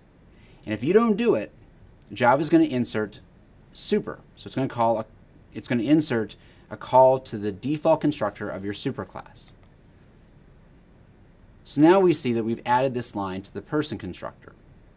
In a sense, you had the code on the left, but the compiler is going to insert all those elements in blue on the right, and that's what's really going to get compiled.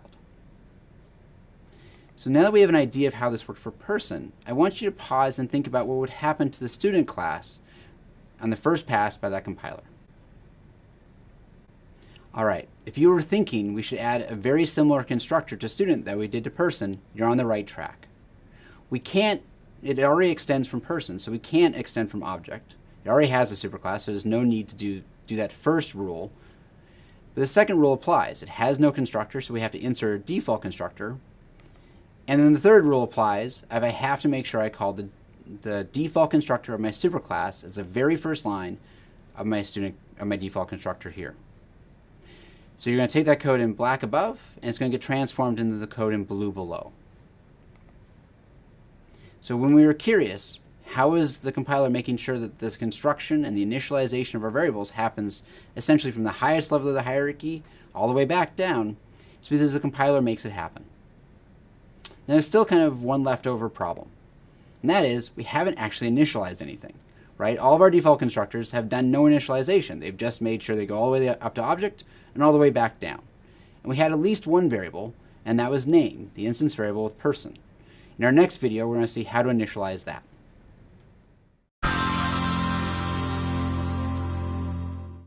In the past couple of videos, we've been starting to look at how class creation or object creation happens in Java. Specifically, how does inheritance apply to object creation? In the last video, we actually looked at a number of compiler rules. Now, these compiler rules are what the compiler does when it looks at your code. Now, the reason we want to know about these rules is because it's going to help us trace our code. In fact, we're going to see an error in our code here in just a little bit, which comes about because of these rules. We're also going to use same class constructors and superclass constructors to help with class creation. Now, we started by saying all objects are created from the inside out. In the last video, we saw how the compiler rules make this happen. But what we did with the last video was essentially just create a number of default constructors without actually initializing anything. So what we're going to do now is modify these to initialize the name variable. Again, you've likely initialized a variable before in a constructor. What we're focusing on are the elements that apply to inheritance. So let's start off with our person class. Remember that the extends object was automatically put there by the compiler, and what we're going to do instead of having it automatically put there is we're going to explicitly put it here. Likewise, I'm going to explicitly put the default constructor, which would have been inserted by the compiler anyway. And what we're going to do now is modify this default constructor to initialize the name variable. So let's add a string argument to the constructor. Let's add this.name equals n, and just do what we would have done before. Now, to be honest, if we didn't have that call to super, we'd be fine. But because I've now inserted this line, I've got an error. Remember that rule? The very first line of a constructor has to be a call to your same class constructor or to a superclass constructor. I have broken this rule by saying this.name equals n. And because I have a call to super after that, this is going to produce a fairly cryptic compiler error. Now you know what that error means, and you can fix it by just switching the order. So now I'm calling my superclass constructor correctly, and now I can initialize my variable. Let's modify the student class now to initialize the variables there as well. So let me take that default student constructor, and I'm going to make changes to it. I'm going to insert string n, I'm going to insert as a parameter, and I'm also going to initialize that variable. Is this going to work? I want you to pause and think about this for a few seconds, look at the code, and see if there's any errors here. If you start to recognize that I'm not allowed to say this.name, you're right. That's a private variable in the person class. I'm not allowed to directly access that in the student class. I'd have to use a getter or a setter to do so. But I don't have a getter or setter. Is there a way for me to do this? Can I initialize name without having a public getter or setter? The answer is yes. All I have to do is change this now to call the superclass constructor that takes an argument, which is going to initialize to be name. Perfect. So just cross out those two lines, replace it with super with that name variable being passed in, and it's going to initialize everything properly. Let's go a little bit further with this, though. Let me add one more constructor to that student class. Let me add in, so this is our code from where we just left off, and now let me add in that noarg default constructor. Now what you might be tempted to do with that noarg default constructor, and let's just throw in some kind of default name here, is to just say super student. This would work. It's not the worst idea, but is there a better way to do this? Yes, there is. Right? There's no reason I should be calling the superclass's argument constructor when I have one in my own class. A better way to do this would be to do it like this. I should use my own same class constructor if it's available to me, because there may be code within my same class constructor which does things that I want to initialize based on this. I shouldn't just jump straight to the superclass. By having done all these pieces, we now see how object creation happens in Java. We see that it happens from the inside out, we see that everything inherits from object, and we now know how to use superclass constructors and own class constructors to design our classes better.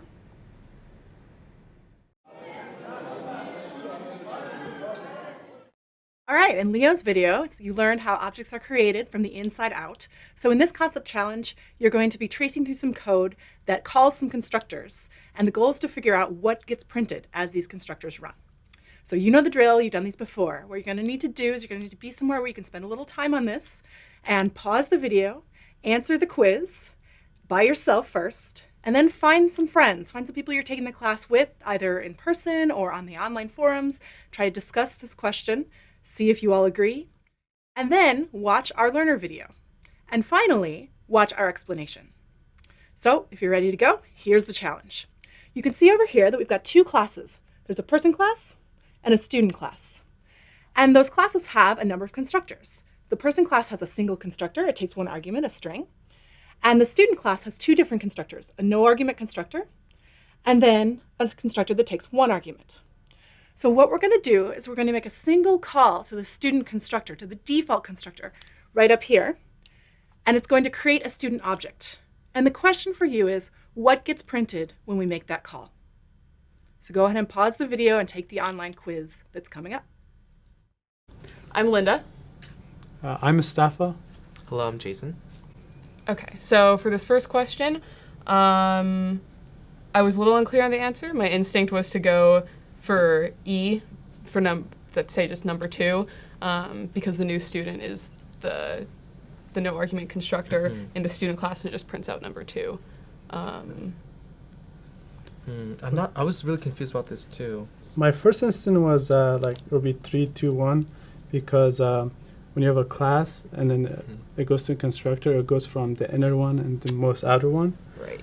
And then I looked at it more carefully and I realized when you go to students, there's a super is implicitly inserted. Well, I was confused because the no argument constructor first called another this constructor with a student. So I didn't know if it went first to the superclass or to the other constructor within the one class. Because then the constructor within the one class calls super as well. So. All right, so now that you've had an opportunity to work through this problem yourself and hopefully discuss it with some people, let me go through our explanation. So what we're doing is we're creating a student object right up here. Student S equals new student. And you can see that we're calling the default constructor. So we're going to jump right over here to the default constructor for the student class. So public student, no argument constructor. But if you look at the first line of this constructor, you can see that what it immediately does is it calls the one argument constructor for the student class, which has one argument, which is the string student. So we're going to jump down here to the one argument constructor and start executing there. We start executing there, but again, the first line in that constructor says to call the constructor of the superclass, which is person. We pass it an argument, which is what it requires. And we go up here and start executing the constructor for the person class. We haven't printed anything yet. We haven't really executed any lines at all. We're just sort of getting ready to call these constructors. So we're going to go over here, get ready to call the one argument constructor for the person class. And the first thing that it says is that it sets this.name, so the name field in this object we're creating, equal to n, the string we pass in. That's fine. And then the next line here is a print statement. So system.out to print line number 1. So this is the first print statement we've encountered. So we're going to print number 1. That's the first thing that gets printed. So where does it go now? Well, we're finished with this constructor. Here's the end of it. So we have to remember where we came from. Well, where did we come from? Well, we came from down here, the one argument constructor for the student class. And we just finished calling the constructor for the superclass. And we're now here on this line that says to print out number sign 3. So that's what we'll do next. Print number sign 3. So that's the second thing that gets printed. Finally, this constructor ends, and we'll go back to where we came from, which was the first constructor, the default constructor for the student class. We just finished the call to the one argument constructor. We're down here at this print statement, and we're going to print out the number sign 2. And that's all there is to it. So this is what gets printed. Number sign 1, number sign 3, and number sign 2.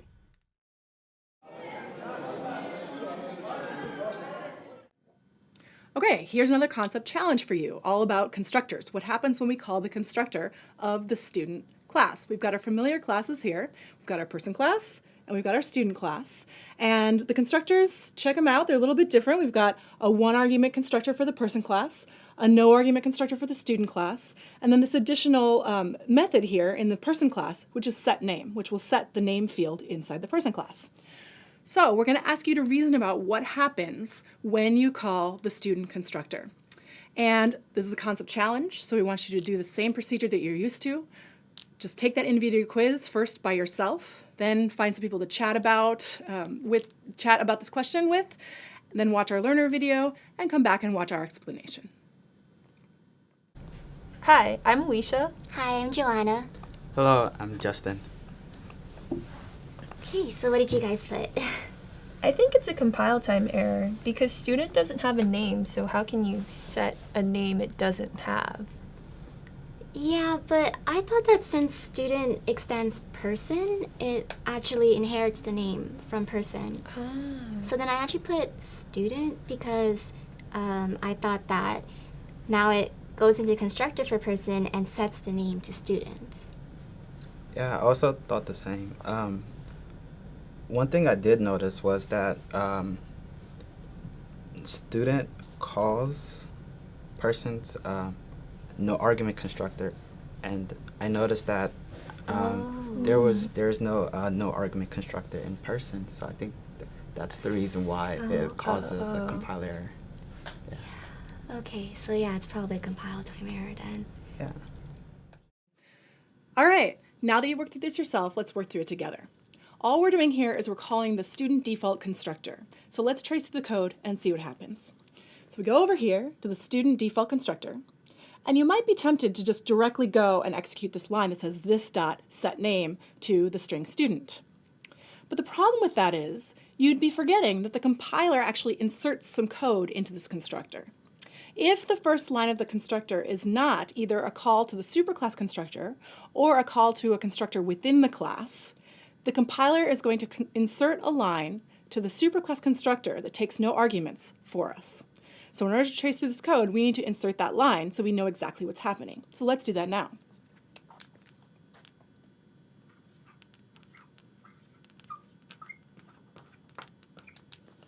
So now that we see this call to the superclass constructor, we know that we have to go up to the person class and find a constructor with no arguments.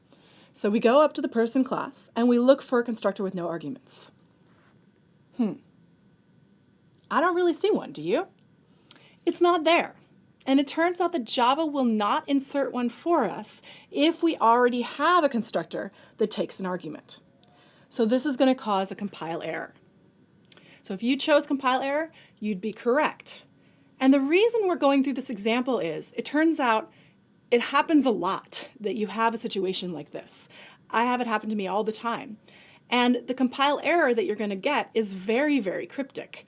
You're going to read it and be like, what are you talking about? There's no constructor with no arguments. I didn't try to call a constructor with no arguments. Well, you didn't, but Java did, and that's what's happening.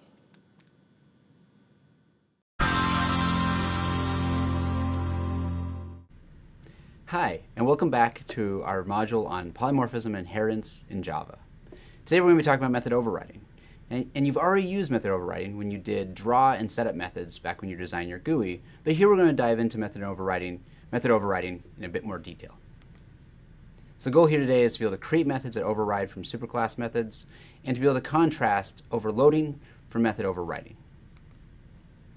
Back when we first started talking about inheritance, we had three goals, and overriding really helps us have all three. So we want to have common code in one parent class. And we can do this if we don't override a method. So if the method just exists in the superclass, we get that common code. But if we want our subclasses to behave differently, all we have to do is override the method, and now we get that different behavior. And because of polymorphism, which we'll get to in the next set of videos, we'll see that this allows us to be able to have all of our objects in one structure and still be able to call the appropriate method. Now, it's really common for new learners to mix up overloading and overriding. So I want to talk just real quickly about overloading and overriding. Overloading is the same class that has the same method name, but different parameters. So this is a different method signature within the same class. This is different than method overriding, where you have a subclass that has the same method signature, which means the same name, same parameters, as a superclass. So now let's start looking at some more detail with a few examples. So the first example is to look at the object class itself. So we have a method in the object class called toString. Now the odds are you probably already ran a toString method before, but if you haven't, toString prints the contents, or a string representation essentially, of an object. Because it's in the object class, all objects in Java can override it. So let's do this for our hierarchy. So we have our person class at the top. It has a name and a get name, and we're going to add the toString method to it. And to do so, we're going to override that object method's toString method. Now, a really basic way to do this would be to just return the name. And since all we have right now in our person class is a name, this is really all we can really do. And then in our code that calls it, we're going to create a person P, we're going to create a person that has the name Tim, and then we're going to call this method. So you can just do system.out.println and put p.toString, and that will return a string, and that is what we want. And it doesn't call the object toString method, it's going to call the person toString method because of overriding. Now it turns out the toString here in this context is unnecessary because println actually automatically calls toString if you ever pass an object as a parameter to println. So I'm going to just display it this way from here on. Now if we run this code, what's going to happen? It's just going to print Tim. All right, well let's add to our inheritance hierarchy. So now I'm going to go to my student class where we've already added a student ID and a get student ID, and now we're going to add the method toString. So here's the code to essentially have that student ID and the ability to get access to it. And now what I want is I want to be able to print a student ID number followed by the information about the person. In my first version of this code will look something like this.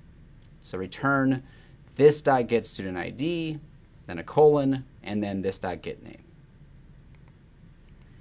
And the concern I would have here is what if the person changes? So the only reason I wrote this.getName right now is because I know that's what person does. So if you try a call toString on person, it prints the name.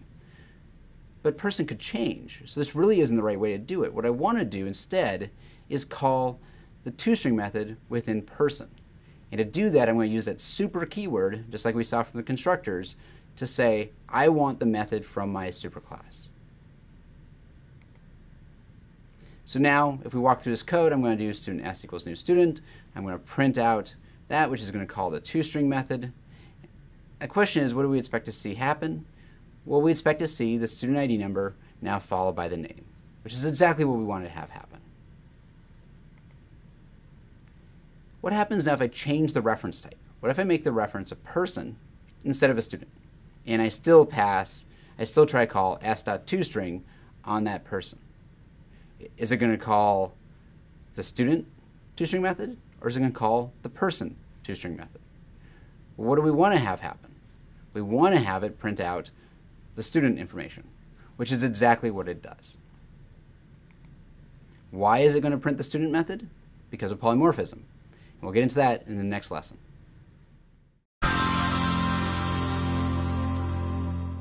Welcome back. In this lesson, we get to start working with polymorphism in detail. Now, polymorphism, along with inheritance, is one of the most powerful features that we have in the Java language. So what we're going to do here is just revisit why we have polymorphism. So your goal from this video is just to be able to explain its purpose and why we have it. Now, we've already done some polymorphism. You've already had a different superclass reference pointing to a subclass object. That, at its very heart, is polymorphism. What we're going to do then is do a couple of examples then with the hierarchy that we already have. So our hierarchy again is the person class, or the student class, or the faculty class. And now you've noticed that I've added to this faculty class to now have, it has an employee ID number, which is a string. It has a toString method, just like person does, just like student does. So all three of our classes now have toString methods. We're going to use this in the next context. We said in the very first videos on inheritance that one of the nice features is that you can have a single data structure point to multiple objects of that type. So I'm allowed to have a person array, which has room for 3 references, and have one of those references be a person, one of those references be a student, and one of those references be faculty. And the reason I'm allowed to do that is because a person is a person, a student is a person, and a faculty is a person. So I'm allowed to have this array. And what I'd like to do then is just iterate through the array and call the toString method on each of the elements. And what I want you to do is pause for a few seconds and think about what should happen when I do this. All right, if you were saying, I hope it calls the toString method for each of the objects based on their dynamic type, you're spot on. That's exactly what we want to have happen. I want the toString method for person to call the person's toString method. And I want the toString method for student to call the student's toString method. And I want the toString method being called on that third element to be called on the faculty member. the faculty object. And that's exactly what happens. So what polymorphism gives us is the ability to keep all of our objects in one big collection and then call methods on every single one of those elements, and the appropriate method is what actually gets called. But this does get a little confusing at times because we have a different reference pointing to a different type of object. To understand this in more depth, we have to look at compile time rules and runtime rules, and we'll do that in the next video. Hello, I'm Ken. One time when I struggled during a program assignment was based on polymorphism and inheritance. What you had to do was create classes of different animals and connect them through inheritance and polymorphism. And what was hard about it, when I first opened the assignment, it was just a blank screen, a blank text editor, and I was overwhelmed. I didn't know where to start. What really helped was the online posting and everyone conversating on Piazza and that forum. What also helped was just really not stepping away from it just a little bit and giving it some time, just because I was so overwhelmed by it at that moment. Just really calming down and taking a break from the material and then revisiting it allowed me to, I think, get it done. Hi, welcome back to our lessons on polymorphism. So with the lessons today, we're going to focus on compile time rules versus runtime rules. And once you understand that, all the magic that might appear to be associated with polymorphism goes away. There's a saying here in our intro classes at UCSD, which is think like a compiler, act like a runtime environment. That phrase comes from one of our really popular lecturers here, Rick Ord. And why I like that saying so much is that there are two pieces that happen whenever you execute code. The first step is a compiler has to interpret the code you wrote, and the second step, that's when the runtime environment gets to execute that interpreted code. So you have to be able to see your code in two lights. You have to do this especially when we're thinking about polymorphism. And the truth is, you've already started to wear these two hats when we started talking about constructors. So let's continue with this by looking at the compile time rules and the runtime rules when it comes to polymorphism. So what this is going to allow us to do then is to step through the decisions made both at compile time and at runtime. So the rules, first off, compiler rules. The compiler can only know the reference type. It doesn't know the runtime type of the object, it only knows the reference type. Which means when you try to call a method on an object, it can only look in that reference type class for that method. The goal of the compiler is to output a method signature, which will then be executed at runtime. So let's walk through this in detail with our example. So we have our person class, we have our student class. I've got a person reference pointing to a student object, and I'm going to call the toString method on that student object. The compiler only knows that this is a person reference. So when you try to call toString, it's going to look in the person class and find that toString method. Then it's going to emit a method signature, a compile time, which is a no parameter toString method, which is to be executed at runtime. That leads us then to our runtime rules. At runtime, you have to follow the exact runtime type of the object to find that method. So what you're going to do is match the method signature, which was emitted at compile time, to the appropriate method within the actual runtime class. Let's walk through that. Where we left off was the compiler had already emitted a method signature, which was toString with no arguments. And when we attempt to do s.toString, now at runtime, it knows that s is actually a student object. So it's going to find the toString method in student, and that's what's going to be executed at runtime. So now that we know these rules, let's look at a couple more examples. So the first is, let's say I have a person class, s, pointing to a student object. And what I want to do is call the getSID method on my student. What I want you to do is take a few seconds to think about this. What do you think is going to happen?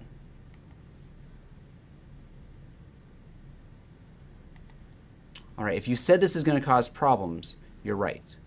The reason it's going to cause problems is because the compiler can only know that s is a person reference. So the compiler can only look in the person class for that method. It's going to look there, and it's not going to find a getSID method, which means the compiler is going to give you an error. It's going to say, I can't find this method in the person class. Now, you might say, well, wait a second, I know this is always going to be a student object. It should be allowed to call SID. Well, we're going to be able to do that, but we're going to have to do that through explicit casting. We're going to cover casting in the next video.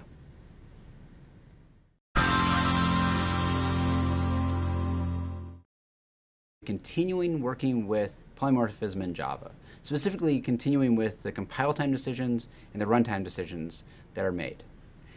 To help aid a compiler, we can sometimes use the term casting. So the goal of this video is to be able to walk through those decisions at compile time and runtime, and also be able to cast objects. Where we left off in the last video was we had just done this example where we attempted to call the getSID method on a student object, but we were unable to because S is a person reference.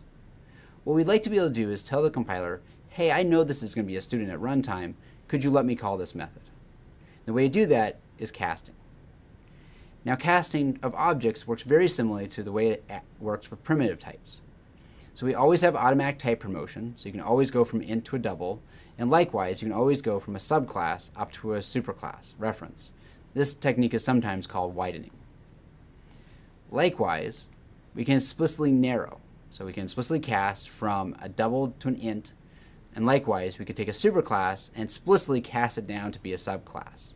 This again is known as narrowing. Now, I can't stress this enough.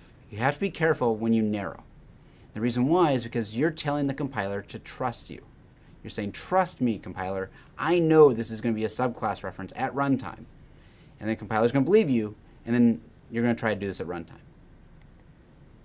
So let's walk through this again now. Let's fix this with casting. So I've got my person reference, student object. I can't call getSID because it's not in person.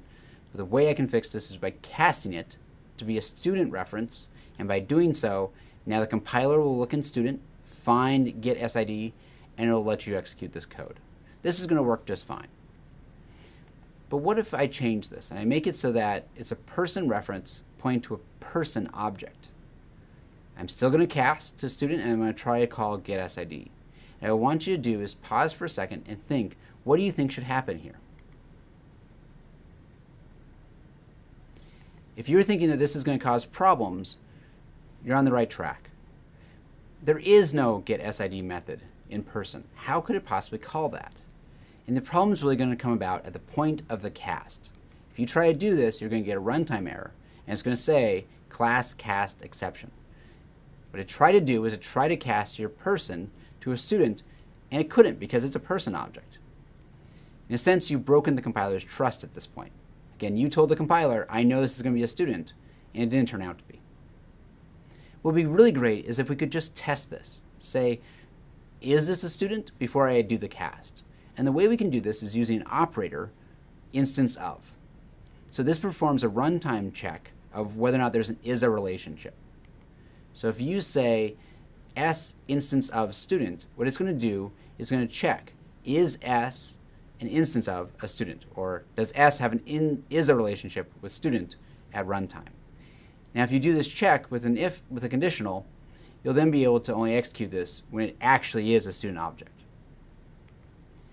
At this point, with the compile time decisions we've discussed and the runtime decisions we've discussed, polymorphism should make a great deal more sense. In this concept challenge, we're going to have some fun with polymorphism and dynamic binding. We want it to be a little bit challenging, but hopefully not too far beyond the reach of what you can do with your new knowledge about how this works. So you know the drill. You're going to pause, answer the question on your own, discuss it with people around you or online, watch our learner videos, and then confirm your understanding with our explanation. So what's the problem? Here it is. We've got two classes for you, the student class and the person class. The person class is the base class. It has a private member variable name and then a number of methods. There's one constructor, it takes an argument.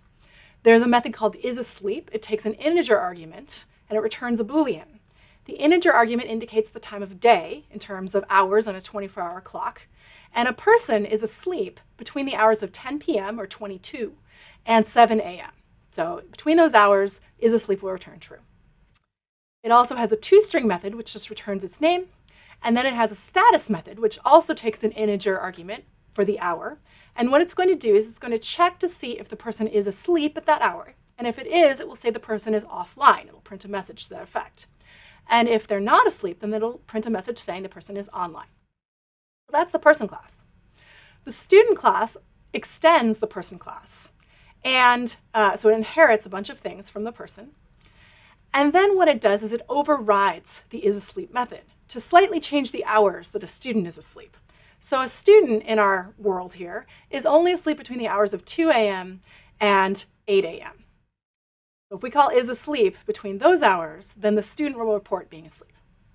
So the question for you is, what happens when we create a reference to a person, set that reference equal to a new student object, and then call the status method on that object at time 1 in the morning? I'm Alicia. I'm Joanna. And I'm Justin. So actually, when I looked at this code, I was wondering if person can actually even be a student.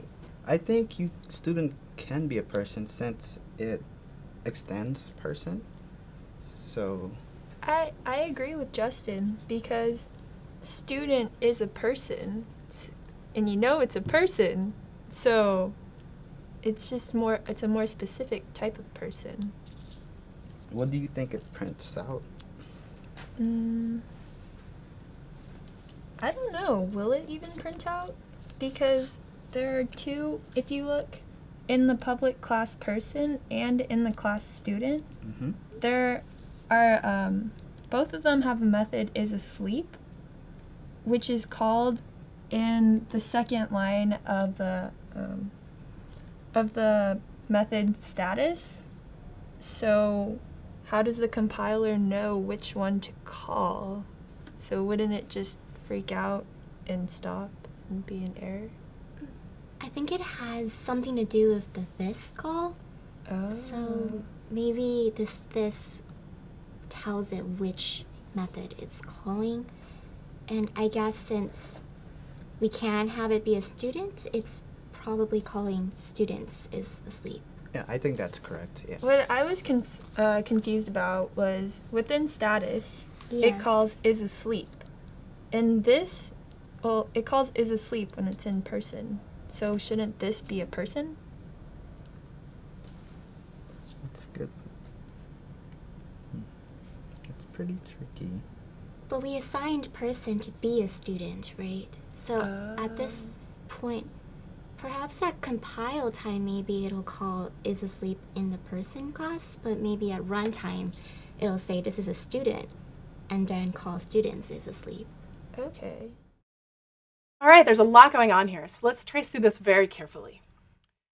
First thing we have to think about is, even though P is a person reference, the actual object it refers to is a student.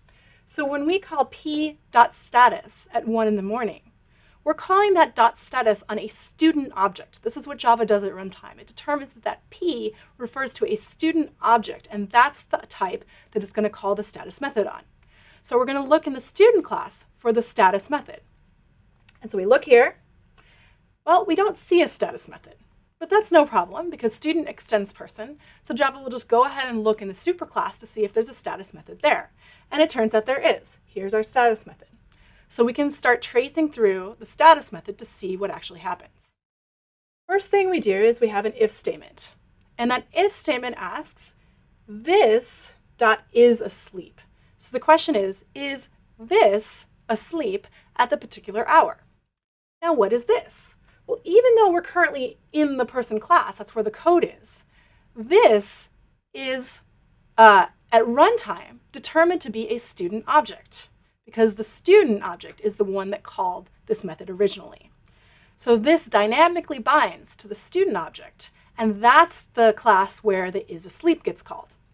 So we go back down here and we use the student's version of isAsleep to determine if the student is asleep at 1 in the morning. Now I already said that the student only sleeps between 2 in the morning and 8 in the morning, so the student is not asleep at 1 o'clock. And so we'll fall through to this else condition and print out that this student is online. It says now online. This is what it'll print. Now online. And the student's name is Sally. That's it.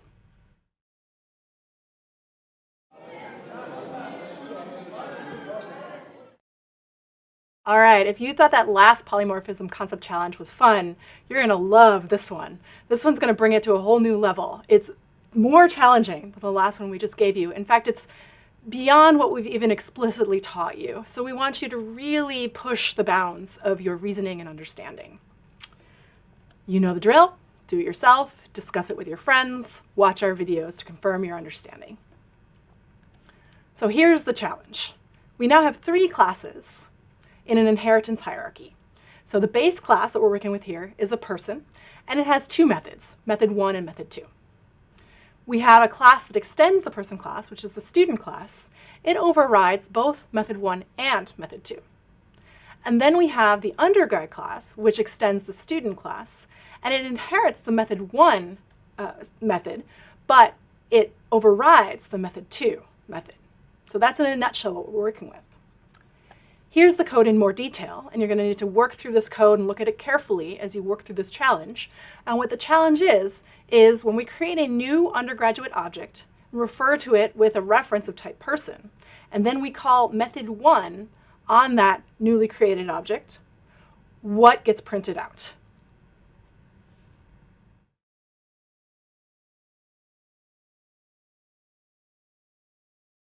Hi, I'm Steven. Hi, I'm Joanna. Hi, I'm Justin. So, what do you think? I don't know, I was getting caught up on this first one. So it says it calls method 1, but I don't see a method 1 in undergrad. So I think it would be a compile error. I don't think it'll be a compiler error. If you notice, undergrad extends student, so in the student class there's a method 1, so I think it inherits that method. Yeah, I agree. So it does print student 1. What I got a little bit tripped up on was I wasn't sure which, when it calls super.method1 in the method 1 of the student class, I wasn't sure which method 1 it would call, because isn't it in undergrad? So wouldn't the super.method1, it might just call student and go into like an infinite, like calling itself over and over, right? Yeah, I could see how you get caught up on that. But I think when super, it's always talking about the class above it. So I think it'd actually be calling the method 1 in the person class. Okay. What about method 2? Does it call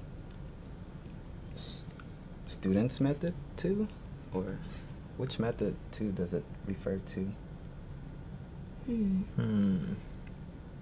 I think that since it is an undergrad, it will call undergrad's method 2, and it'll print undergrad 2. So if it doesn't go infinitely, like you said, then it should be D. All right, let's trace this together because it's non-trivial. We're going to start our tracing up here where the method is originally called. So the type of the object referred to by you is an undergraduate. So at runtime, that's where Java is going to look for this method, method 1. Well, if you look down here in the undergrad class, we don't see a method 1. But luckily, we can see that undergrad extends student. So Java's going to go look in the student class for method 1. So looking up here in student class, it finds method 1. Great. So now I can start executing. So the first thing it's going to do is execute that first line, which prints student 1. So what gets printed so far is student 1. Now we keep going to the next line. The next line says super.method1. So what is the super class of the student class? Well, it's the person class. So this happens at compile time. When this code is compiled, Java notices that there's a call to the superclass inside this method. And so it looks and sees, well, what is the superclass of student? It's person. So it's going to bind to the method 1 inside the person class. And that's where we'll go now. So we go up here to method 1 and we execute its code. Its code says it should print out person 1. So that's what gets printed next. So far we've printed student 1 first, and then person 1. But let's continue. We now return back to where we were, which was inside the method 1 method in the student class, and we say, call method 2. All right, well, where are we going to go now? Which method 2 are we talking about? In order to answer this question, we first need to notice that since we don't have a calling object at this point, what Java is going to do is insert the keyword this. So we're calling method 2 on the calling object. Now, as you saw from the last concept challenge on polymorphism, this is going to bind at runtime. So we're going to look at the actual type of the object this at runtime. This is what's tricky about this example.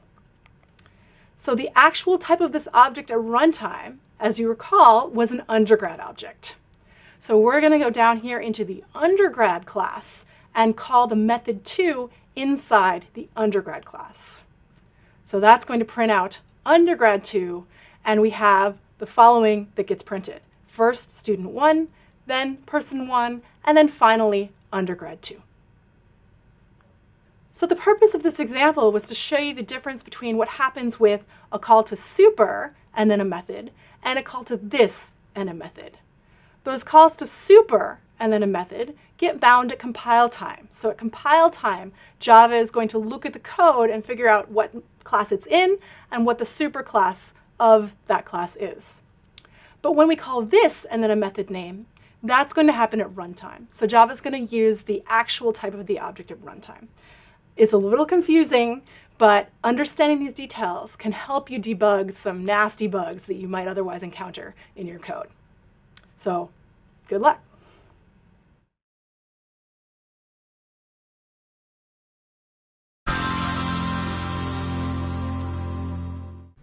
All right, welcome back to our module on inheritance and polymorphism in Java. In this video, we're going to be discussing abstract classes and interfaces. Specifically, we're going to be talking about what it means to be an abstract class or an interface, and how to use keywords like abstract or interface. We're going to be comparing inheritance of implementation against inheritance of interface, and we're going to give you the tools to help decide between an abstract class or an interface when designing your class hierarchy. To get started, let's look at our hypothetical with our person class. So now we're still working at the university, but let's change things a bit. Let's change it so we're working for the accounting department. And here we're essentially responsible for handling bills and paychecks. Now in this context, it doesn't really make sense to have a generic person object anymore. Right? We're only going to be working either with students or faculty.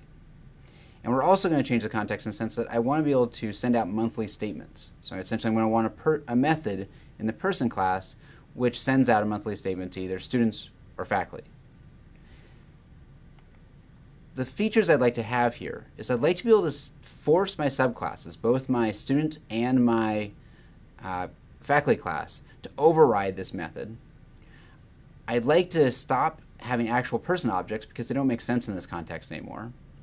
But I'd like to keep having person references. And I'd also like to keep that common code we had, like the name of the person.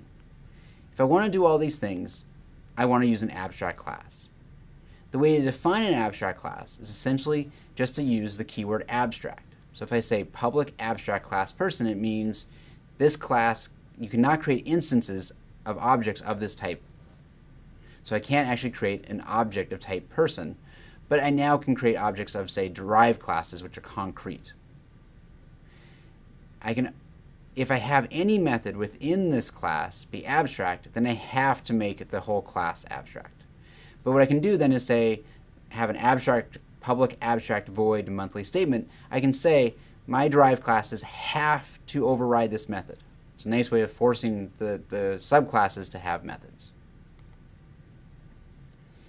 With an abstract class, you get two things. You get to inherit both implementation and interface. And what I mean by that is with an implementation, you get instance variables or methods, which essentially define that common behavior that any person should have. And you also get an interface. You say what method signatures have to be overridden in my subclasses. Now there's going to be times when you don't necessarily want both. You may just want the interface. If you want just the interface, then you're going to use interfaces. And if we go back to our example, I really believe an abstract class is appropriate for the hypothetical that we were just talking about. But let's say that you had no common code in the person class. If there's nothing common there, then you just use an interface. And an interface will give us the ability to force subclasses to have the method, to stop having actual person objects, and will allow us to keep having person references. Now, interfaces only define the methods that are required, and classes can inherit actually from multiple interfaces. So you can inherit from an abstract class and also inherit from multiple interfaces, all within one class. So let's look at an example of an interface. So the most common one discussed is the comparable interface. Now, comparable gives you the ability to compare to an object to another object of that same type. You're going to notice some terminology here, those brackets with the E, that refers to generics. And we'll discuss those a bit more later. But this allows us to compare two objects. Now, why would I want an interface like this? Take a few seconds to think about it, and we'll come back. All right. If you're thinking it's useful to be able to compare objects in case you, say, want to sort them, that's exactly the purpose for having comparable. So if you want to have a data structure and know some way of storing and ordering among those objects, comparable is exactly what you want to do for the objects. And the way that we would do this for, say, the person class is to say, have the person class implement a comparable interface.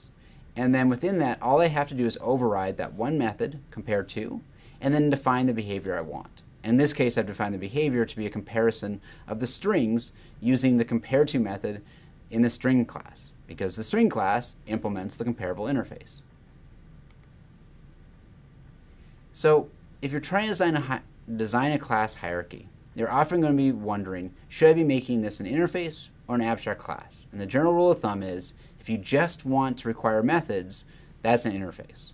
If you want to potentially require methods, you don't have to, but if you potentially want to require methods and you want to require common behavior, that's where an abstract class comes in.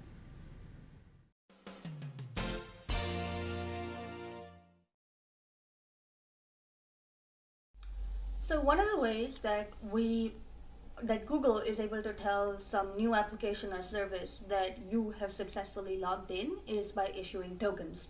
And there are many different reasons that an application or website can ask for tokens from an identity provider like Google. But when we started out, there were far fewer. And the different flows that determine what kind of token you will get back are determined by, say, a parameter called grant type. So I can ask for a token with a grant type device, or with a grant type access token, or with a grant type code, or with a grant type assertion. Now, as the years grew on, we got more and more grant types that we added to this same endpoint. So whenever someone goes to googleapis.com/v3/token and asks for a particular grant type, they all make a call to the same class in our code base. Now, obviously, over the past 2 years, that particular class has grown really, really large. But there's a lot of similarities between each of the different grant types, or what needs to be done. The overall processing of the request, the validation of the various other parameters that are sent into the request, and the eventual creation of a response that needs to be sent back to the user, all of which will always contain a token. So it's possible to pull out each of these aspects, or to pull out each of these into a separate method and put them into an abstract class, so that each grant type can be processed separately and they all get to do the same thing, which is to create a token response. And that's my project for this quarter, and essentially that's inheritance.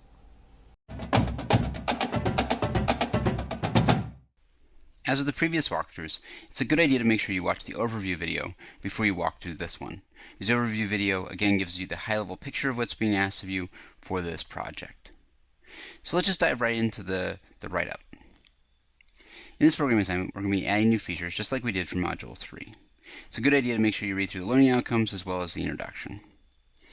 Again, just like in the last module, make sure you have these two references open when you're working.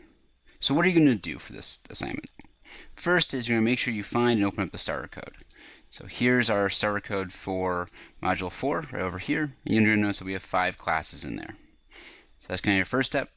Open up these files, and you may want to check to see what the relationship is between them. So for example, earthquake city map, it sends p-applet just like it did before. Then you'll notice that city marker is going to extend simple point marker, and so on. It's a good idea to walk through those so you can figure out the class hierarchy. In the next step, you're going to want to trace to the starter code, predict what happens when you run it, and then run it. Now notice that we've made some changes to the code from the previous assignment, so you're going to want to make sure you identify what those changes are. The next major step is to implement the isLand method in the earthquake city map class. So let's go to earthquake city map. You scroll down for a while. You're going to find that there is a earthquake. Scroll down even more. You're going to find the isLand method. The reason we're going to use this is for this next step in the assignment, where you're trying to figure out whether or not an earthquake occurred in land or under the oceans. And if it did occur in the land, you're going to know what country it occurred in. Now the good news is, we've given you a method a little bit further down called isInCountry. So this is going to allow you to essentially check, is my earthquake occurring in this country? And the process of checking that is actually going to set that property of the country that it's part of. So if it is actually inside that country, it will set the earthquake to be attached essentially to that country. You'll want to use that in a future step. So you want to use this method, isInCountry, within your isLand method. The next step is to implement your printQuakes method. The idea for the printQuakes method is to print out all the earthquakes that occur in each country, as long as there's at least one earthquake in that country, and then also print out how many earthquakes occurred in the ocean. You're going to want to use that country property that's attached to earthquakes to help solve this. The next step, after you've coded these, is just like any piece of code, you're going to test it to make sure it's working properly. So the way to test this is we've given you two tester input files called test1.atom and test2.atom. And you can essentially just use those test cases to make sure you get the right output. And we've given you the test1.out.text and the test2.out.text as essentially the right answers to verify against. If your printQuakes method and your isLand method are working properly, this should work just fine. Your next step is to draw a UML class hierarchy.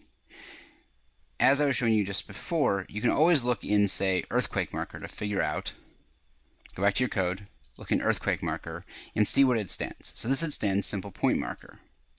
And we know that simple point marker, if you look in the documentation, extends from marker. So this is the way that you're going to essentially piece this all together, what the class UML hierarchy looks like. The next step is to complete the method definition for the draw method within your city marker class, because we're going to want to add all the cities to the map.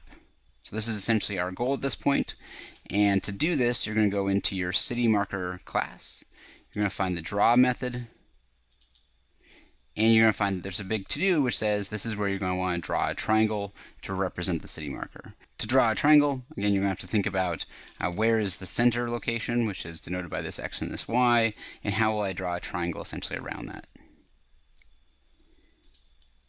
Your next step in the project is going to be completing the method definitions for draw earthquake in the land quake marker class and draw earthquake in the ocean quake marker class.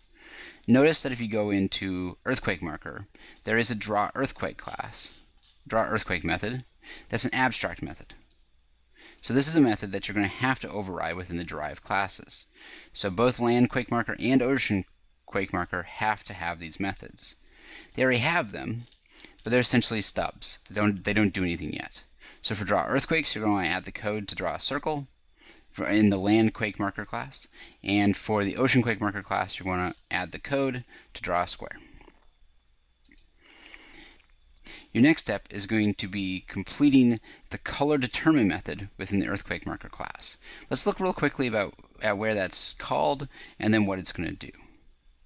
So if we pull up our code for earthquake marker, we're going to find we have a method called draw. So this is what the earthquake marker is going to look like, and it essentially does a few steps. It's going to call this color determine method, which we know we have to write for this step, and then it calls that draw earthquake method, which you wrote for the previous step. So let's look in the color determine method. Within the color determine method, we don't have any code yet. So what we're going to want to do here is figure out whether or not it should be red, blue, or yellow. These are just colors we suggest based on the depth of the earthquake. If you're curious to figure out, well, how do I figure out depth? Notice that there's a bunch of helper methods within earthquake marker class that are going to be useful to you, from getting the magnitude to getting the depth. Now I would talk real quickly about why we laid this out this way. So you have your draw method in the earthquake marker class, which is the parent class of both landquake marker and ocean quake marker. Because you're going to want to determine the color to be red, green, or blue, regardless of whether or not it's a land or an ocean quake marker, it actually makes sense to put this color determination call in the parent class and define it there. Because if you try to put in the subclasses, land quake marker or ocean quake marker, you just write the same code twice, and that doesn't make any sense. Alright, back to our steps. We are almost done at this point. If you want, you can add this extra feature, which is to check to see if the earthquake has occurred recently, and if it has, then you'll want to draw these kind of X's. And the place you want to do that is actually, we just saw it, we scrolled right past it. You want to check to see right here, right after draw earthquake, whether or not it's occurred within the last day. If it has occurred within the past day, you'll want to put an X. Alright, I hope these steps help you get started. As always with these projects, you want to work through this step by step. So go right back up to step 1 and start working through. You want to read this fairly carefully because we try to give you the necessary details to solve that part of the problem in text right here. If you do run into problems though, feel free to review the videos, check the forums, and again, try to have fun.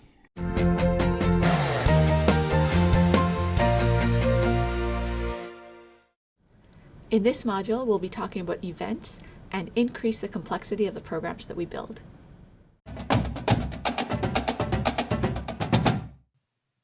In this part of the project, you're going to make your map interactive.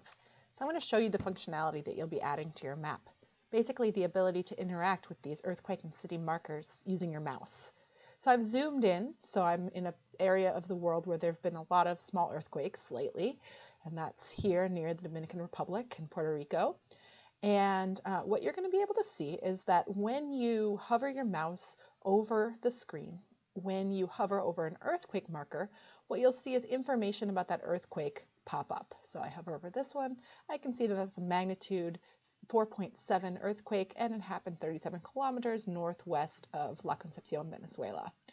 I can also hover my mouse over city markers and see information about that city. This is Caracas, Venezuela, and the population is 3.27 million.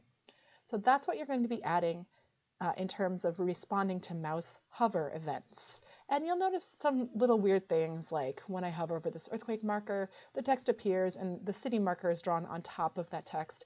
That's actually surprisingly hard to fix, and so don't worry about that for the purpose of this assignment. You're welcome to fix it if you want, but if not, just go ahead and leave it like that. Now, one thing you'll want to make sure of is that when you have multiple earthquake markers or multiple markers in a small area, you only want to be showing information about one of the markers at a time. So you'll want to test this out to make sure that you're always showing information about just one marker. Now, the other thing that you're going to implement is clicking. So when you click on a marker, I can see that basically everything else is going to go away. So I click on that marker, everything else goes away. I click on it again, everything else comes back. Or in fact, if I click anywhere else, everything else should come back. And except in certain circumstances. So if a city is close to an earthquake, if the city could potentially be affected by that earthquake, by this definition of something called a threat circle, which is explained in the project write-up, then we want to keep that city shown when I click on this earthquake. So here, I'll click on the earthquake, and you can see that that city, Caracas, could be affected by that earthquake. Click again, everything comes back. Similarly, when I click on the city, you can see the earthquakes that might potentially affect it. So I click on that city, and you can see that this earthquake stays around because that earthquake might have potentially affected people in Caracas. All right, so that's the interactivity you'll be adding to your map. And in this module's lessons, you'll learn how to respond to events in order to add that interactivity. In this video, we'll be talking about two different programming paradigms. We'll be talking about procedural programming, and we'll also be talking about event-driven programming. And I'd like to start with an analogy. So think about how you start your day and try to make sure that you have a great day feeling well and healthy. So when I get up, I brush my teeth, then I'd maybe take some vitamins, brush my hair, get organized, and I have a sequence of events that I go through one at a time at the beginning of my day to start feeling fresh and healthy. But some days, that's not quite enough. Maybe I have a headache, maybe I need to drink some extra water, it's really hot out, and maybe I need to even take some pain medication.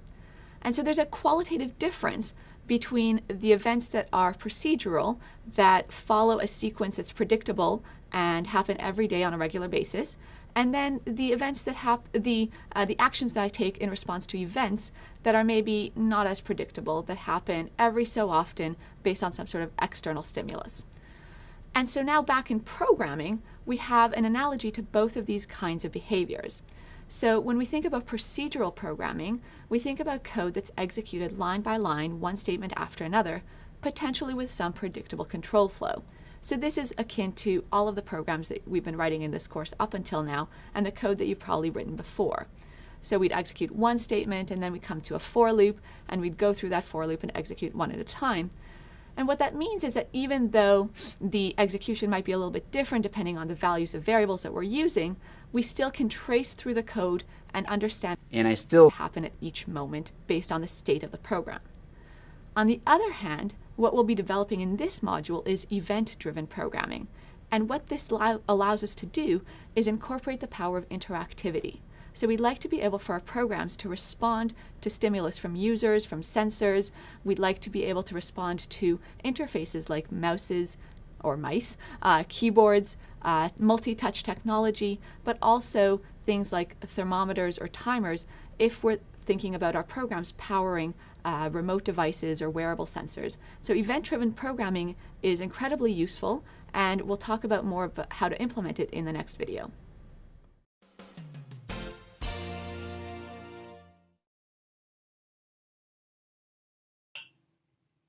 Event processing is really common, and you probably interact with it more often than you realize. So one real-world example would be, have you ever gone to a website and then all of a sudden it just started running really, really slow? And it's just grinding to a halt, the user experience is awful, and then all of a sudden the browser pops up a warning and says the page is not responding. So you have to ask yourself, what does that even mean? What does it mean for the page to be responding? And usually what the browser means by this is that the JavaScript on the page isn't handling events properly. So like a lot of things, JavaScript is essentially handling events. So the browser sent in something like a keystroke and expected it to finish dealing with it pretty quickly. Now, if the page isn't responding, an event came in and the JavaScript never finished handling it. It's probably caught in an infinite loop someplace. Now, the browser doesn't need to know exactly what the JavaScript's trying to do with that event. It just needs to notice that it never finished running on it. And this is kind of a running theme with event processing, is that you should be able to handle an event pretty quickly. You may have to generate things that'll come back to you down the road, like go get that image that you want to get when a user clicks on it, but that'll come in as an event too. So there's no reason that your program needs to wait around forever to process the event. And the browser knows that and relies on this. So if it ever notices that some JavaScript code isn't finishing with an event quickly, it can go ahead and warn the user, because this is probably a programmer error.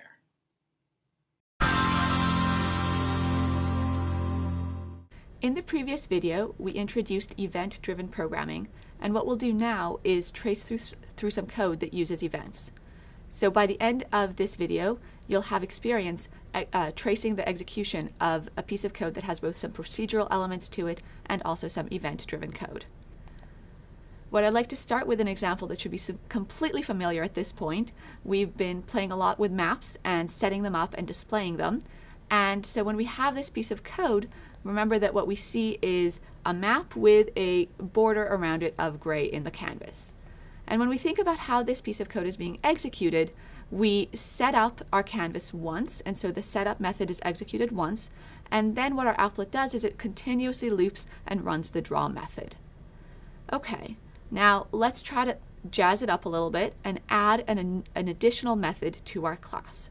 So right after we've defined the draw method, we're going to stick in these 4 lines of code and pause the video for a second and think about what the impact of this new method is going to be. One thing to think about is when this method will be executed, and the second thing to think about is what the effect of that execution will be. So let's start with a second question because it's a little bit easier. Let's think about what will happen if we were to run this method. And what we notice here is that the key part is the background color gets changed. So remember that the background method that we're calling inside keyPressed is the way that we have through processing to change the background color of our canvas. And what we're doing here is setting that background color to 255, 255, 255, and that's our code for all white because the 3 color channels are set to their maximum. R, G, and B are all at their maximum value, and that means that we have a pure white color. And so if this method is executed, what we expect to see is that the background of the canvas is all white, something like this picture that you see now. But then we go back to the question of when this method actually gets executed.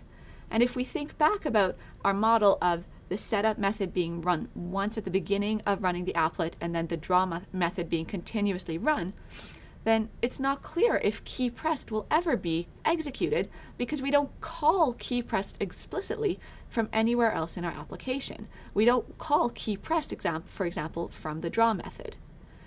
The thing is, though, that our application is acting as a listener. Not only is it doing that flow of execution of running setup and then continuously looping through draw, but it's also in the background listening for user events. So it's trying to see if the user is trying to interact with the program in some way. And the kind of events that it's looking for are keyboard presses, mouse clicks, multi-touch actions. And so the program is going to be able to react to any of those kinds of events. However, we don't need to worry about handling all of those events ourselves. In our unfolding maps library, we already have a default event dispatcher. So just by including this line of code in our setup method, what we're telling our application is we'd like our application to be interactive. And so do what I'm telling you, set up the canvas the way I'm saying, draw what I want, but also listen for any of the default events that you have in mind. And the default event functionality that PApplet already works with and that Unfolding Maps does is, for example, if the user double clicks somewhere inside our map, we're going to increase the zoom level by 1, and so focus in on wherever is at the center of the map. And we can also accomplish that zoom level changes by hitting some plus and minus buttons. So that means that the map that we're drawing, the application that we're running, is going to respond to certain user inputs, but we can always customize the interactivity by adding additional methods or modifying the methods like keyPressed that we had before. What we're doing when we're writing public void keyPressed, like we did before, is we're overriding the keyPressed method from the superclass PApplet. And so we're using the power of inheritance that you talked about already with Leo in the previous module. What we'll do in the future videos is think about further interactivity and how we want to indicate to the user what they can tell the map to do and how to design a good user interface.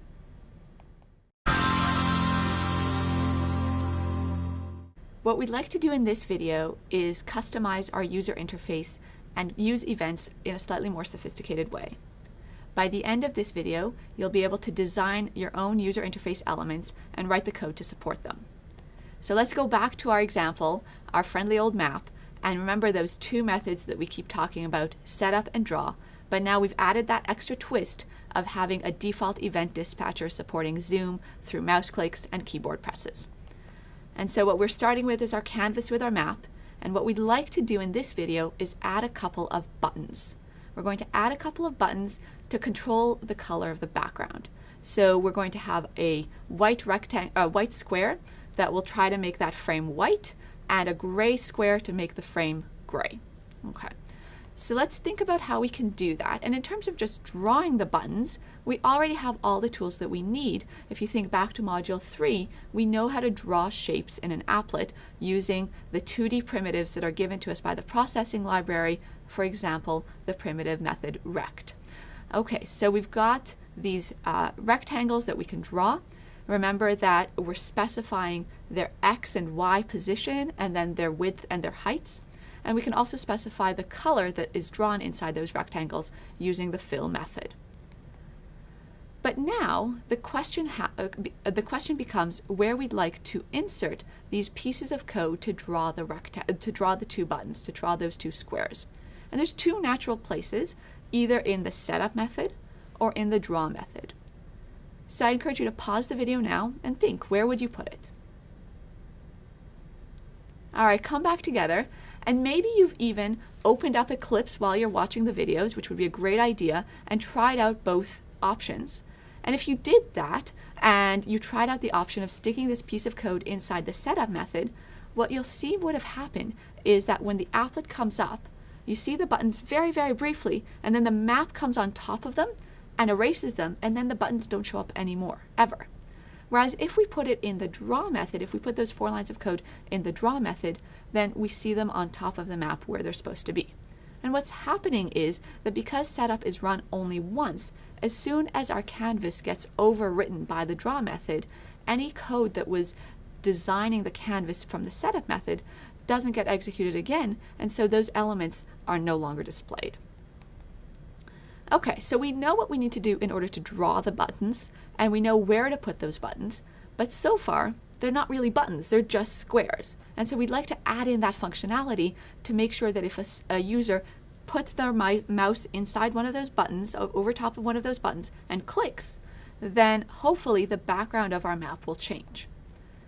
So now we get to override some methods that are available to us because our applet is a listener. It's listening for mouse events. And so papplet implements some sort of default blank behavior to correspond to mouse clicks. But what we'd like to do now is customize that behavior in the event that those mouse clicks happen inside one of those buttons.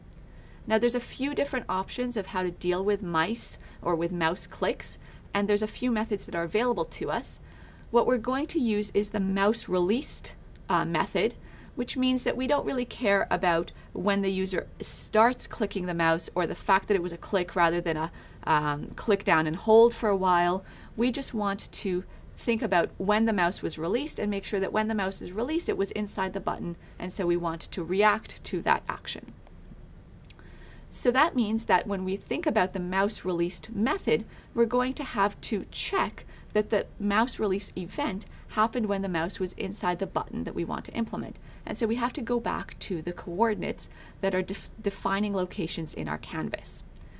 So when we defined, for example, the white button, we said that it was a rectangle whose corner was at coordinate 100, 100, and then this button is 25 pixels wide and 25 pixels high. And so the 4 corner coordinates are now up on the screen, which means that when we're looking at the mouse event, to check that the mouse event happens inside the button, we want to check that that the X coordinates and the Y coordinates of the mouse's location are within the square that's defined by the corners and those corner coordinates. Now notice that we're doing something kind of cool here. We're accessing the coordinates of the mouse using a variable mouse X and mouse Y, and that's available again to us through inheritance because those variables are available to the applet superclass that we're inheriting from. So in the case where our mouse was actually released from inside the white button, what we end up doing is setting the background color of our canvas to white. And in the other situation, when we've calculated the corners of the gray button, we can also set the background color of the canvas to gray, of course corresponding to a mouse click inside the gray button. And that's really all there is to it, to implementing a button inside this class, because we can listen for mouse events and we can record the location of those mouse events. So not only do we know that a mouse was clicked and released, we also know where it happened.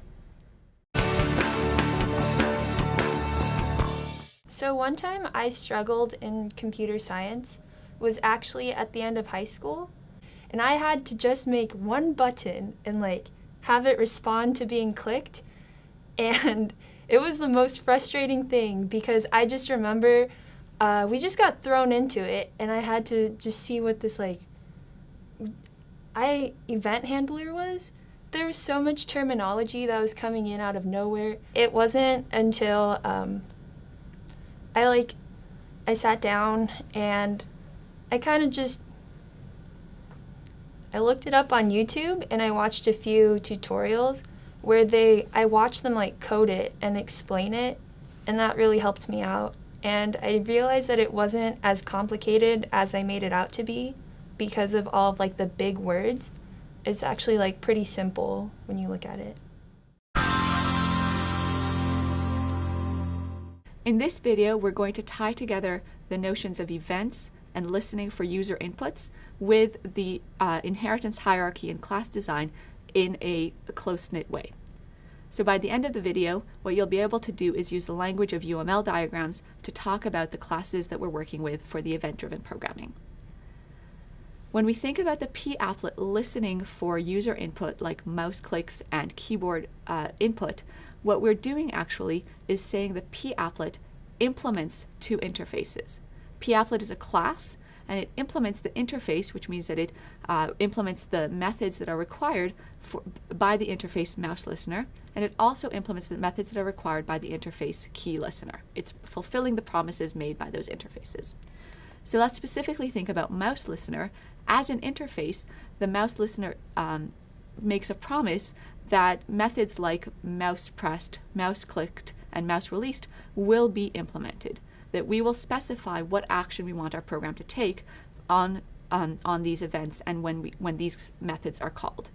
And so our p-applet class implements them in some default fashion, but then when we go ahead and create a map with button class, then we can override some of these method implementations and say, not only do we want a mouse released event to react in a default way like zooming the map, we also want to build in some functionality so that if the mouse is released in a particular location in the map, we do some additional steps.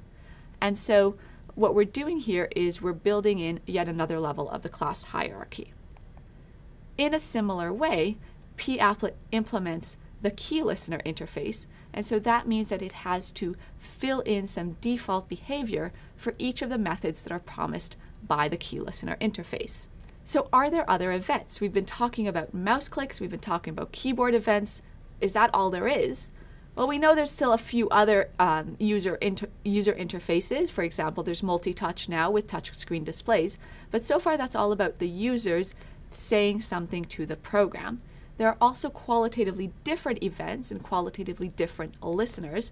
So for example, it turns out that the map object itself can act as a listener. It's a slightly different kind of listener. There's this other interface called event listener, and the unfolding map implements it.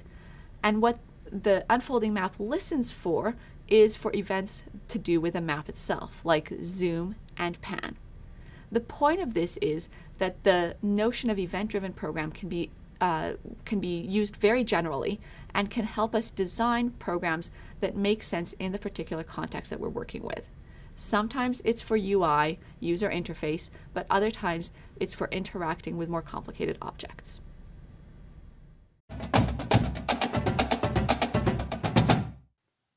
All right, as you know, in this part of the project, you'll be adding code to respond to mouse clicks and mouse hovers. So let's take a look at what you need to do to make that happen.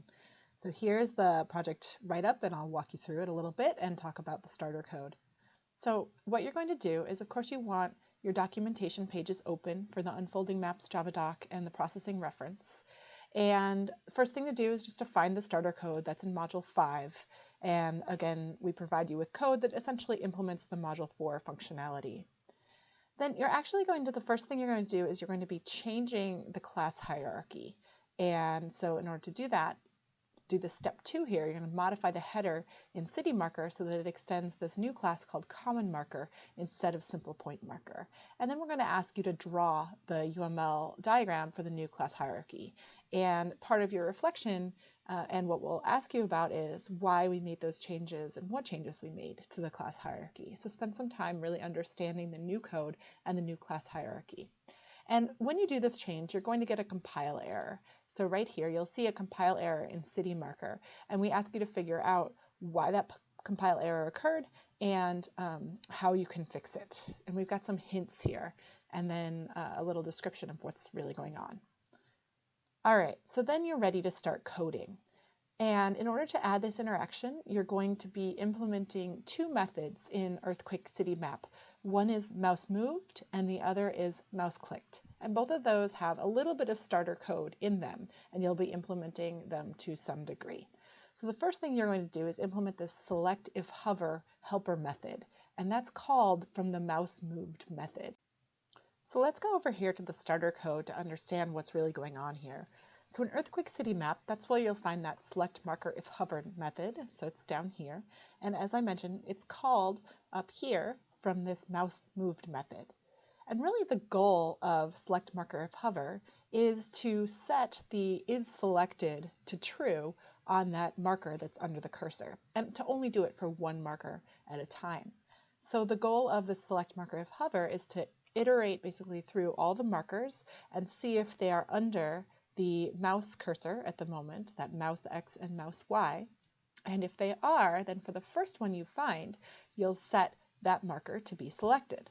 So how does that result in displaying the title that you see next to the marker when you hover over a marker? Well, to understand that, we need to go over here into the common marker class and look at its draw method. So if we go down here to the draw method, you can see that there's some logic here that basically says if that marker is selected, then you're going to show the title. And show title is a method that you're going to write as well to display that text next to the method. So that's how this all comes together. In Earthquake City Map, we have this mouse clicked method, or sorry, not mouse clicked, we have this mouse moved method that basically clears the last selection and then finds if another marker has been selected. And again, just be careful to only ever have one marker be selected at a time. That's a little bit tricky. There are some hints in the project write-up. So that's what you have to do to get the hover functionality working. Going back to the project description, the next thing you'll want to do is to implement that show title method. That's what, as we saw, is going to actually be drawing the text next to the earthquake marker. And you will have to look into that text method in the processing library using the processing documentation that you've seen in some of the support videos to understand how to display text next to each marker. You'll just be using those processing drawing methods. All right, and then once you have your show title method working, you should see your mouse actually causing those titles to appear if your select marker if hover method and your show title method are both working. So you'll want to test that out. The next piece is to implement the mouse clicked method in the Earthquake City Map so that your earthquake markers and your city markers respond to clicks. And you can read the text here about what that's supposed to do. And then there are some hints about how to implement that. But to show you where this all is in the code, we can go down right here to the second to do item and just look at where you're going to put your code that handles mouse clicks. This is not a totally trivial method, and you'll want some helper methods to keep mouse click from getting too long or disorganized. But essentially, you need to iterate through the earthquake markers and the city markers, see if any have been clicked, and then if they have, you'll need to do some additional iteration to hide the markers that aren't supposed to be displayed, or to show the markers that are supposed to be displayed at any given point. Again, one thing to note about the common marker, since all of these are common markers, is that they have this property get clicked, but they also, because they inherit from simple point marker, which inherits from this abstract marker class, they have a hidden property. So you can set them to be hidden or not. And that's how you're actually going to do the hiding, because you'll note here in draw, if this marker is not hidden, then you're going to draw it. But if it is hidden, then it will not be drawn. And that's something that's set through the superclasses, and you can check out the documentation, and we also give you some hints here in the hints for step 7. So that's it. You have an option of adding some additional functionality to your responsiveness to your GUI if you like. But other than that, once you get through step 7, you will finish the project for this module.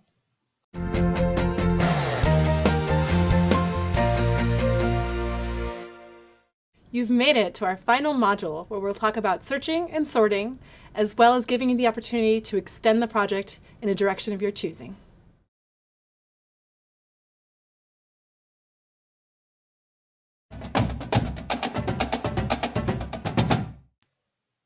All right, here's your overview of the last part of the project. I'm actually only going to demo part of the last part of the project, because the very last part of the project is an open-ended extension of your choice. So you'll get to have some freedom and some creativity with that. Really, anything goes. It's up to you. But for the first part of the project that everybody will do, what we're asking you to do is actually make no changes to the map at all. So your map is going to behave basically just like it did in the last part of the programming assignment. But what you are going to add is you're going to add code that will sort the earthquakes in descending order of magnitude. So when you run the program now, in addition to printing out the number of earthquakes per country, it will also print out a list of the earthquakes in the RSS feed that you read, sorted in reverse order. So strongest magnitude first, and then in descending order. And you'll write a function that allows you to control the number of earthquakes that get printed out here. So that's really it, and then you'll get to work on that open-ended extension. So have fun with it. You're going to get to learn about some searching and sorting algorithms to write this part of the project, and then dive into that open-ended extension.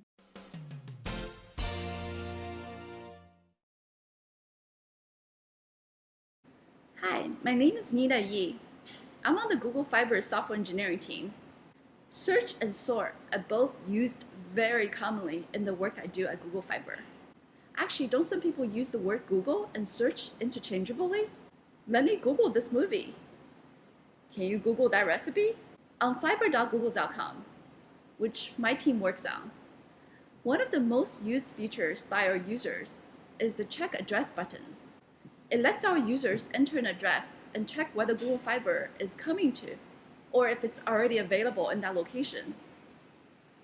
Once user enters an address, the system searches through an address database of millions and millions of records to find the Google Fiber readiness status for that entered address.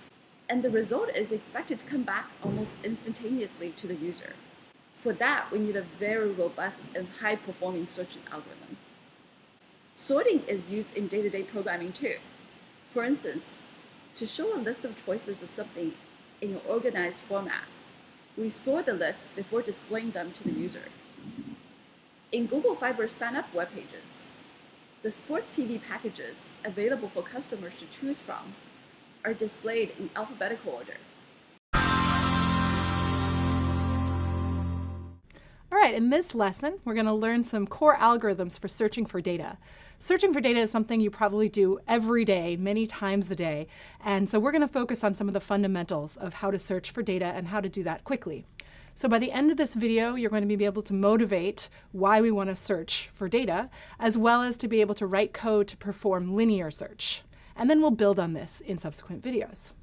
So let's start off with a motivating example. Say I'm going on a trip, which I am. I'm going on a trip and I want to plan my airline travel. And in order to do so, if you've booked airline tickets online, you probably know that those airline ticket booking sites use a 3-letter code for the airport that you're trying to book from.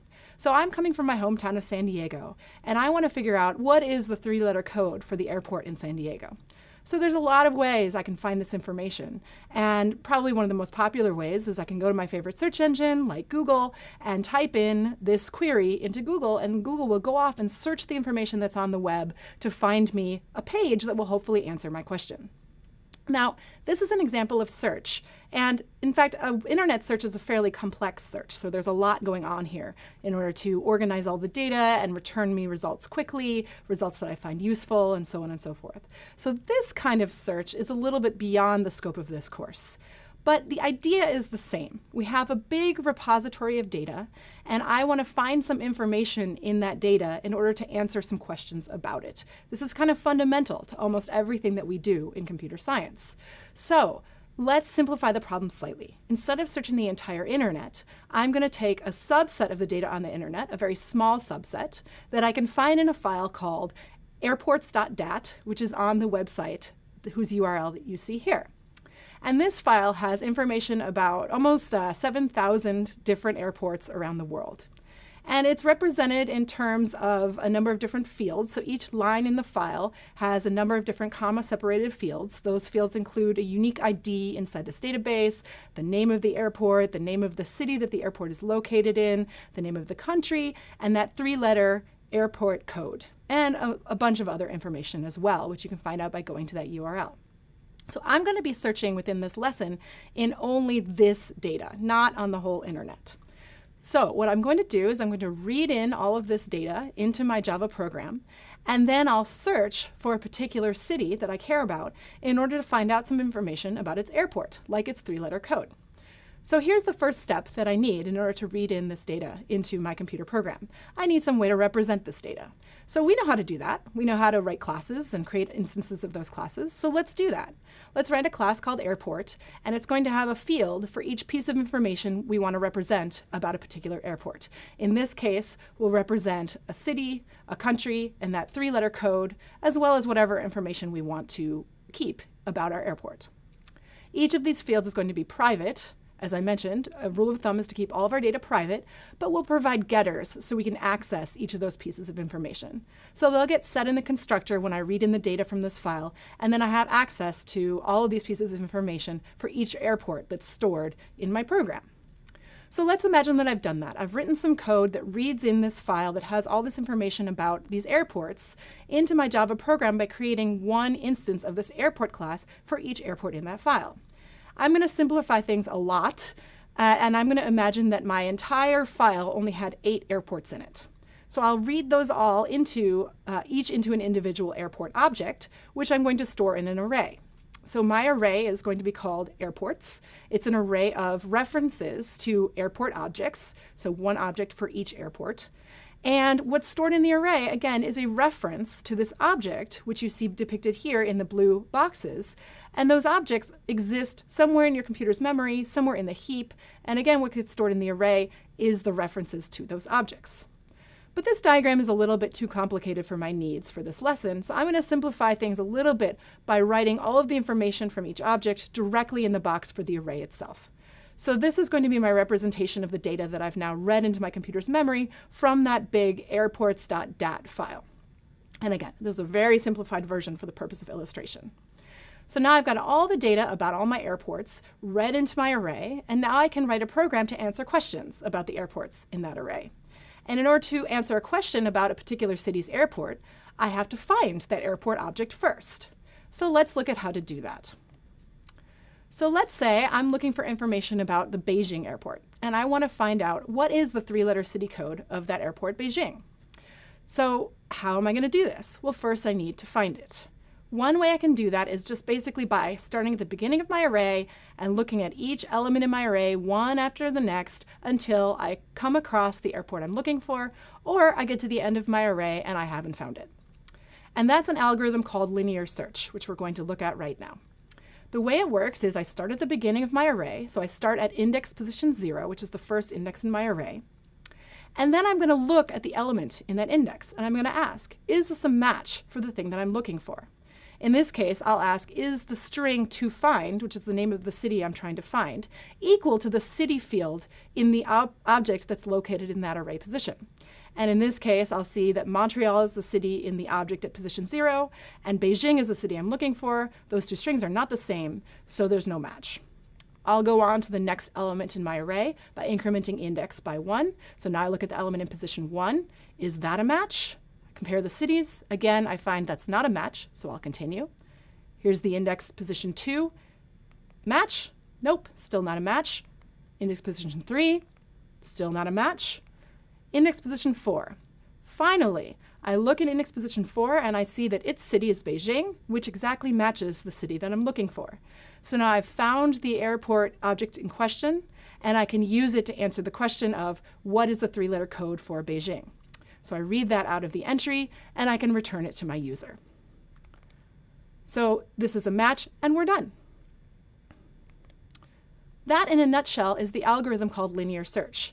And here's how it looks in pseudocode. So in the beginning, we initialize that index variable to the start of our array. And then we're going to have a loop that keeps going as long as we haven't found what we're looking for, in which case we just return it. Or we get to the end of the array, in which case we conclude that the element is not in our array. So while our index is not equal to the length of our array, while it's less than the length of our array, we'll look at the element in the particular position where index is referencing, where index says we should look, see if the city in that element matches the city we're trying to find. If it does, we'll return the 3-letter code, thus breaking the loop and breaking the whole method, basically returning out of that method. Otherwise, we'll keep going by incrementing our index variable by 1 and going back to the top of the loop. When the loop ends, we can conclude that the city we were looking for was not in the array at all, and we return some value to indicate that we didn't find it. Okay, so now it's your turn.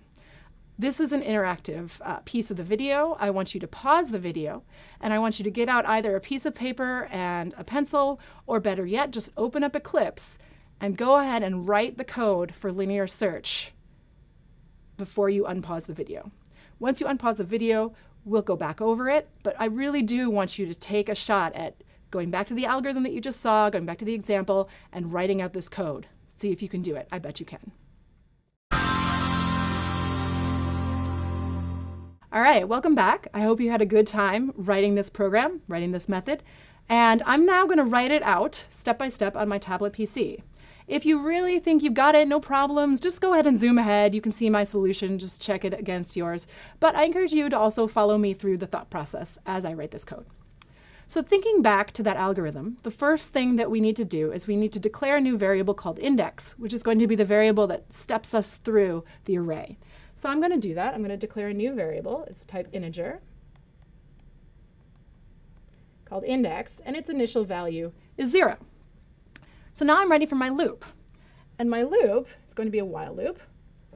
And it's going to run as long as that variable index is less than the length of my array. So airports dot length. Okay, so now inside the loop, remember what we want to do is we want to look at the airport object that's in the cell indicated by that index variable. So we're going to get that airport object out first and store it in its own separate variable just to make the code a little bit cleaner. So I'll declare a new variable, airport A equals airports at position index.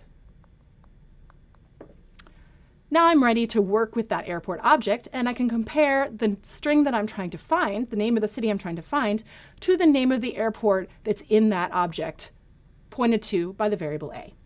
So I do that with an if statement, because if they're equal, I want to do something. So if my toFind equals a dot get city. Now notice that I've used the dot equals method here instead of the equals equals operator. And that's pretty important, because what dot equals is saying to Java is, I want to compare the string representations in these two objects by essentially their characters. I want to know, are they the same string? I don't care if they're the exact same object in memory. I just want to know, is it the same string of characters? And the dot equals method will do that. On the other hand, the equals equals operator, that's just going to compare the references that are stored in two particular variables. And so that will only be true if those are actually the same literal object in Java's memory. So in this case, and almost always when you're working with objects, the dot equals method is the appropriate way to compare those two different objects. So if I find that the string that I'm looking for is equal to the object's city that's stored in A, then I'm going to return the airport code. So return a.getCode. Otherwise, I need to keep looking. So there's nothing really more to do except to go on to the next location. So I can say index plus plus. Notice I don't need an else statement here, because if the if statement was true, then I just return out of the function and there's nothing more to be done. But if that if statement is not true, then I increment my index and I'll go back to the top of my while loop and repeat the process. Now, if my while loop completes, that means my index has gotten all the way to the end of my array and I still haven't found the city that I'm looking for. So now I need to return some value that indicates that the city is not there. And in this case, I'll just return the value null. And that's appropriate because my method is supposed to return a string, so null is a good value to indicate, hey, we couldn't find it. It wasn't there. So that's it. That's it for the code. I want to leave you, oh, there's the code a little bit more cleaned up for you. But I do, after you're done sort of looking at and digesting the code, what I want to leave you with is a thought question. Actually, two thought questions. I want to ask the question of, if we're really unlucky, so if we're looking for some airport and it's very unluckily way at the end of the list, or it's not even in the list at all, how many airport objects are we going to have to look at to figure out either the airport code of this particular airport or to figure out that the airport's not in the list at all? So try to think of how you would answer that question in terms of some number of airports in the list. And then the more important question is, can we do better than that? Is there a way to answer this question faster? And that's what we're going to look at next.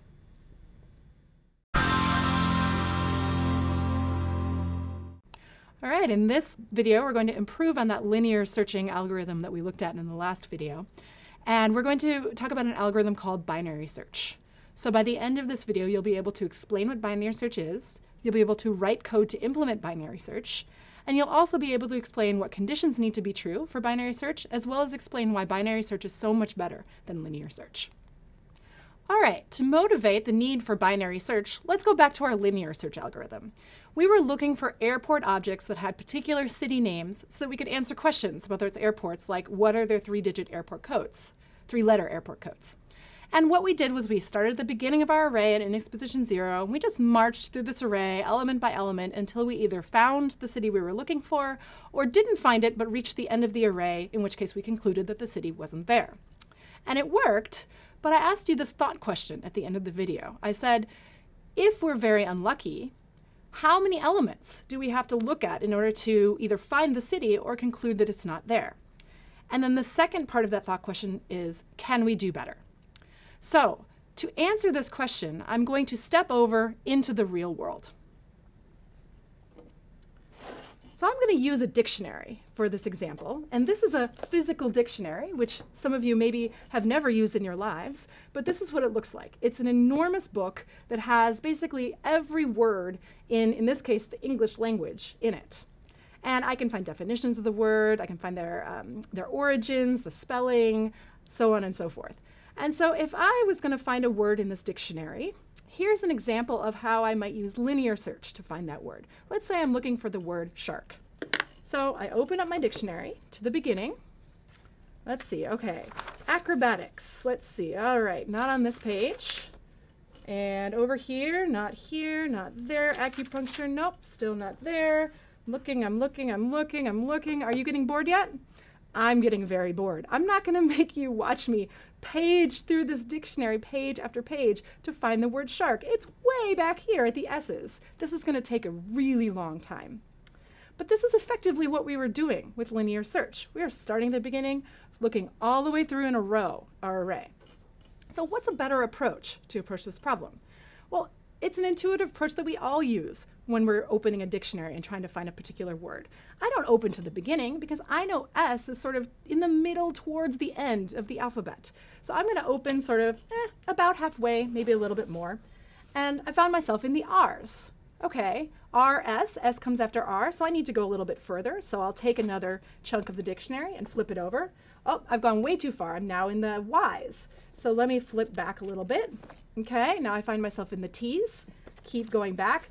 Great, I'm in the S's, S-O. I need to go back a little bit more. So on and so forth until I find the word I'm looking for. And already, after only about 3 or 4 flips, I'm much closer to shark, the word I'm currently looking at is shirt, than I was when I started the A's and was just flipping through one page after another. So this is an example of the binary search algorithm. What I'm doing is I'm starting with my entire pool of data, in this case it's the dictionary, and then I'm going to go halfway. And I'm going to reassess where I am to see if I've found the thing I'm looking at. And if I haven't found the thing I'm looking at, I'm going to use some information to decide whether I should go to the second half or go back to the first half. And then I just have a smaller version of the same problem where I'll again flip the book open about halfway. So notice each time I flip, my pages are getting smaller and smaller and smaller, the number of pages that I flip. And that's the exact same intuition behind binary search. So let's step back over now into the code so we can figure out how to write this algorithm on the computer. So we're going to need to implement this algorithm by taking our data in our array. And what we want to do is be able to cut the list in half each time. But if you look at the list as it stands right now, you'll notice a really important difference between the data that's in this list currently and the data that we had over here in our dictionary. So think about it for a second, maybe pause the video, see if you can identify the issue that we have right now. All right, hopefully you saw it. The list has to be sorted. The reason that we can eliminate half the data in the dictionary is that the list of words in the dictionary is in sorted order. So if I'm looking for a word that starts with S, I know that nothing that starts with P or before matters to me, and I can just get rid of it. So the same has to be true in order to do binary search of the data in an array. It has to be sorted on the element that you're looking for. So in this case, it's sorted now by city name. And here's how the binary search algorithm is going to work. I'm going to start by identifying the string I'm looking for. Let's look for Beijing again. Notice Beijing is now at the beginning, towards the beginning of the list, because it starts with B. And what I want to do now is I want to keep track of what range of the array is currently active to be searched versus the part of the array that's kind of been ruled out. So I'll keep track of the active range of the array with 2 variables, a low index and a high index. And these are just going to indicate where in my array I'm allowed to look for my data. Outside of this range, I've already eliminated all the possible data outside of the range. So my range starts with the whole array, so low starts at 0, and high is length minus 1, in this case 7. And now I want to go to that middle element, just like I did in the dictionary. So I calculate the midpoint. I calculate the midpoint by taking the low plus the high and then dividing by 2. In this case, it's 0 plus 7 divided by 2. Now you might be thinking, oh, okay, the midpoint is 3.5. But the problem is that there's no position 3.5 in my array. Luckily, we're doing integer division here. And so we don't need to worry about decimal points or anything like that because Java will automatically truncate that 0.5 and give me the value 3 as my middle position. So 0 plus 7 divided by 2 is 3. And that'll be my mid. So now I'm going to look at the element that's at that midpoint. In this case, it's the element Essen, representing the city Essen in Germany. And I'm going to compare it to the string that I'm looking for. I'm going to say, does it match? Because maybe I found the thing I'm looking for. In this case, no, it doesn't match. But instead of just giving up, now I need to get some more information out of this element. Now I want to know which half of my array can I discard. Should I discard the lower half or should I discard the greater half? So I'm going to compare Beijing to Essen and see whether Beijing is smaller or larger than Essen.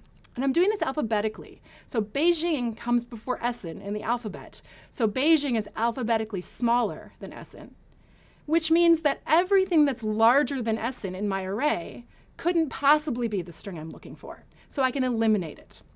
And the way I eliminate it is by adjusting my range to no longer include those elements. So I'm going to move the high point in my range to be 1 less than that middle element that I've just ruled out.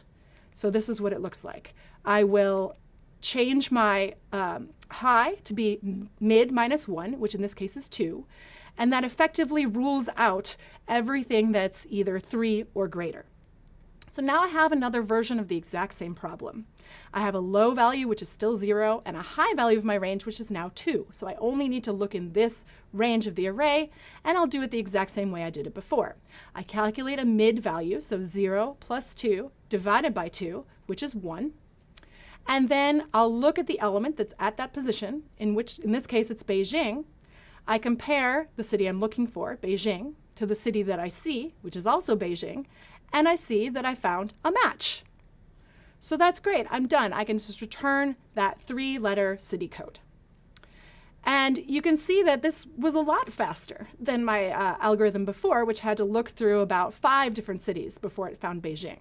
Now, I recognize that Beijing moved now, so it's further towards the beginning. But in general, this is going to be a lot faster than our linear search algorithm, and we'll look at just how much faster a little bit later in this lesson. So here's our algorithm in that same pseudocode we used before to look at the linear search algorithm. We're going to now need to initialize 2 variables, which are the low and high end of our range. And again, we initialize low to be 0 and high to be the length of the array minus 1, which is the last position in our array. So we've got the whole array in our range. Now we're going to enter a loop. And it's a little bit unclear yet when our loop is going to stop. So let's leave that as a question mark for the future. That'll be for you to think about in just a second. But inside the loop, here's what we're going to do. We're going to calculate that midpoint of the array, and then look at the element that's in that midpoint of the array. If that element matches the city that we're looking for, then we're done. We just return that 3-letter city code. Otherwise, if the city is alphabetically less than the city that we're looking for, if the city we're looking for is alphabetically less than the city at the element that we found, we want to update our range so that we're looking at only the small half of the array by moving high to be equal to mid minus 1. Otherwise, we know the city that we're looking for is in the larger half of the array, in which case we update our low value to be equal to mid plus 1. That's what the loop does. Again, we don't quite know when it stops, but if it stops, what that means is we haven't found the thing we're looking for, in which case we can conclude it's not there, and we'll just return that value that indicates that it's not there, for example, the value null. So that's pretty much it, and the only thing left to figure out is, when do we stop that while loop? This is a question I'm going to give to you. So I want you to spend some time thinking about what should the while loop condition be. And there's going to be a quiz that is going to ask you a bunch of choices, and you're going to want to select the correct choice. And in order to do that, what I recommend is that you work through on your own several examples of cities that aren't in this list. So trace through that algorithm using the loop that never ends yet to figure out what the algorithm does and figure out when it makes sense to stop that loop.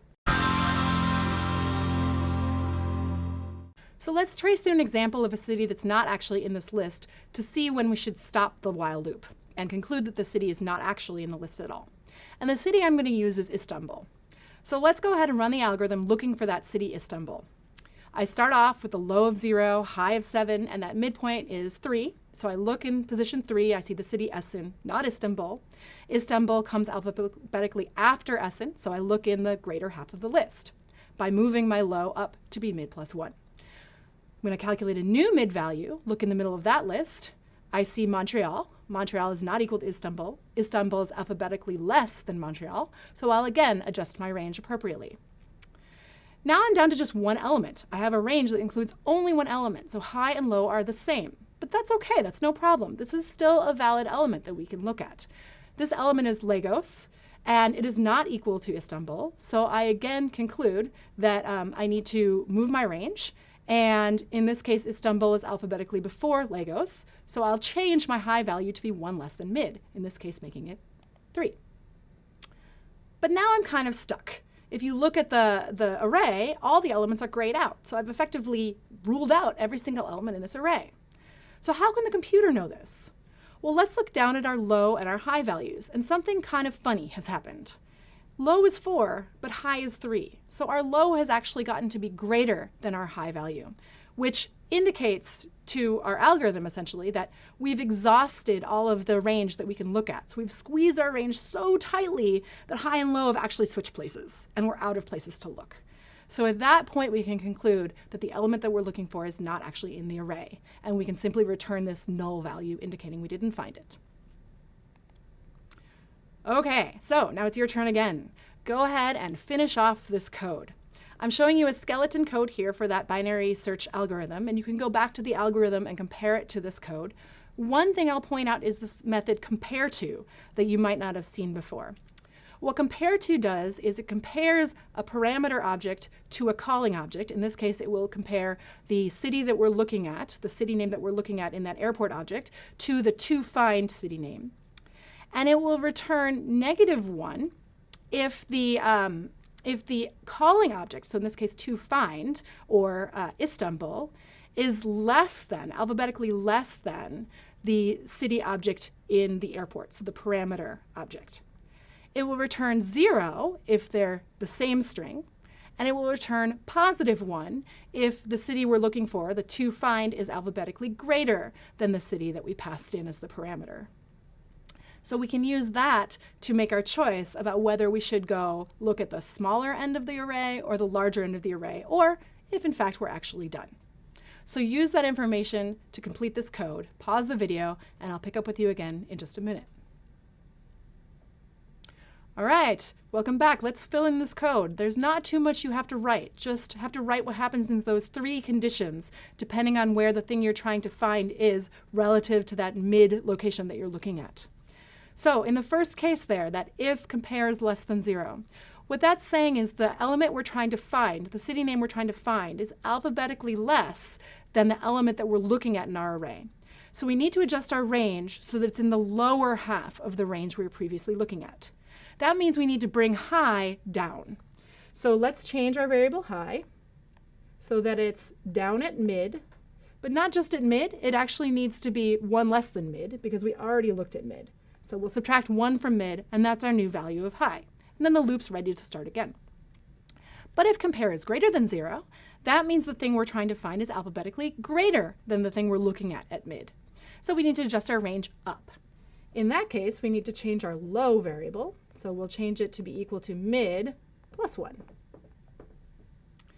And if neither of those things are true, that means that compare is actually equal to 0, which means we've found the element that we're looking for. In which case, we can just return that 3-letter airport code.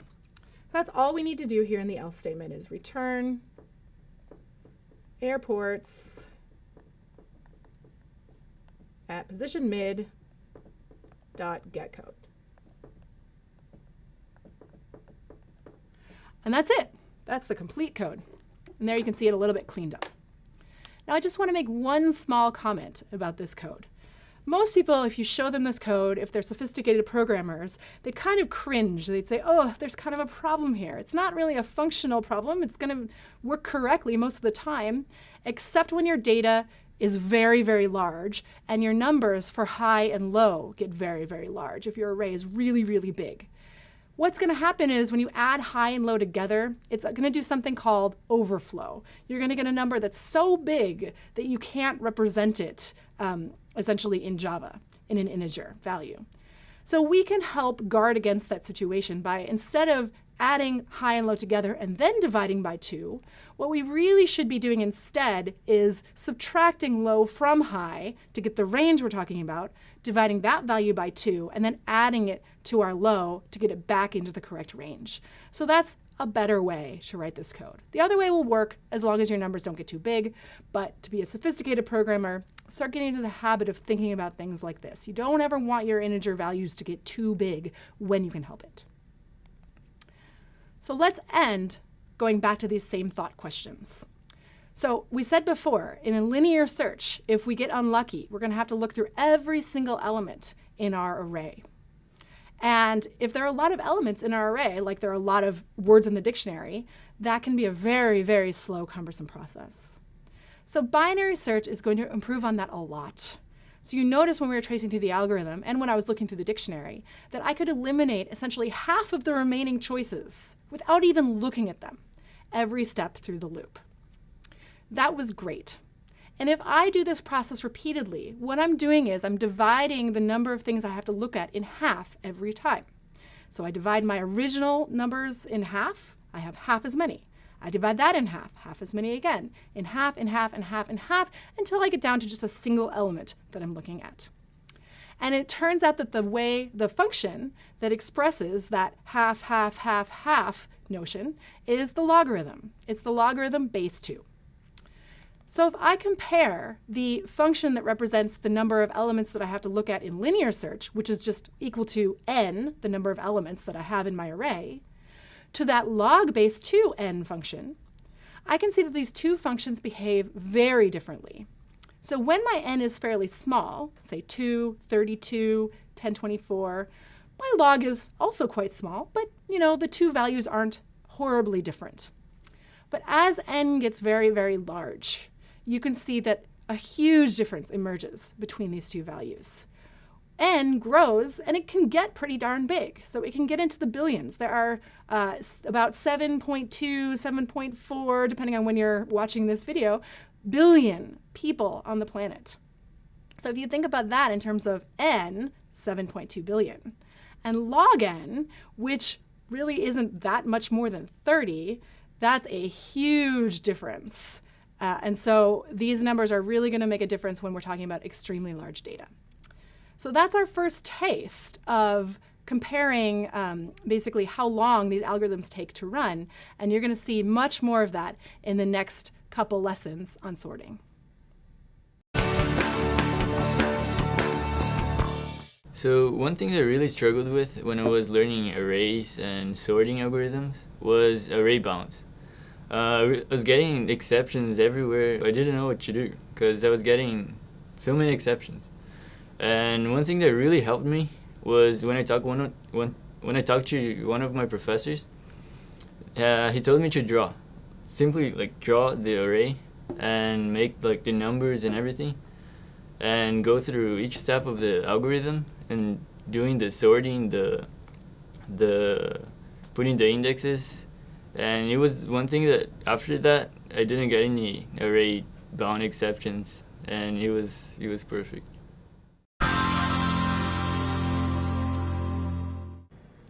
In the previous videos, Christine talked about some algorithms for finding information in large collections of data. What you saw is if the data is organized, then it's easier to do some of these algorithms. So in this video, we'll talk about ways of organizing data, and in particular, how to sort it in some order. And then you'll see some advantages of having it sorted. So let's think back to binary search, which is one of those algorithms for searching that Christine presented. Remember that when we do binary search, at each step of the algorithm, we reduce the number of elements that we need to look at by half. And so, all in all, we look at about log n number of steps if n is the size of the list of elements that we started. Okay, so what we remember now is that in order for binary search to work, the data in our list of elements has to be sorted by what we're searching at. So for example, if we're looking for the country code, the airport code of Essen, then what we do with this particular list is we look about halfway through our list of elements and, oh, we found it, excellent, Essen is right in the middle. All right, so that's kind of silly. Let's look for another element. Maybe let's look for Beijing. Let's look for the airport code of Beijing. And so again, we start by looking in the middle of our list of elements, and then we compare Beijing with Essen, and we see that Beijing is alphabetically earlier than Essen, and so we only need to look at the first half of the list because we have the list sorted in alphabetical order. So the order is really helping us out here. Now, think about this order. Sorting means that we list our elements in some order that we've decided ahead of time, and that is compatible with the search algorithm that we're trying to do if the sorting is done as a first step towards searching. So in particular, for this example, what we're trying to do is find a city name, and so we're sorting our data based on the first letter and then the second letter of the city. So we're sorting the city names in alphabetical order. Now, when you think about airports, the city is not the only piece of data associated with the airport. We also have a country that the airport is located in. And so it's conceivable that instead of sorting by city, we would want to sort our airports by, say, country. And so we'd want to organize the airports alphabetically according to country. There's nothing stopping us from doing that, but we have to think about why we want to do that. And so if we're looking for an airport in a given country, then it would make sense to sort all the airports based on the country name. And so that's why the sorting has to be compatible with the searching. Now, binary search, when Christine presented it, she showed you how it was absolutely necessary for the list to be organized in order for binary search to at all work. But before she talked about binary search, she already talked about linear search, which was this sort of simpler algorithm for looking through a collection of pieces of data to try to find one particular item. And with linear search, we didn't have to make any assumptions about how the data was organized. Remember that in linear search, we start at the beginning and we flip through one at a time, keep on going, looking for our particularly desired piece of information or piece of data. And that's fine. But actually what happens is if we happen to know that our information is sorted, then we get a performance payoff. So let's think about the array of airports in cities and countries, and let's think about trying to find the airport code for Istanbul, for example. What we might do in linear search is start with the first element of our array, Agra in India, and see, okay, that's not Istanbul, we have to keep on going. And then we go to Beijing, so that's not Istanbul, we have to keep on going. Chicago, Essen, Lagos. Well, if we were just doing linear search, we'd have to keep on going. Montreal, Quito, Sydney. And then only once we got to the end of the array, we would say, okay, Istanbul wasn't there. It's missing from our array. We can't do anything. We return null. But if we know that our array is sorted, we actually could have stopped a little earlier when I paused, right? As soon as we got to Lagos, we noticed that Lagos starts with L, which is alphabetically after I in the alphabet. And so if Istanbul was in our array, it would have to happen before Lagos. And so we don't have to look at the rest of the elements in the array to know that Istanbul is missing from this collection of data. And so what we get here is that if we do some upfront work, if we sort our array, if we sort our list, then in certain cases, our algorithm can run much faster. And we can have some logic built into our algorithm that says, if we're sure that our element that we're looking for is missing, we don't have to keep on going. We can stop right here and say, we've reached somewhere past the alphabetical location of where our element would be. We don't need to keep going. Okay, so far we've seen that sorting, which means arranging in order, can help us in both binary search and linear search. And there's actually another algorithm that is helped by having our data sorted. And so let's think about the problem of having a huge amount of information and we want to look for duplicates. Okay, that you can imagine all sorts of use cases for this, but for that let's abstract away all the applications and just think about how we would approach this question. And so if we're given a whole bunch of unorganized data, this might be kind of hard and we might have to loop through the list a few times and figure out if there's any two pairs in the list that are the same. But what if we were willing to pay some upfront cost and sort the information first? Well, then we just need to do one pass over the information after it's sorted and look at consecutive pairs of elements and see if they're equal, because the duplicates would show up right after another in the sorted list. And so in the data that we started with, we see that it's pretty quick to find that 84 appears twice once we've sorted the list.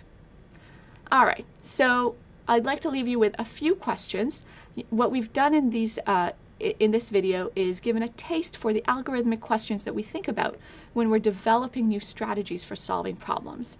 So when we have an algorithm like binary search or like linear search, we like to ask ourselves, for particular cases, how fast will this algorithm run? How slow will it run? How many steps do we need to take? And how lucky can we be? So can the data or its organization, the input from the outside world, have an impact on the runtime of the algorithm? What's it going to be like in the worst case? What's it going to be like in the best case?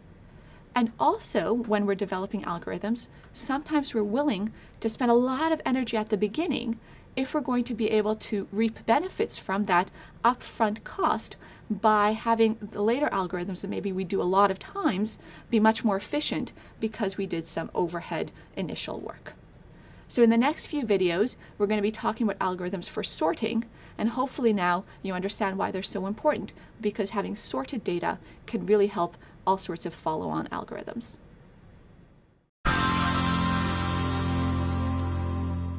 So in this video, we're going to look at a specific algorithm for sorting data. And throughout the examples, we're just going to use an array of integers, but the same ideas and principles translate whenever we have information that's all of the same type, and we can compare pairs of information of that type. So by the end of this video, you'll be able to explain the selection sort algorithm and write code for it yourself. So let's get started, and let's think of a toy example. And it's always useful when developing algorithms to think of a specific concrete example that we can work through the steps of the algorithm with respect to this example, and then afterwards think about generalizing it. So let's think about this array of integers, and there's only 6 elements in this array, so we can probably do it in our head, but let's think about it systematically, how we would go about sorting these elements. And what we might do is, first of all, say, at the end, I want the smallest element to be in the first position in the array, the second smallest to be in the second position in the array, the third smallest to be in the third position in the array, and so on and so forth. And so let's look for the smallest element. So we're looking through our entire array, and we're looking for the smallest element. And lo and behold, we found it. It's 7. It's already in the first position. So we really don't need to do anything else to it. It's already where it's supposed to be. And so we don't need to ever think about it again. It's in place. It's done. And so now what we want to do is move forward and say, well, what about the rest of the elements in the array? What's smallest among those? Because whatever's smallest in the rest of the array is going to be the second smallest out of everything, and so we should bring it into the second position in the array. Okay, and so we have now 5 elements to consider, 1 less than before, and we're looking for the smallest element, and oh my goodness, we're lucky again. 16 is the smallest. It's already at the beginning. We don't need to do anything. Leave it in place. Okay, our problem is reduced further yet. Now we need to find the third smallest element overall, but that's just the smallest element in the remaining unsorted elements that we haven't thought about yet. And so we've got 4 elements to consider, and we want the smallest one. Now we see that it's 43. It's not the first one like we had in the previous 2 examples. And so what we need to do is to put it in its correct location as it would be in the sorted version of the array. And so we need to swap it with 66 in order to move 43 to its correct location. Okay, and so we go ahead and do that, and now 43 is in its correct location for the sorted array. We don't think about it anymore, and we move on to look at the remaining 3 elements, look for their smallest, 51, and now we move 51 to its correct location where it's going to be once the array is sorted. And so we have to swap it with 66. Go ahead and do that. And now 51 is done, and it's in its correct location. We don't need to think about it ever again. And we look at the remaining 2 elements, look for the smallest among those. That's 66. Swap it. And now we're actually done, because for the last item, well, the only reason it's in the last position is because it wasn't the first smallest, it wasn't the second smallest, it wasn't the third smallest. It's already in its correct position. We can't compare it to anything else. And so when we've got to our last position in the array, we're actually done. We don't need to do anything. Okay, and so what that means is that we've got an algorithm, a series of steps that we can take algorithmically to perform this task. So we've got selection sort being described here as first find the smallest element and put it in location 0 in the array, then find the next smallest, put it in location 1, etc. In the previous video, we developed an algorithm for sorting a bunch of pieces of data and organizing them in some order from smallest to biggest. What we'd like to do in this video is translate that algorithm or high-level description of the strategy into Java. So what we're going to do is think step by step about how to go from natural language descriptions of the strategy to actual code. And so let's start by thinking about what that strategy even was. And so we talked about selection sort. So selection sort has as its general approach, first of all, we think about the smallest element overall in the entire array. And we look for that smallest element and we try to put it first, because that's where it's going to need to be at the end. And then we move on to the rest of the array, try to find the smallest element among those elements, and then put it in the second position overall, because that's its correct location at the end. And we keep going, and we keep going, etc. So let's think about how we can translate this approach to constructs that we know from programming. And so let's start by thinking about the big picture. And what we're doing in selection sort is we're looping through all of the positions in the array, and for each one of those positions, we're trying to find the true value in the sorted array. So for each position I, from the very beginning of the array all the way until the end, we're trying to find the right element to put in that position.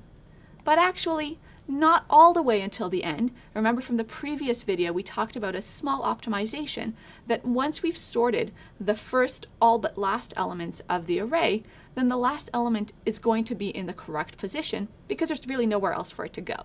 Okay, so we've got that little tweak, and the big picture here, what's important is that we've got a for loop that looks over each position in the array and tries to find the right element there. And it's also useful to keep in mind that as we're going through this algorithm, we have an invariant property, a property that never changes, and that's that once we've worked on position 0, position 1, position 2, then the elements in those positions are sorted, and they're never going to change at all, no matter how many more steps we have to go or how big the array is. Those positions are done, and the correct elements in the sorted array are already there. And so what we have is this array where slowly, we're organizing the first bit of it, and then we're focusing on the very next position, say position I, and looking for what element to put there. So let's think about the body of the for loop and what we need to do in that body of the for loop. And so a way to think about that is to look for the smallest element in the not yet organized piece of the array, and whatever is the smallest element among the elements of the array that we haven't put in their correct position, that's the one that's going to need to be in position I. So we need to find the smallest element in all of the elements that remain, and then swap it with the element that's in position I so that that element is in its correct location. Okay, so let's formalize a little bit what it means to be in the still unorganized or unsorted part of the array. Well, those are all of the elements in position I through the end of the array, length minus 1. All right, so as you can tell, we're getting a little bit closer to coding up the solution. And what I'd like you to do now is pause the video and try to write the code. Welcome back. Let's work through it together and see if the code that we develop is similar to what you did on your own. So you probably declared a method that is going to be called something like selection sort and takes as input the array of values that we want to sort. Now, in this method, the way that I've designed it, we're not going to return any values, so the return is listed as void, because what we're going to do is sort the elements of the array in place. So we're going to move them around in the array that we're given. And now remember that we have the outer for loop, and that outer for loop is looking at all positions I from the very beginning until the second last element. Okay, now for each of those positions, we had to find the correct element to put in that position. And so now we have to implement that piece of the algorithm. And so what we're going to do is try to find the smallest element that has not yet been put in its correct location. And so we want to keep track of the index of that smallest element, the location of where that smallest element is in the list. So at the beginning, we think, well, maybe the smallest element is already in its correct location in I. So our first guess is that the smallest element is in the first place that we look at, namely position I. And then we want to step through all possible positions in that unsorted part of the array and compare the elements in those positions with the value of the element at our current best guess for where the smallest element is located. So we're comparing the element at position index min with the element at position j. And if it so happens that the element at position j is smaller than the element at the position which is supposed to record the smallest element, well, we need to update what we think is going on. Now, in this case, we think that the smallest element is actually in position j. And then we have to keep on going and keep on checking all of the elements to make sure that index min really records the position of the smallest element in that remaining piece of the array. So once we've gone through this inner for loop, what we have is index min recording the position of the smallest element in the remaining part of the array. And then the last piece of our algorithm is to put that smallest element in its correct location, namely in position I. And so we might have a helper method swap that we define somewhere else, and that swap method looks at the array vals and it swaps the element at position index min with the element at position I. And so what that would do is take the element that's supposed to be in position I and really put it there. Okay, and so what we've done here is we've gone from the high-level description of selection sort, and we've now gone ahead and implemented it using Java. All right, so before we leave this algorithm and say, whew, we've done it, pat on our back, we can stop thinking about it now, it's useful to probe further and always ask ourselves some questions. How do we know that this algorithm and this implementation always works, no matter what array we give it? And if we believe that it does work, how well does it work? And of course, as good engineers and scientists, we always want to do better. And can we? So in the next video, we'll talk about some of these questions. In the previous video, we implemented selection sort in Java, and then we stopped and thought about some questions to do with this algorithm and how well it performs. So far in this course, we haven't really asked ourselves whether algorithms are correct and how well they run, and so let's take a few minutes now to think about how we might even formulate answers to these questions. So let's think about correctness first. We had a problem, that of sorting an array, meaning organizing the information in the array, and then we had a candidate strategy, selection sort, that we think did pretty well, and we think that it really does organize the elements in the array. But if this was a really mission-critical problem that we are trying to solve here, it's not enough for us to just sort of say, yeah, I guess it's going to work. Hopefully there won't be any bugs, right? We want to be certain and convinced that our algorithm is really going to do what it's supposed to do, no matter what edge case we throw at it or how big an array we give it. And so let's think back to the high-level picture we have of selection sort and think about how that high-level picture can give us confidence that the algorithm works.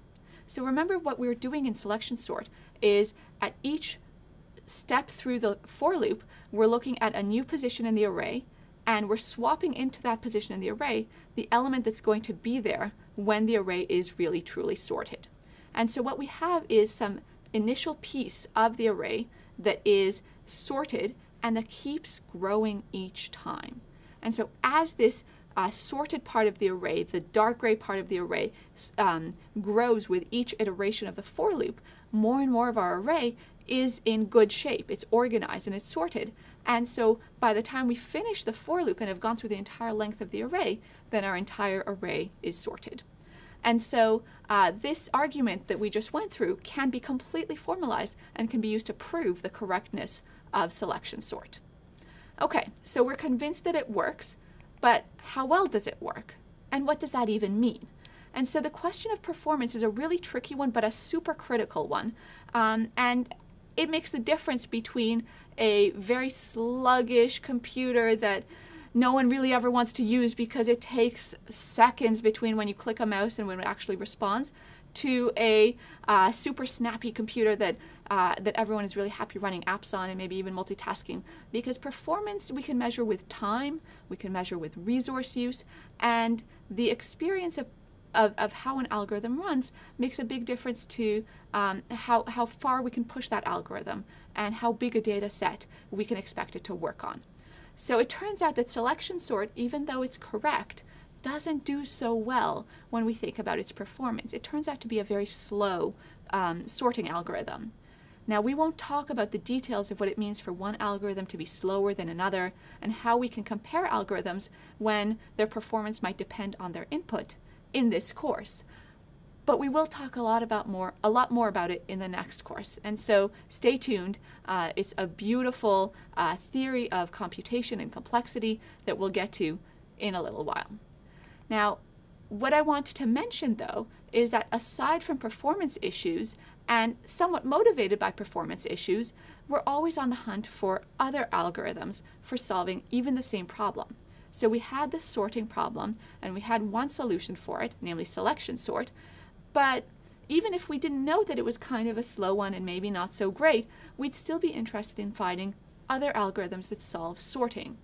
And that motivation for finding other algorithms comes from recognizing that in the real world, different contexts might require different properties from our algorithms.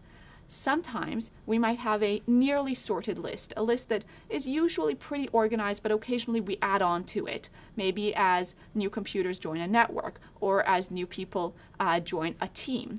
And so we might want an algorithm that responds really well to almost sorted data and is really fast in that situation. On the other hand, we might have a context where our data is going to be coming from all over the place and is not organized at all, but maybe is not going to change too often. And so maybe we have a different algorithm that doesn't respond so well to dynamically changing data, but does really well even if the incoming information is completely unorganized. So even if one algorithm is often slower than the other, it might still be useful for other reasons if we know something about the problem that we're solving and the real-world context that we live in. In the next video series, what we're going to be doing is thinking about other algorithms for sorting and foreshadowing some of the other techniques that we'll be thinking about in the future courses. Hi, and welcome back to our module on sorting. It's time for another one of these concept challenges. You've already got a good feel for these. You know that you're going to try to solve the problem yourself. You're going to discuss this if you have other learners around you. You're going to watch our UC San Diego learners talk about the problem, and then you're going to see my explanation of the answer. So you've already seen how the selection sort algorithm. You know that selection sort goes for every element in the array and essentially looks through the unsorted portion of the array, finds the smallest value, and adds that to the next smallest value and adds that into the array. So if I have two arrays, is sorting faster on one or the other or neither? Go ahead and think about this and we'll come back. Hi, I'm Luis. I'm Melissa. I'm Gustavo. Well, I think it would take the same amount of time because there is one for loop that iterates over the entire thing. For me, I thought it would be answer A because why would you have to sort something that's already sorted? Wouldn't it take least number of steps, you know? Yeah, I thought the same thing. Like, if it's already sorted, but like the computer doesn't know that. So you have to go like to the end. Hi, I hope the UC San Diego learner video was helpful. What we'll do now is just walk through both of these arrays and apply a selection sort to each of them. So in the first array, we're going to do a pass. We're going to look at all the elements and we're going to see what the smallest element is. And this is going to require us to look at essentially 6 elements. It's going to require us to look at all 6. And then we're going to find that 7 is the smallest. And we're going to put 7 in the very first spot, which is where it is already. In the next iteration of the array, we're going to look at the second element in the array. And we're going to see what's the smallest element. We're now going to scan. We're going to look at all 5 of these. And we're going to find that 16 is the smallest and keep it there. When we move to the next element in the array, we're going to scan the remaining. So I'm going to have to look at all 4 elements here to find that 43 is in fact the smallest, and then I'll swap them. So 43 now moves into the place that 66 was at. I'm going to move to the next element in the array. And I'm going to look at this element along with the remaining elements to find the smallest element. It's going to take me 3 steps to find 51 as the smallest. And then I'm going to swap 51 and 66. In the next iteration of the array, I'm now going to be looking at 97. I'm going to have to look at 97 and 51 and 66 to find out that 66 is the smallest. That takes 2 steps. And now I'm going to swap 66 and 97.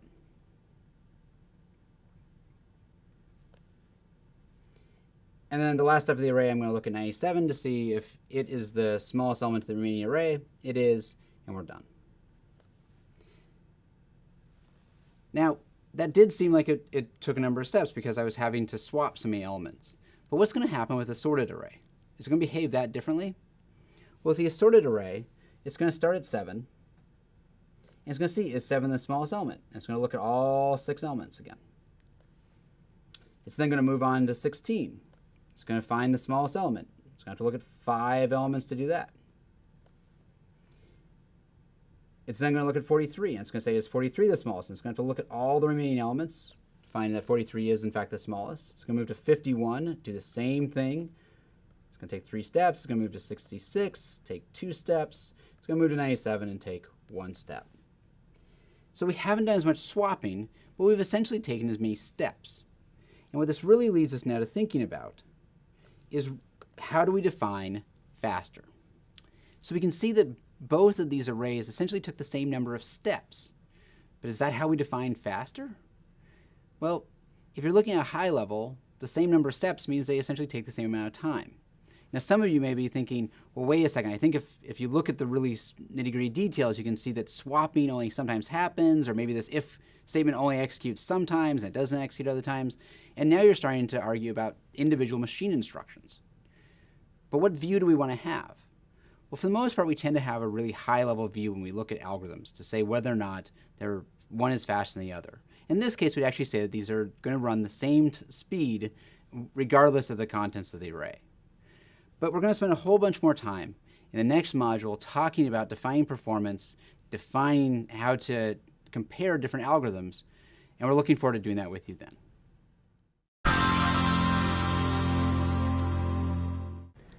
So in the previous video, we talked about selection sort, which was one algorithm for sorting data.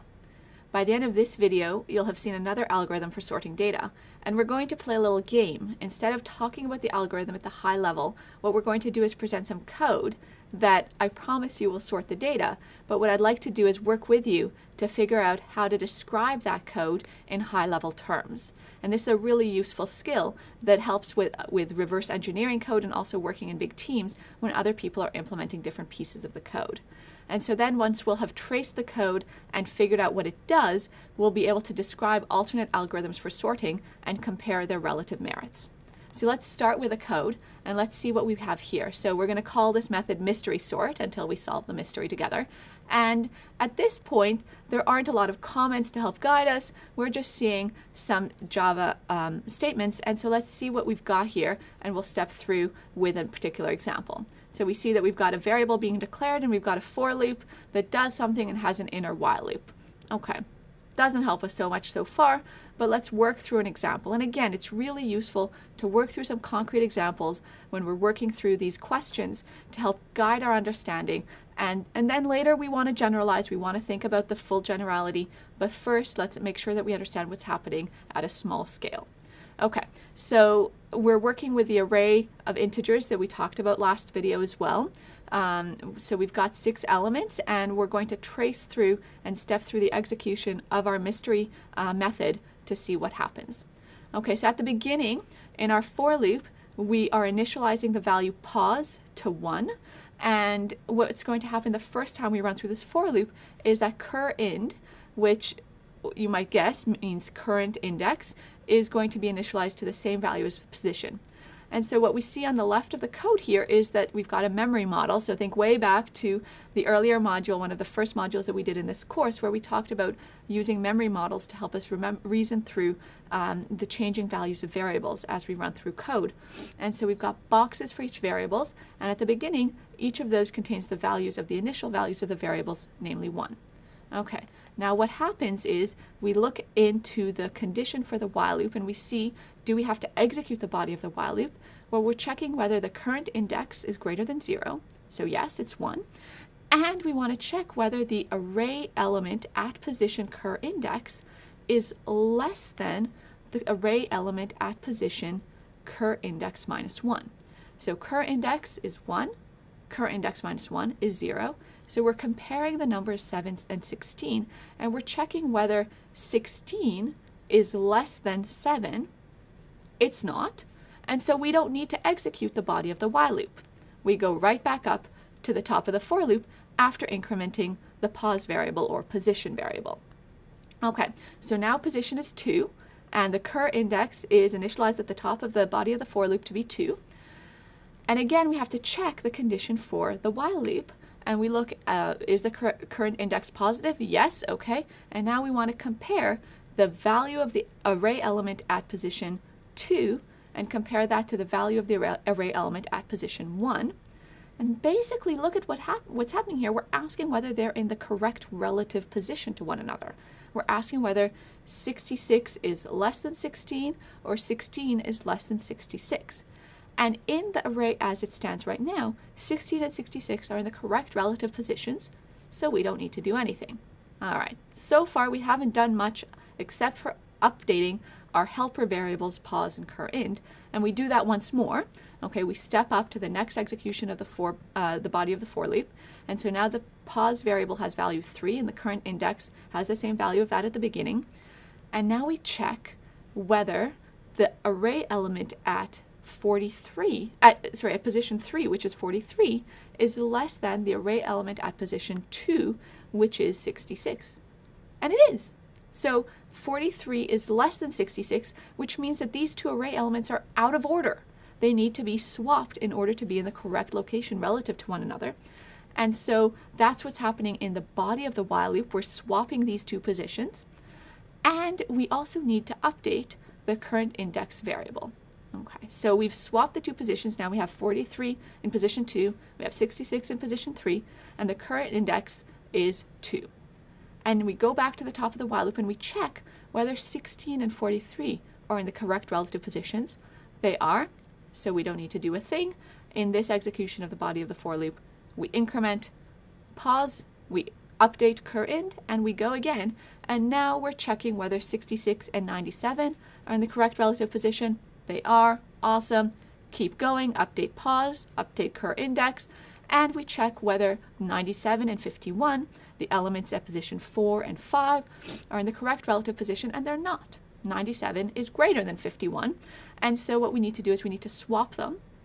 We update the current index, and now we check again, and what we're checking is whether 66 and 51 are in the correct relative positions. They're not, so we need to swap them and update current index. Okay, current index is now 3. 51 and 66 are in the correct relative positions. And now we check whether 43 and 51 are in the correct relative positions. And they are. So sweet, we're done.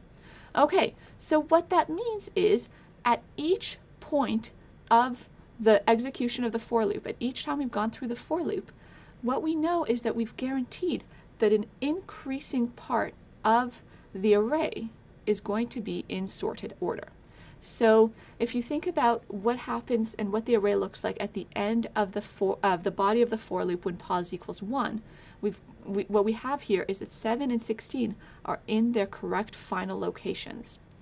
Okay, at the end of position 2, we have 7, 16, and 66 at the head of our array. Now these are not going to be the correct final locations of each of these elements. At the end, when we finish sorting the array, 66 is not going to be in that third position. But what we do know is that the first 3 elements of the array at this point are in the correct relative order with respect to one another. And so what we're doing is we're growing an array that is sorted, even though there might need to be some elements that get put into that array later on as we go through the rest of the algorithm. Okay, so at the end of the for loop, when we've got position equals 3, what we have is that we have a list of 4 elements that are in correct sorted order. Then we have 2 elements that we haven't worried about yet, and they may need to go somewhere and nudge some of these sorted elements around, but these 4 elements will never switch position relative to one another. Okay. So what we have here is a beginning of a description in higher level terms of what this code is doing. And this transition between looking at the code and being able to trace its execution one step at a time to being able to describe it in higher level terms is a really, really hard cognitive leap, but that is really important. And so it takes practice. Keep at it, work on it, and you'll see you get much better at it. And one of the key strategies for doing it is to take it little pieces at a time. Okay, and so what we're thinking about is we're thinking about this for loop where we're growing a piece of the array that is in relative sorted order. So it's sorted, and even though the elements in this part of the array may not be in their correct final location, which is different from what we saw in the previous video, by the way, they are still always going to be in the same relative order to one another. And then we're increasing the amount of the array that is in this relative sorted order each time. Okay, and so what's happening here is in order to increase the piece of the array that's sorted each time, within the body of the for loop, we're finding the correct location of the next element that we haven't thought about up until now, relative to the first I-1 elements.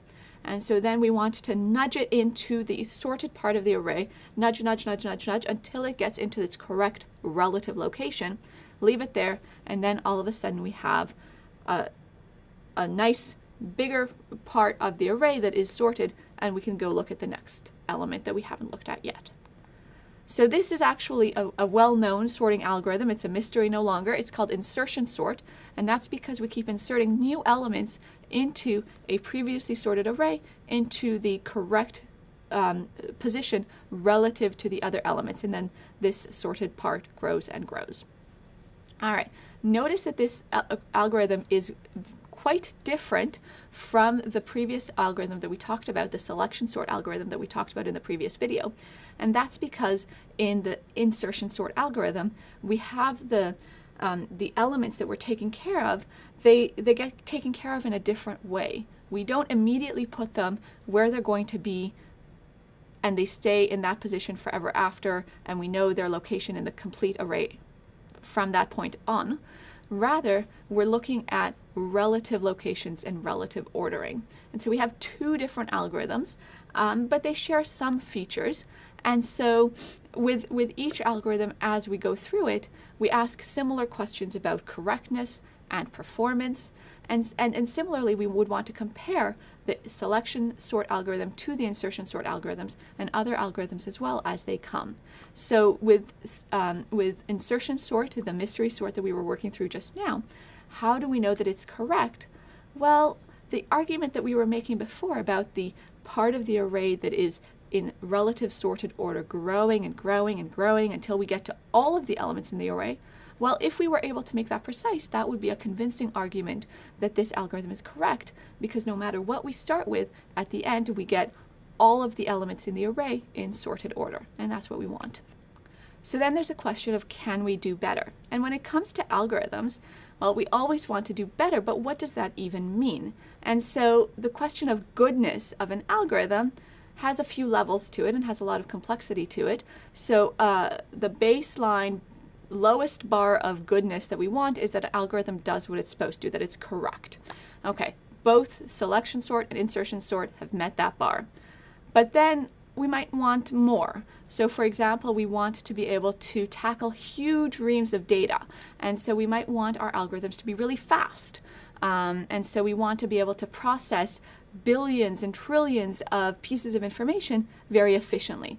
And so we need to think about, how do we measure the speed of an algorithm? How do we talk about its performance in terms of time in general when we don't a priori know what our data looks like? We want it to be good for all sorts of pieces of data. And so that will lead us to things like worst case analysis and asymptotic analysis that you'll see lots more about in the next course of this specialization. I want to also mention that there are other measures of goodness of an algorithm. For example, we might not want to waste a lot of memory while performing the execution of an algorithm, and so we might want to be very resource sensitive and not use up a lot of space. And so there's a notion of space complexity that we would want to think about as well. And then we also might want to think about other properties that the algorithm could preserve or not preserve. So for example, if we want to sort a lot of data on different dimensions, so you can think back about the airport data, we want to sort first by name of country and then by name of city, then we would want our algorithm to behave in a way that's compatible with doing multiple pass sorting. And so we might want to restrict which algorithms we consider based on only those that have properties amenable to our use case. So goodness and can we do better are always relative questions relative to how we plan to use the algorithms. Algorithms are actual living, breathing objects you can think about. They don't exist in a vacuum. We want to use them. And the measure of their goodness is only in terms of how we can use them and what they can tell us.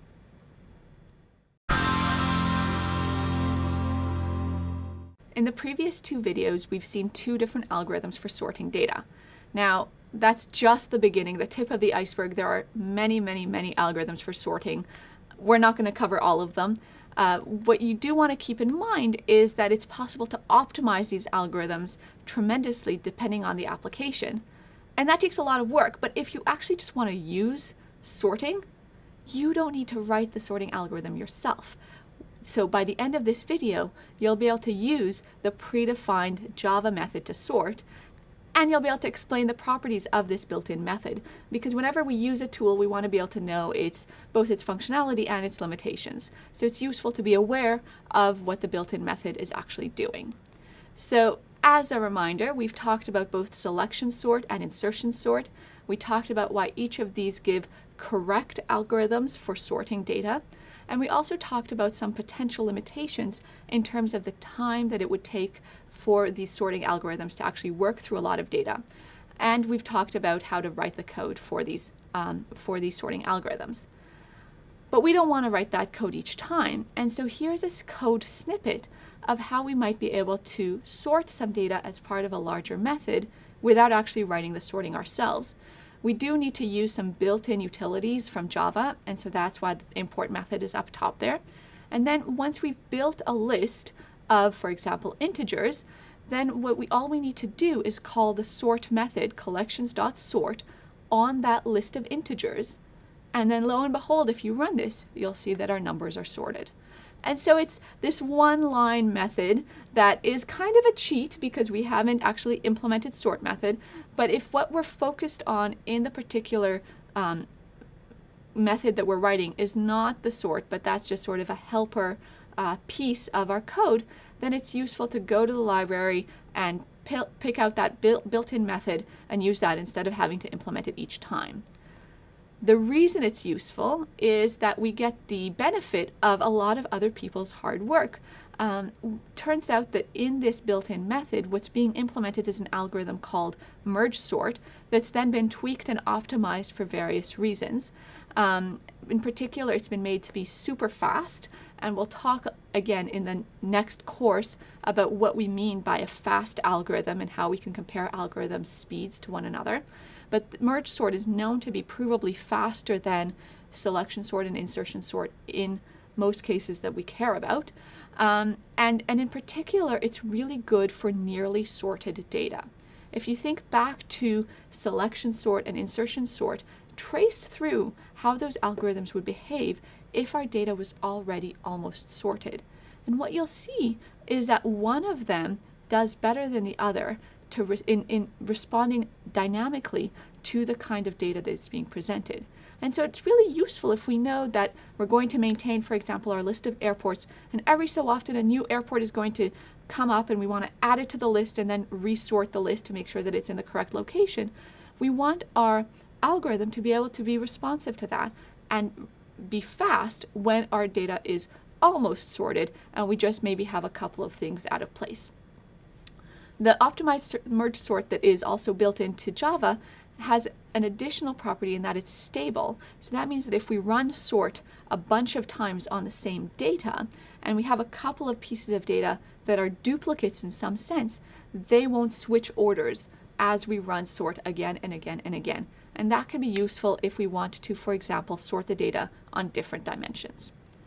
So what you'll see is in the project, you'll be using some sorting and searching techniques.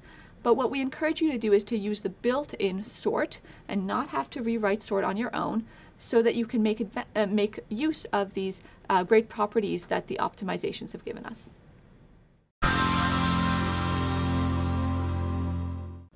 In the previous video, we started talking about how to use the built-in sort that's available to us in Java. What I'd like to do now is to think about how to generalize that technique for more complicated objects.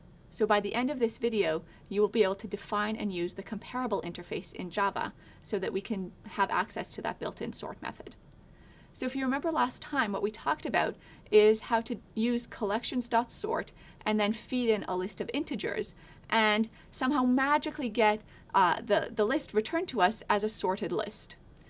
Now, what we observed happens when we use this method is that we're using the built-in merge sort. And the beauty of that was that we didn't have to implement merge sort ourselves. The issue, though, is that the list that we gave it was an integer list. So all of the values are numbers. But sometimes the objects that we want to sort, the data that we want to organize, isn't just numbers. Maybe it's more complicated objects. And so what we'd like to do now is think about using this built-in functionality, but for collections of non-integers. And so, for example, we might want to sort airports. So remember back to the beginning of the module and the motivating example that we've been talking about. We have an array of airports, and each of the array elements are references to airport objects. And what we'd like to do is to sort this array based on the city of the airport. Okay. So if we try to just go ahead and in our airport class define a method within the main method that just says, let's sort our airports. So we have an airports list, and we're going to go ahead and sort it. Then we can hope for the best and try to compile this, but unfortunately, we're going to get a big old error message. And the reason for that error message is that airports are kind of hard to sort.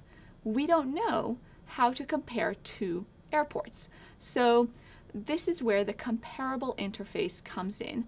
And the comparable interface says, I will be able to give you access to merge sort and all of these other built-in functionalities like sorting in Java if you only tell me how to compare two object instances of your class.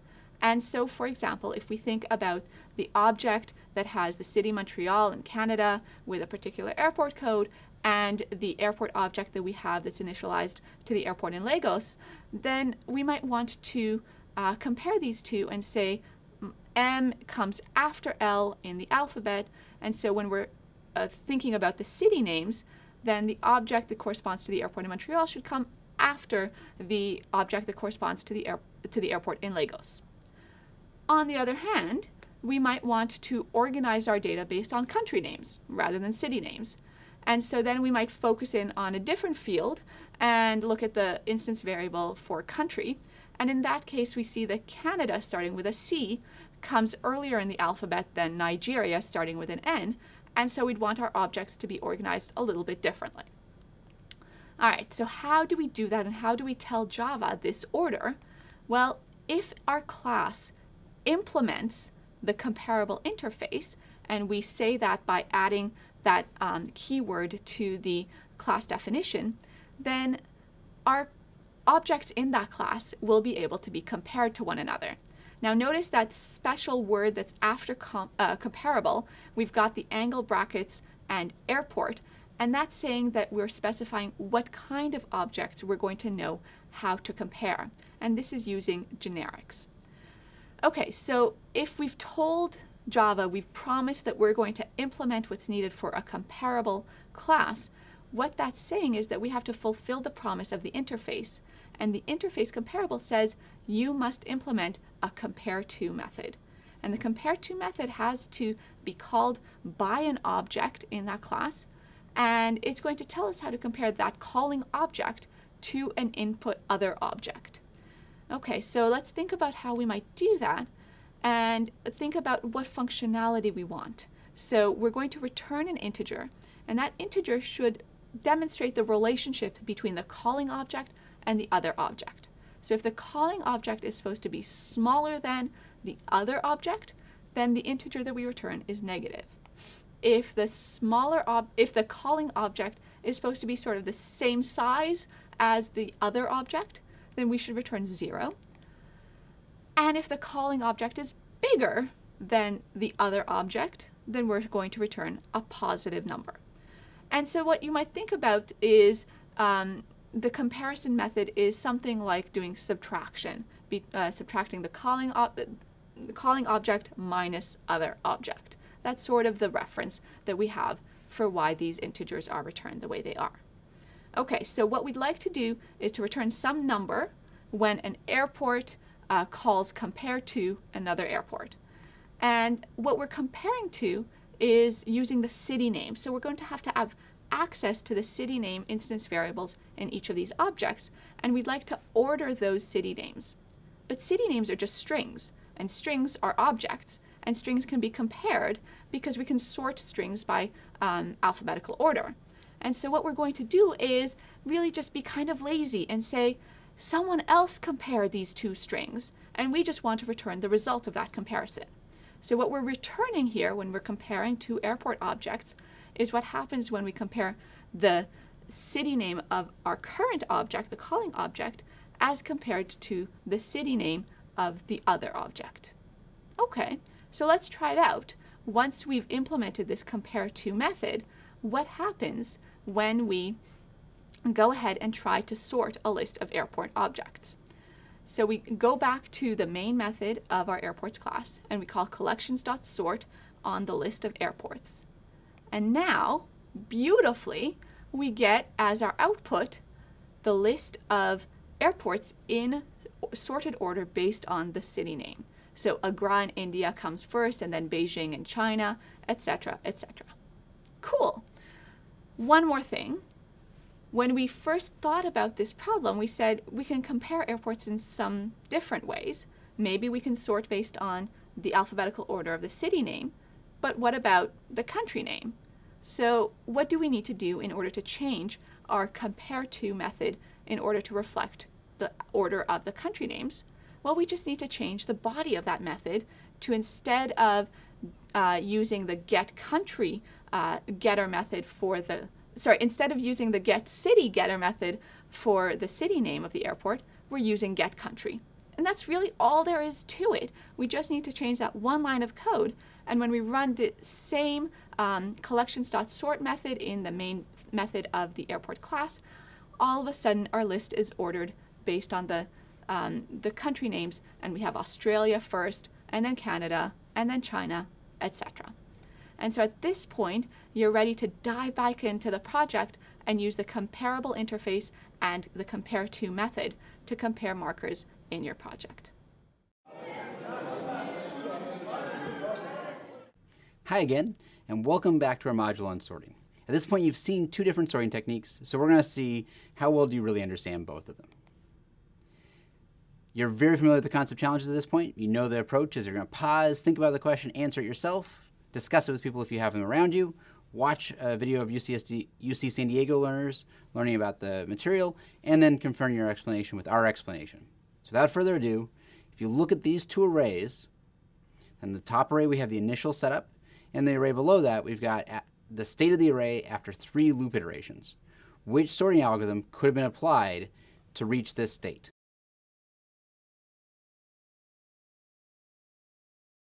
Hi, I'm Melissa. Hey, I'm Ken. Hi, I'm Michael. So for this one, I thought it definitely can't be selection sort because the one would be at the beginning, right? I was actually kind of confused in this question because I actually picked D. I thought it was both of them since like the first couple of elements are already sorted. Yeah. And we're sorting the elements. Shouldn't that be correct for both? I'm actually pretty sure it's insertion sort because what happens is through the first iteration or the first loop, it checks the 4 and the 7, no switch, goes to the next 2 elements, 7 and 2, switches the 7 and 2, and then actually goes back and checks the 2 and the 4 and the 2, and makes that switch. And that would be 3 loop iterations, and that would be exactly what the bottom array is, and what she said, it can't be selection sort because the 1 would be at the beginning for selection sort. And for the insertion sort, it never made it to the 1. To reach this state. Hi, I hope the video with the UC San Diego learners was helpful. What we're going to do is just walk through both insertion sort and selection sort and see the state of the array after 3 loop iterations. With insertion sort, the key idea here is that you always keep the left side of the array sorted, but you're only looking at essentially the left elements. So the first pass, all you're going to do is look at element 4 and say, is 4 sorted? It sure is. Next iteration of the loop, it's going to look at 7, and it's going to say, where should 7 be in relation to 4? Well, it belongs in the same place. So the third iteration of the loop now is where it gets interesting because it's going to look at 2. And it's going to say, where does 2 belong relative to 4 and 7? And it's going to move 2 down all the way to the first place, and then 4, and then 7. So after 3 iterations of the loop, this would be the state of insertion sort. And this is what the question was asking for. So the right answer here is insertion sort. But let's talk through what selection sort would have done. Selection sort is always going to be looking through the remaining part of the array to find the smallest value and put that where we're currently looking. So with selection sort, you're going to be looking through the entire array at the start, and you're going to look to see that 1 is the smallest element. And then you're going to place 1 right at the start. Then you're going to look through the remaining part of the array, and you're going to find that 2 is the next smallest element. You're going to place that next. And then you're going to look through the remaining part of the array again. You're going to find that 4 is the next smallest element. You're going to swap that in. And this will be the state of the array after 3 iterations of selection sort.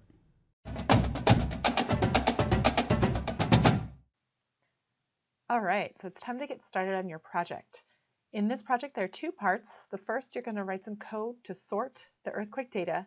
And the second part, where we think you're going to have a lot of fun, is to add your own extension to this whole project that you've created throughout this course. So before we talk about what you're actually going to do for the programming assignment, let me say a few words about how you're going to submit this programming assignment. It's a little bit different from previous modules. So if you go over here to your week view on Coursera, these are the things you're learning this week. And down here at the bottom is, of course, the Check Your Knowledge lesson, which is the last lesson, just like it is in every assignment. And right now you're watching the programming assignment walkthrough. Of course, coming next is the programming assignment instructions, which I'm going over in this video. But let me talk to you about how you're going to submit the assignment. So as usual, what you'll do is you'll do a quiz, just like in previous modules, to check your understanding of the concepts and to make sure you've actually done the programming assignment correctly. But in this module, you're going to have an extra piece. Rather than just taking a quiz, we're actually going to ask you to submit a peer review assignment talking about part of your programming assignment for this module. So what's a little weird is you're going to see two peer review assignments, and they're right next to each other. So you can see one right here and the other right there. One of them has a due date, meaning that's the one that's actually due for a grade.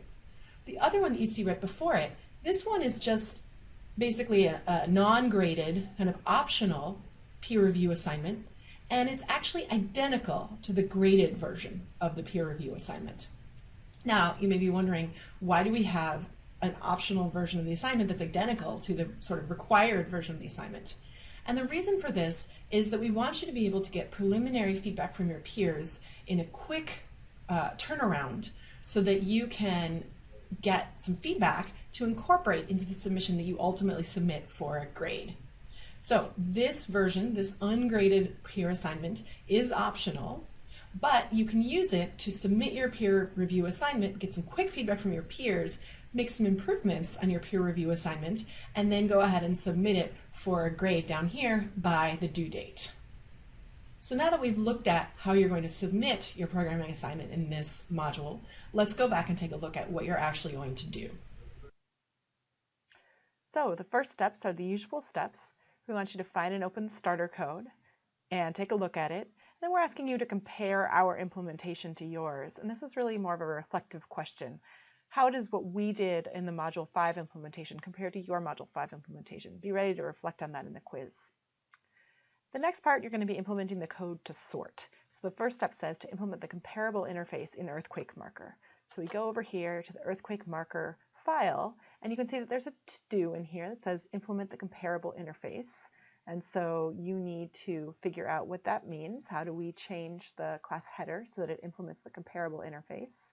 And then, of course, there's a second part to implementing the comparable interface, which is to implement all the methods in the interface. In this case, it's just this one method, compare to, and you'll see a to-do down here as well. Remember that compare to compares the calling object earthquake marker to the parameter earthquake marker and returns either a negative value, 0, or a positive value, depending on the relationship between those two objects.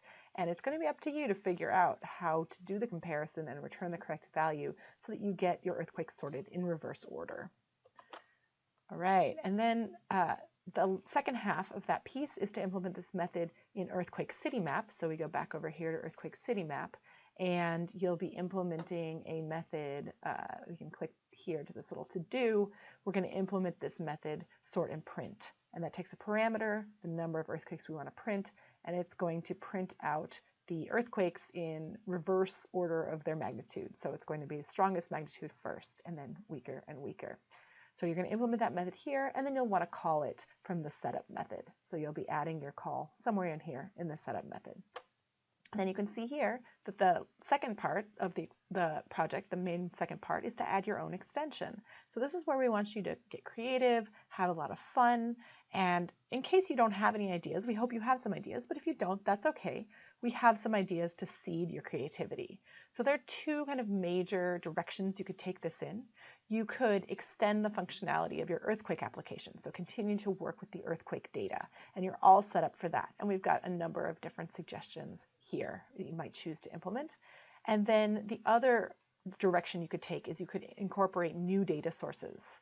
So we have a couple of new kinds of data already prepared for you. So one is airport and airline route data that you can find over here. If you go here into the data directory back in Eclipse, you can see that we've got this airports.dat, and then we have a routes.dat file. And we're also providing you with some code that will give you a demo of this. So we've got this airport map and airport marker, so you can get a sense of how to use those data files. So you can work with that data source, or you can work with data from the World Bank. We've got the life expectancy data that Mia showed you way back in the first module on GUIs, and we've got some sample code that implements basically the example that she implemented from that module, and you'll find that over here in the lifeexpectancy.java file. So decide which direction you want to take, decide what you want to do, play around, have a lot of fun, and then after this, what you're going to do is you're going to be submitting this, in addition to taking the quiz, you'll be submitting this as a graded peer review assignment. So you'll get to see what all your fellow MOOC mates have done with this project. So have fun, and we really look forward to seeing your extensions. Congratulations on completing our course. You've created a large project, and I hope you enjoyed it. Think back to everything you've learned in this course.